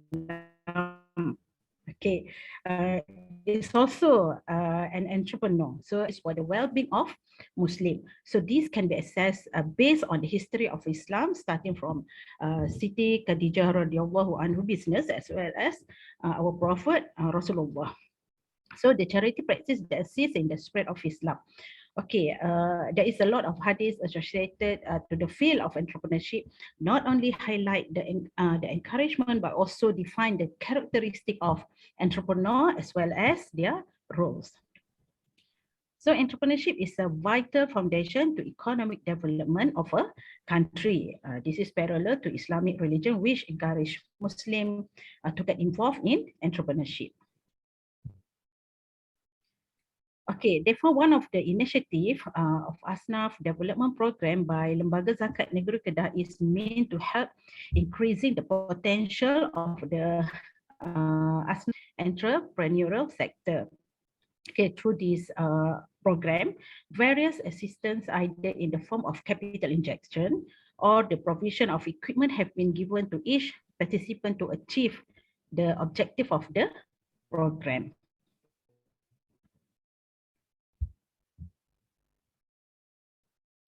Okay, so let's move to the problem statement. Okay, the involvement of Asnaf entrepreneur in micro-size, non-structured entrepreneur activities and effort to support the family. So this is one of the reason why they join the program because they want to support the family to have another income in supporting the family. Okay, so the business performance of this micro enterprise is very crucial and becoming the big challenges for Asnaf entrepreneur. Okay, thus zakat institution support are expected to assist Asnaf business performance not only at the business startup but also at growth level and help Asnaf to get out from poverty. Okay, the entrepreneurship program is to become the flagship in upgrading the status of productive Asnaf. Okay, the potential and the achievement of the program recorded by Lembaga Zakat Negeri Selangor, Majlis Agama Islam Wilayah Persekutuan and MADAM in converting the Asnaf entrepreneurs to become the zakat payers. So this is one of the objective, the zakat, the Asnaf development program. Before this, they receive the funding and the objective throughout the program it is hoped that one day they become the zakat payers. Okay, so this is the study by Abdul Ghaffar et al. 2017. Okay, the objective of this study was conducted is to identify the factors influencing involvement and participation of the ASNAF in the program, as well as to assess the program effectiveness in improving life status and quality of each ASNAF who involved in the program. So this is the some of the literature review for the study. Okay, as we know that zakat is the economic pillar of Islam, one of the pillars in rukun Islam kan, yang keempat. Okay, so zakat is an obligatory in Islam to all Muslim, which must be fulfilling it. We know that the role of zakat is to reduce the poverty of local communities. Okay, Abdullah 2017 expressed that zakat collection in Malaysia show that enhanced number, there is increasing number of collection from year to year, which is very proud to zakat institution working hard. So nowadays, the awareness of the duty to pay zakat is increasing among the Muslim people. Okay, evidently, zakat collection through zakat institution has been increasing from year to year. Okay, if you look at to the statement in the slide, the total zakat collection in the Federal Territory in 2021 for both around 228 million from 1.15 million zakat payers. So a lot of increasing number. Center say that it has collected a total of million for zakat harta and 12.19 million for zakat fitrah. So the increasing zakat pay show that there is awareness among us, as we know that zakat will have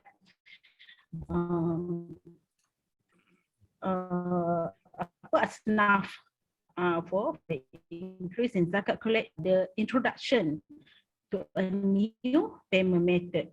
So if you use e-wallet nowadays, we also can pay, for example, boost, and so we can pay our zakat from the e-wallet apps. So contribute to the increasing of the number. So another reason is the zakat aware did by the zakat institution also is one of the factor. Okay, so in Malaysia, the management of zakat institution is under the state. So each regulation in managing zakat. So the responsibility for of each state, which are under the State Council of Islamic Religion or Majlis Agama Islam Negeri. So what my do is to execute each of the through administrative enactment of Islam and to be reported to the Ma'in. So Ma'in. Okay, in Kedah we have Lembaga Zakat Negeri Kedah. So what Lembaga Zakat Negeri Kedah do to help ASNAF in having a better quality of life, the ASNAF entrepreneurship program is one of the initiative that has been planned and implemented by Lembaga Zakat Negeri Kedah with the purpose of helping ASNAF to groom their potential in the entrepreneurship sector. So the objective of the program is in line with the Zakat own goals in ensuring that each asnaf is able to be independent. So this is the objective why Lembaga Zakat Negeri Kedah develop and develop the program to help asnaf to make sure that they are able to become independent and to build his or her own potential in alleviating poverty. So various assistance in the form of capital injection and provision of equipment have been provided to the asnaf in achieving objectives of the program. If you look at to the statistic in the slide, this is the collection and distribution of zakat in Kedah from year 2019 until 2021. So the number of total collection of the zakat is increasing year by year. Okay, so the asnaf entrepreneurship program.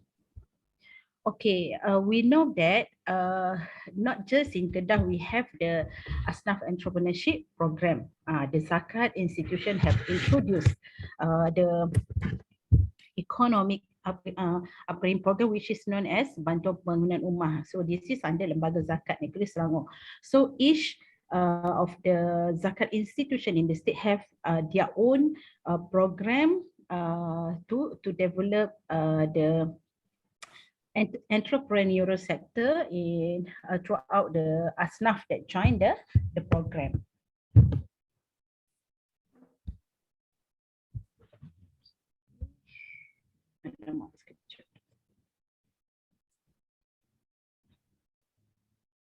Okay, so the asnaf entrepreneurship program is one of the initiative that has been planned and implemented by Lembaga Zakat Negeri Kedah with the purpose of helping asnaf to groom their potential in the entrepreneurship sector. We also look at to the other asnaf entrepreneurship program in Selangor, in Pahang, also in Melaka. Melaka is Majlis Agama Islam Melaka start the first asnaf entrepreneurship program to boost their life of asnaf that join the program, followed by Selangor, Pahang, and Kedah. So this is the scheme, the funding scheme under Lembaga Zakat Negeri Kedah to support the asnaf entrepreneurship program, Skim Bantuan Jaya Diri Lembaga Zakat Negeri Kedah. So the asnaf can apply for the funding, but one of the syarat-syarat lah that they have to follow before they apply for the scheme is to have already have a business, sedang menjalankan perniagaan dan mempunyai potensi untuk dimajukan. So this is one of the syarat lah untuk memohon skim bantuan jaya diri Lembaga Zakat Negeri Kedah. Okay, so this is the factors contributing to join asnaf entrepreneurship program. So some of the reason why asnaf join the entrepreneurship program, as mentioned by Cairo Azhar 2019, found that the main reason why asnaf participating in the asnaf entrepreneurship program is to change their life for better and to improve the quality of life. So the other factor that we found from previous study is no longer able to work because of injuries sustained in the accident, financial problem. So most of the asnaf that apply for the funding in 2022 because of financial problem throughout the pandemic of COVID-19 in So the other factor is to have a sustain the reason that they joined the ASNAF entrepreneurship program because of income loss upon a husband death. Okay, this is the research methodology. Okay, the study focused on ASNAF entrepreneur in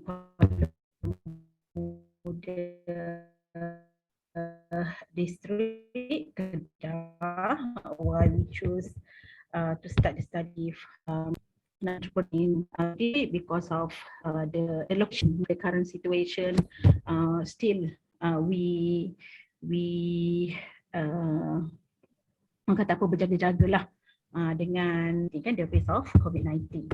So the data the data of the ASNAF entrepreneur we gathered from bahagian pembangunan ASNAF Lembaga Zakat Negeri Kedah. Okay, we use qualitative study to get responses from each participant on the effectiveness of the program. So a total of who participated in the program were interviewed to gain their view of effectiveness of the program. We also use secondary data in the library to obtain any information related to the ASNAF economic program.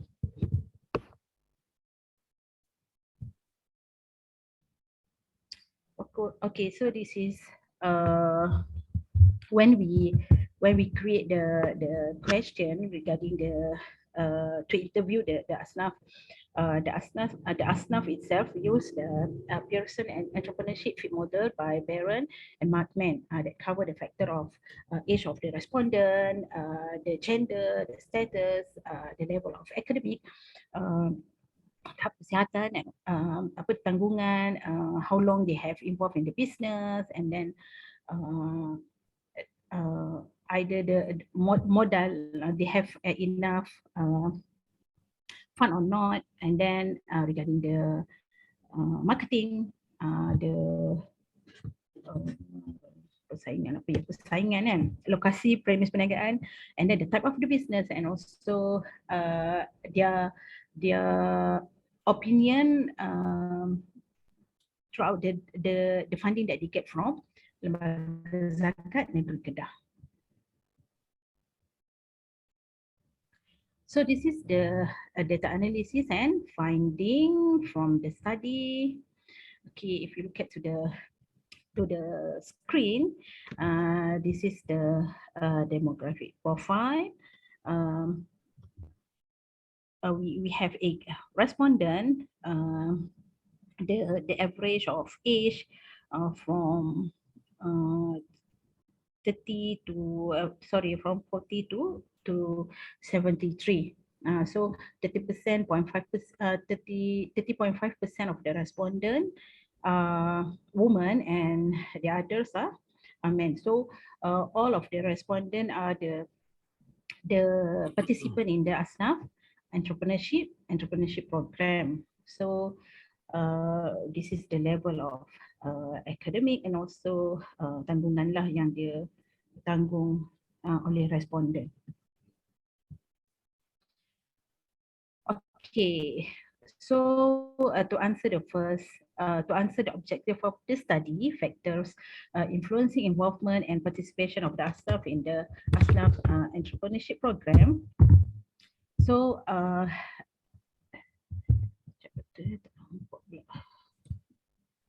okay, so this is the factor why they joined the ASNAF entrepreneurship program, as found in the previous study.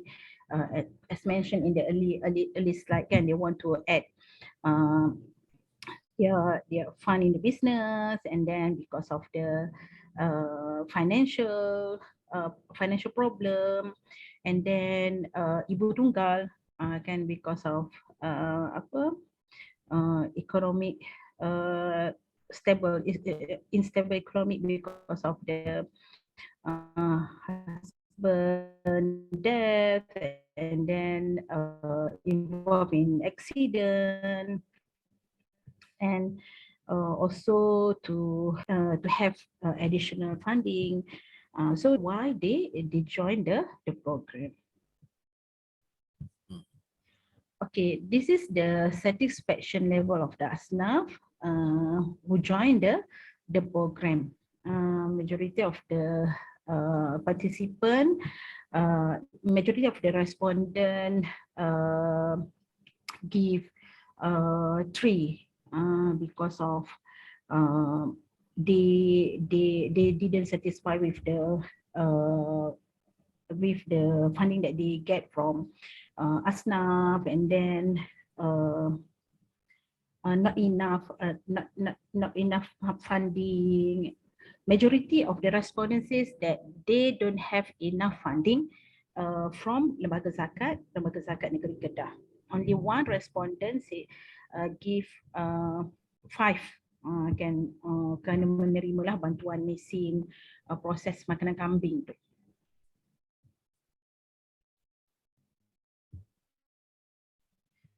Okay, so this is the economic status of the involved in ASNAF entrepreneurship program. Lebih kurang je daripada previous income before they join the program, and after join the program, some of the respondent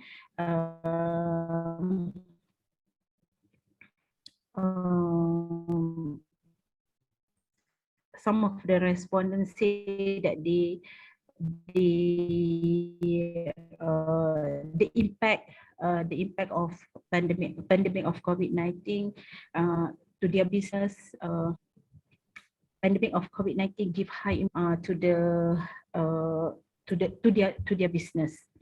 Okay, so this is the factor of we look at to the factor, successful factor throughout this program. So all of them says that because of their commitment and also full support. Most of the respondents say that they have full support from the family, and we found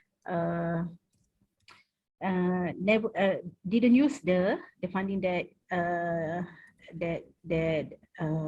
she have to involve in this ASNAF entrepreneurship program. Diguna untuk apa, support income during the pandemic. Tak ada income kan, so digunakan untuk beli barang-barang harian ni. Sudah lagilah dekat situ daripada objektif sebenar untuk this program. Okay. Okay, so this is the recommendation. We already in the last slide. Okay, recommendation and okay. Before that, to summarize the data finding, the data finding from the research, actually the results show that Lembaga Zakat Negeri Kedah has successfully produced a group of ASNAF entrepreneur through its economic program. Okay, it has also provided a better life to the participants. Some of the participants says that after the program, they know what to do in the business. So and reduce the number of ASNAF in Kedah, specifically in Kuala Muda district. So most of them prefer the business wheel as an endeavor to improve their standard of socio-economy of the family and to leave the prolonged poverty. Inshallah, the life quality would be, we hope that their life quality would be better compared to what they have before. So the errors in giving the ASNAF who are not qualified is the as in the previous table. Not qualified ASNAF to involve in the program. So spiritual strength need to be applied systematically and constantly if the business is becoming the goal. So kalau kata success is becoming the goal, they have to do something to make sure that they give the funding to the right person. In conclusion, Asnaf entrepreneurs have the potential to success in their business. One of the family that we interviewed, they says that after that program, they have a better quality of life compared to before they join the program. So with the zakat support, motivation, networking, and training factors can assist zakat entrepreneur to be the successful in their business, to be successful in their business. So, however, the authorities such as Lembaga Zakat Negeri Kedah or other zakat institution is required to enhance such effort by giving more assistance. So they have to go to see the Asnaf entrepreneur once they give the funding to them, and monitoring the growth of the businesses. Asnafpreneur or Asnaf entrepreneur are motivated, and with coaching and mentoring system would be able to increase their business performance.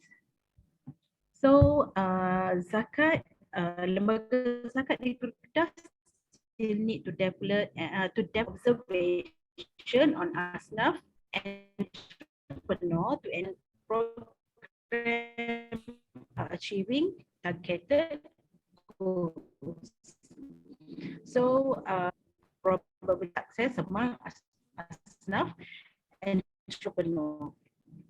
We should look at the attitude and commitment of the entrepreneur in starting business, and this is because internal and external strength of an individual are also important qualities in developing a successful Muslim for this world or thereafter. Okay, another suggestion to the Lembaga Zakat Negeri Kedah, they can use the Amanah Ikhtiar Malaysia model.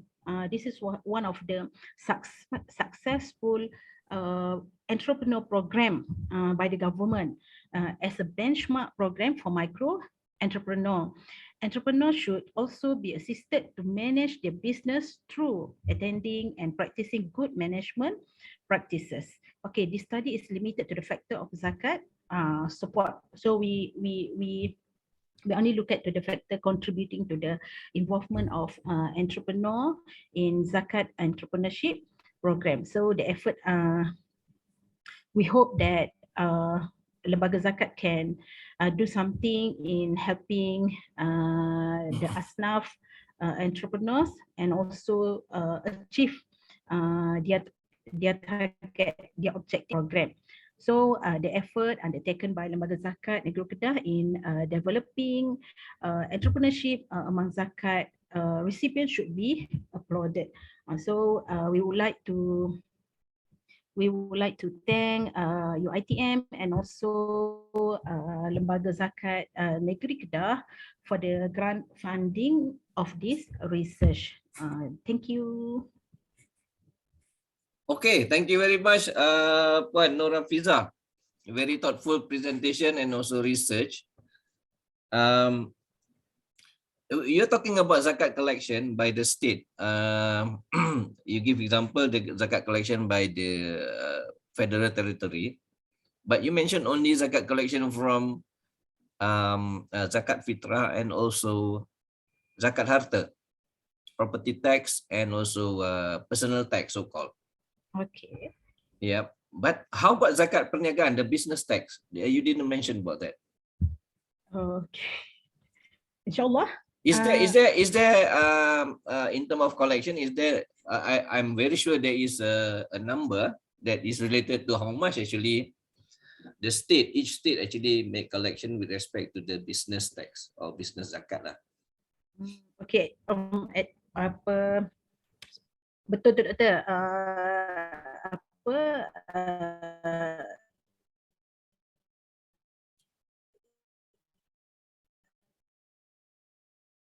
after this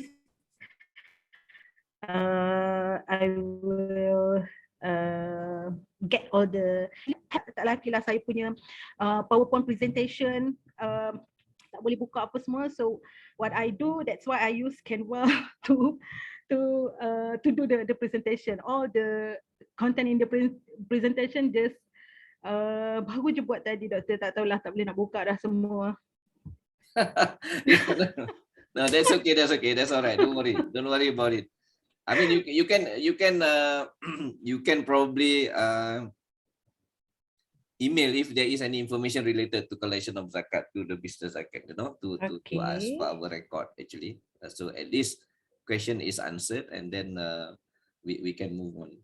So anybody else has got any question for Puan Norafiza? Okay, we are coming to the last speaker. Thank you, Doctor. Okay, thank you very much. We are coming to the last speaker, Shaira. You have only 2 minutes. Okay, sorry about that. Not 2 minutes. You have maybe 12 minutes. Can you do that in 12 minutes?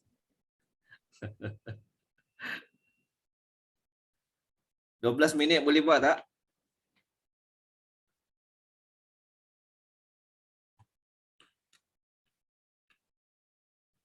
Wah, you present guna Canva. Canva senang doktor. Sebab tu dia guna resources tinggi tau on the internet. So you need also to be conscious about that. That's why the presentation is slow.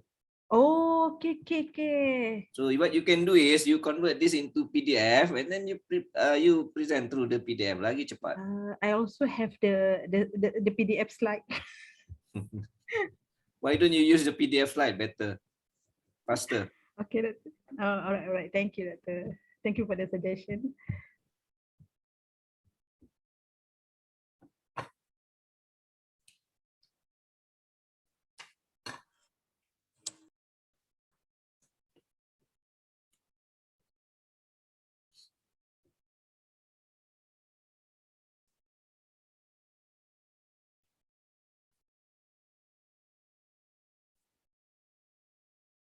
Today's conference actually, in my experience actually, as far as online conference is concerned, is the longest I ever had, is exceeding 4 hours now.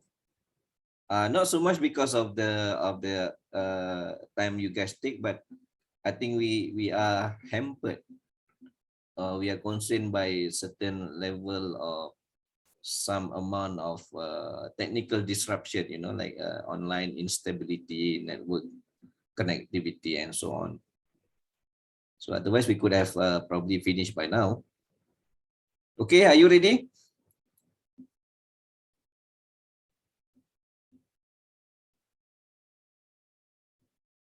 Still cannot open. Can you open your PDF?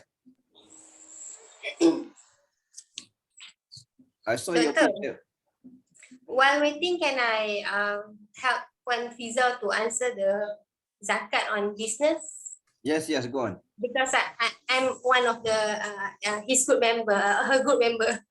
So you are one of the co-authors. Untuk zakat business ni memang dia ada minimum pendapatan lah dalam 20,300 plus macam tu, and then still lagi 2.5% of the percentage from the zakat business lah. Tapi apa yang bila kita buat on the asnaf tu, all the 8 respondent tu haven't achieved the minimum requirement a year lah untuk jadi pembayar zakat. I understand that one. That one I understand very clearly. My point is, when at the beginning of the presentation there was a mention about zakat collection by the lembaga zakat, but the collection is only from zakat fitrah and also zakat harta. There was a mention about collection from zakat perniagaan. So I wonder zakat perniagaan is given a different treatment or anything like that, you know. So that's my question. I understand that this asnaf is probably have not reached to the level that they should be paying business tax. You know, they are not achieving that target yet. Okay. So the answer is the same percentage of 2.5% from the businesses and ada minimum 20,300 plus macam tu. For the Minimum is 20,000, right? Yeah, 20,000. Minimum. So is there any numbers that you receive from the report from lembaga zakat about their collection from business tax? Business tu is tough sebab okay, saya bagi tahu saya dan tim ada buat untuk SME zakat untuk Pulau Pinang, and then sama juga zakat Pulau Pinang pun menghadapi the same problem bila zakat pendapatan perniagaan tu memang kurang sangat orang bayar.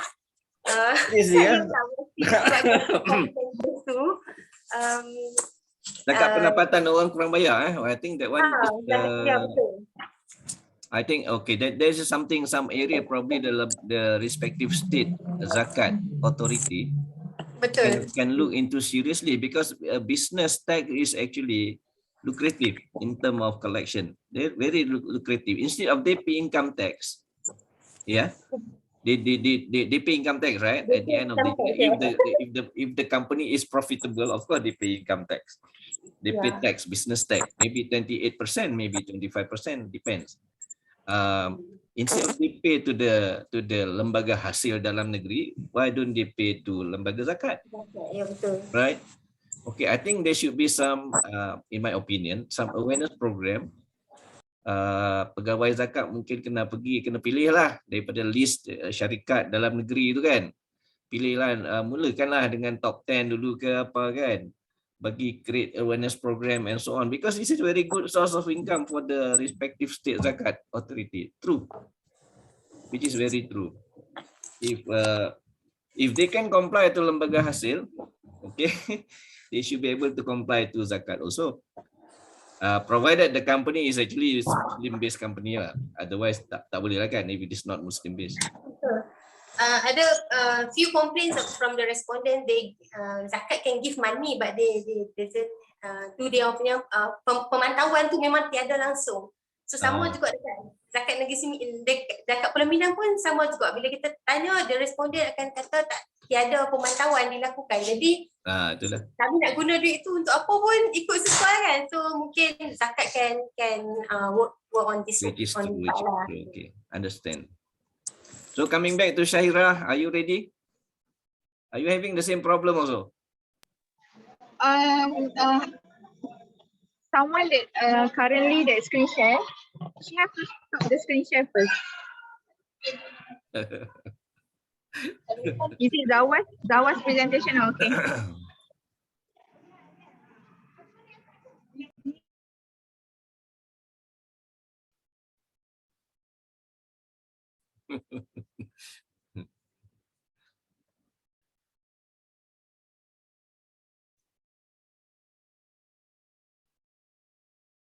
So where's the screen now?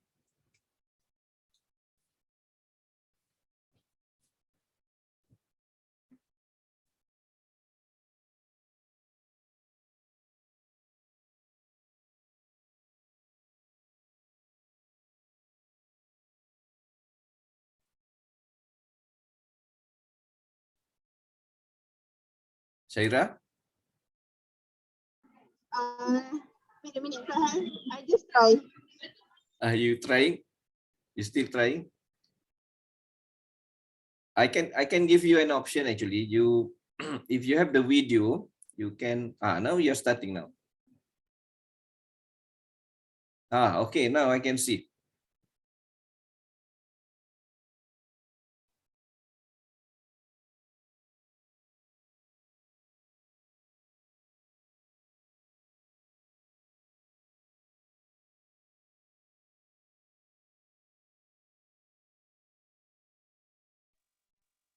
Okay, Assalamualaikum. Waalaikumsalam. Okay, can you see my slide? Yes. Okay, Assalamualaikum. Okay, my name is Syahira. Is it the background is noise or not? Now. Okay, Is it clear. okay? Okay, okay, my name is Nur Syara binti Saleh. I'm currently a PhD student from Universiti Kebangsaan Malaysia. So my topic today is about consumer acceptance toward 3D footprinting within Muslim people. So I just started, so it's about the concept of consumer acceptance. Okay.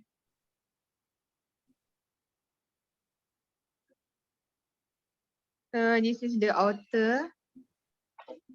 So Dr. Amy, Dr. Lokman and Dr. Ming. Okay, just skip the outline. Next. Okay, so as we know that currently we are having a shortage of food and shortage of supply chains. So the idea of 3D footprinting already starts since invented in 1986 by Chuck Hull in USA. So the main country that already started using 3D footprinting is mostly from the Europe, USA, and also China, if in ASEAN. So basically 3D footprinting is layer by layer in 3 dimension produce food and basic in the solid freeform fabrication. So previously in term of, I will not share more about in term of technology itself because I will share more on the consumer acceptance. So 3D footprinting, another name they call is additive manufacturing or additive food. Okay, next. So for your information, market of 3D footprinting globally, the size is about targeting in 2025. So 43.5% in commercial industry. So it's a big number. It start being commercialized, and the the lacking part is on the consumer acceptance. Is it the consumer as we Muslim consumer, are we really into the 3D footprinting or can accept the food and how the features of the food also? And the idea of 3D footprinting is to solve the problem of world food security. So starting from the consumer, consumer and manufacturing, and then supply to the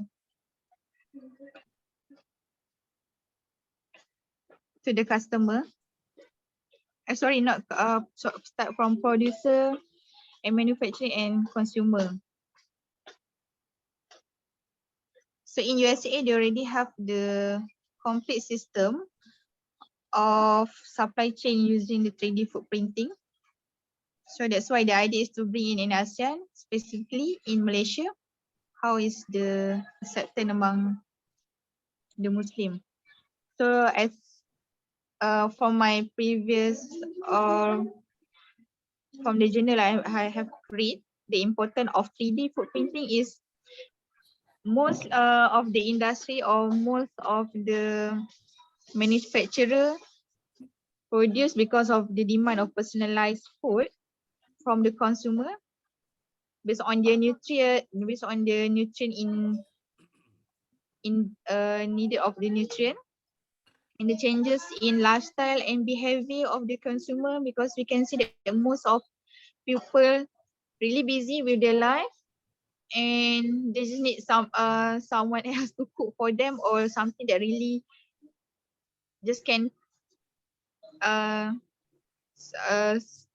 just want to have it faster, fast food, or but it's different than fast food because it already have the complete nutrient and health conscious and demand for nutritive food. Normally for the adults or someone that having problem in terms of digestion or in terms of having the solid food. So and then the consumer preference based on the age, religion, and ethnicity and income. So next. So the focus on the disadvantage of 3D food printing. It's still a limited resource when come to another country in terms of supply chains.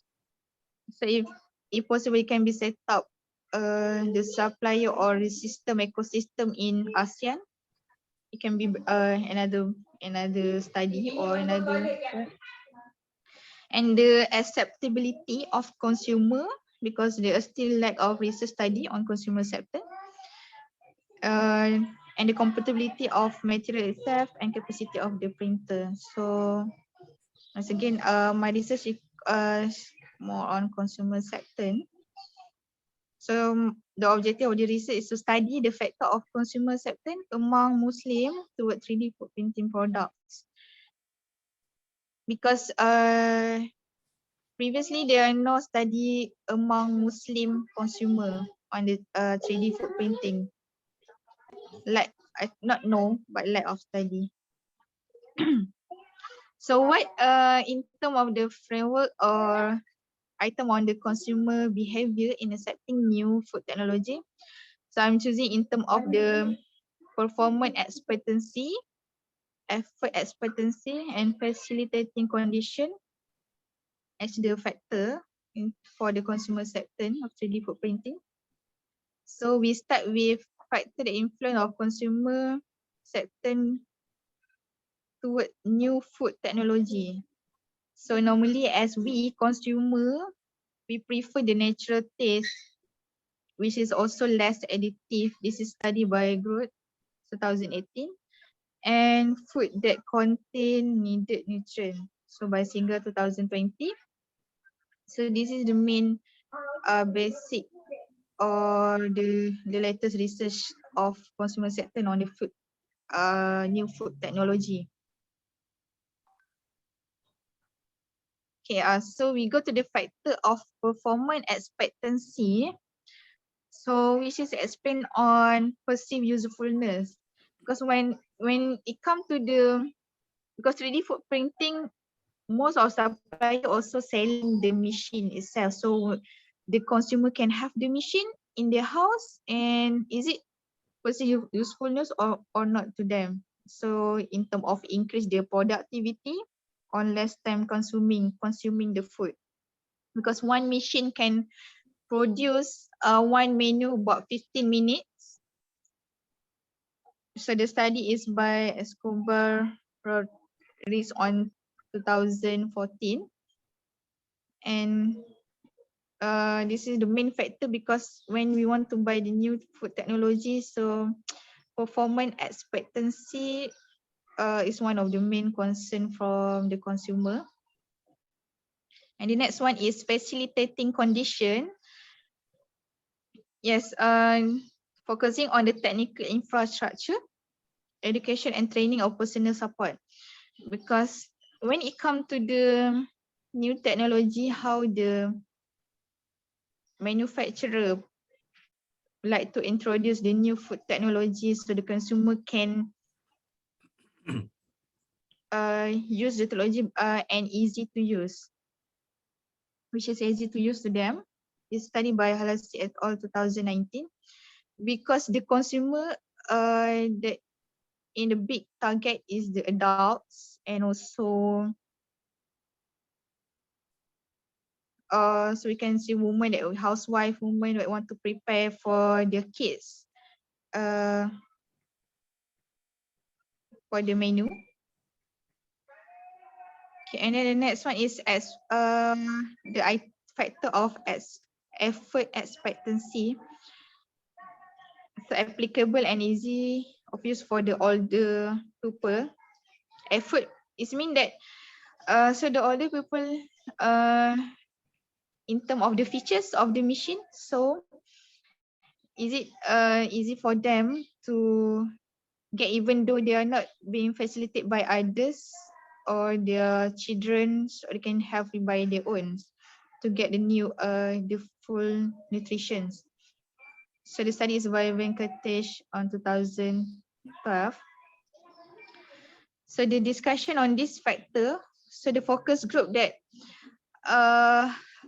having the high purchasing power, it focus on the young people, adult and infants. So this is the main target group for who will use the 3D food printing products. And then the focus is on the consumer sector important factor introduce a new food technology, which is on the item that previously in terms of effort expectancy, facilitating conditions, and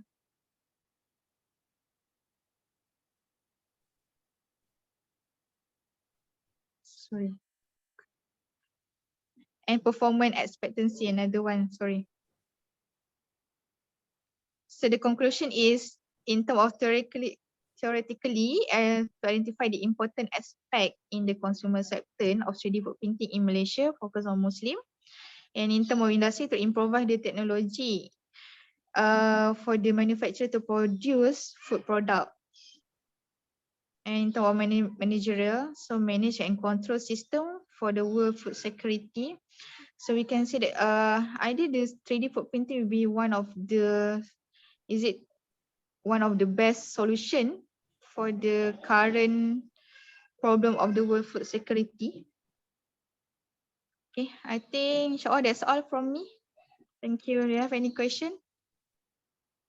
Thank you, Shahira. This is also interesting, actually very interesting. We're talking about technology. But I think I'm not sure whether we are on the same wavelength with respect to the food security. Okay, food security, yes. Because we are talking here about food printing. Food printing means a new technology that we can use to produce the expected food or the expected menu actually very easily and simply.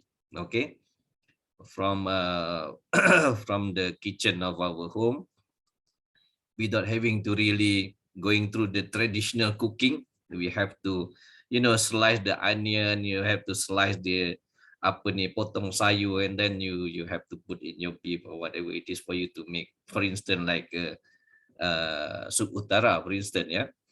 But if you have this printing technology, basically all ingredients are pre-prepared, and then you can actually just click of the button in probably in minutes. Yeah, the product is there for you to consume already. Okay. But then, again, it is not really a food security. Actually, it's a technology to produce food for consumption. And then another thing is, I'm not sure how you relate the technology with the acceptance by the Muslim, because in my opinion, as far as Muslims are concerned, as long as it is complying to all the halal requirement, whether you use a new technology or whether you use traditional method of preparing the dish, it does not really matter. How does the technology contribute to the halalness of the food? If you want to relate that one, basically. Yes, because I have to explain in terms of so actually it can be applied in terms of in a big manufacturer to produce in a massive amount. Yeah, so okay.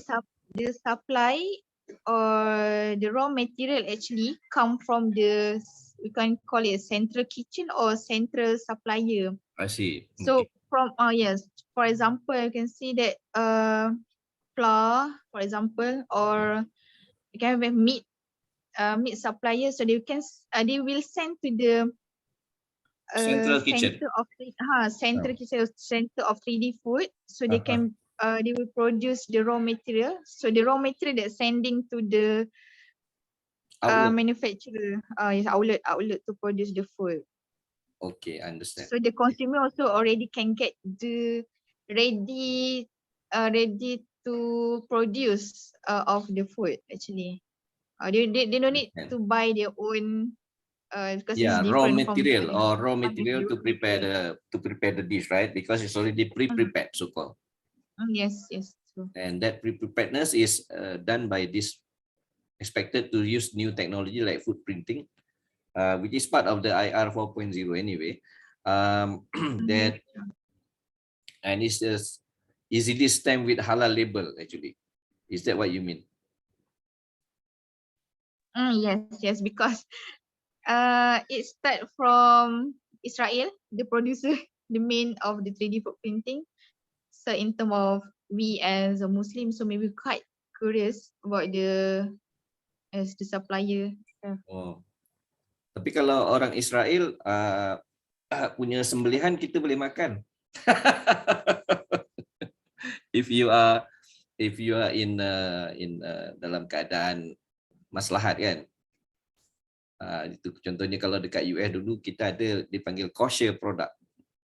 Kosher tu adalah produk yang disembelih oleh orang apa ni? Orang agama apa ni?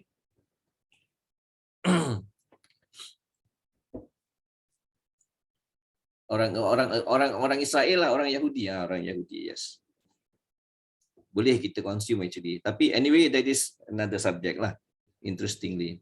But I think this is also interesting technology that we can use. I think, but except the 3D footprinting technology is not yet catching up. I think the technology is there, but our infrastructure is not ready, and the cost probably is still very high actually to use that technology.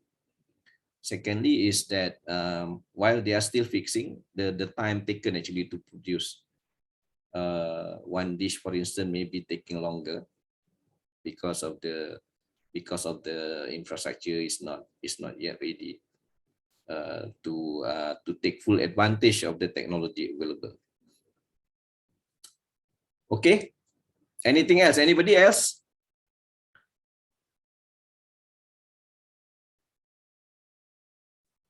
All right, it's almost 7 o'clock anyway. Thank you very much. It has been a long day to most of us. So, is there anything else you like to add, Shaira? No? That's all from me. Thank you. All right. Thank you very much, everyone. So probably that is the end of our session for today. Personally, deep down from my heart, on behalf of the organizing team, I would like to record our appreciation to all of you who participated in this virtual conference. I know it has been a long day, but I think it is also a benefit to many of us actually. Have the opportunity to listen to presentation by our fellow colleague. Also, we part our knowledge, what we know basically, and share in this forum to everyone. All right. Also, I appreciate very much for you spending your time, because today is weekend. Many of us actually are looking forward to have the weekend with the family or your own personal program. You want to travel somewhere and so on. Okay. So again, I appreciate that commitment from all of you. So I would like to summarize back what is our commitment to you at the end of this conference today. One is the printing or the preparation of your certificate. Okay, so make sure the name that you put up in your paper, the name of the authors are correct, so that we can actually prepare the certificate according to the name that you put up in your paper. And then the second one that we are going to do is we will be preparing the proceeding book.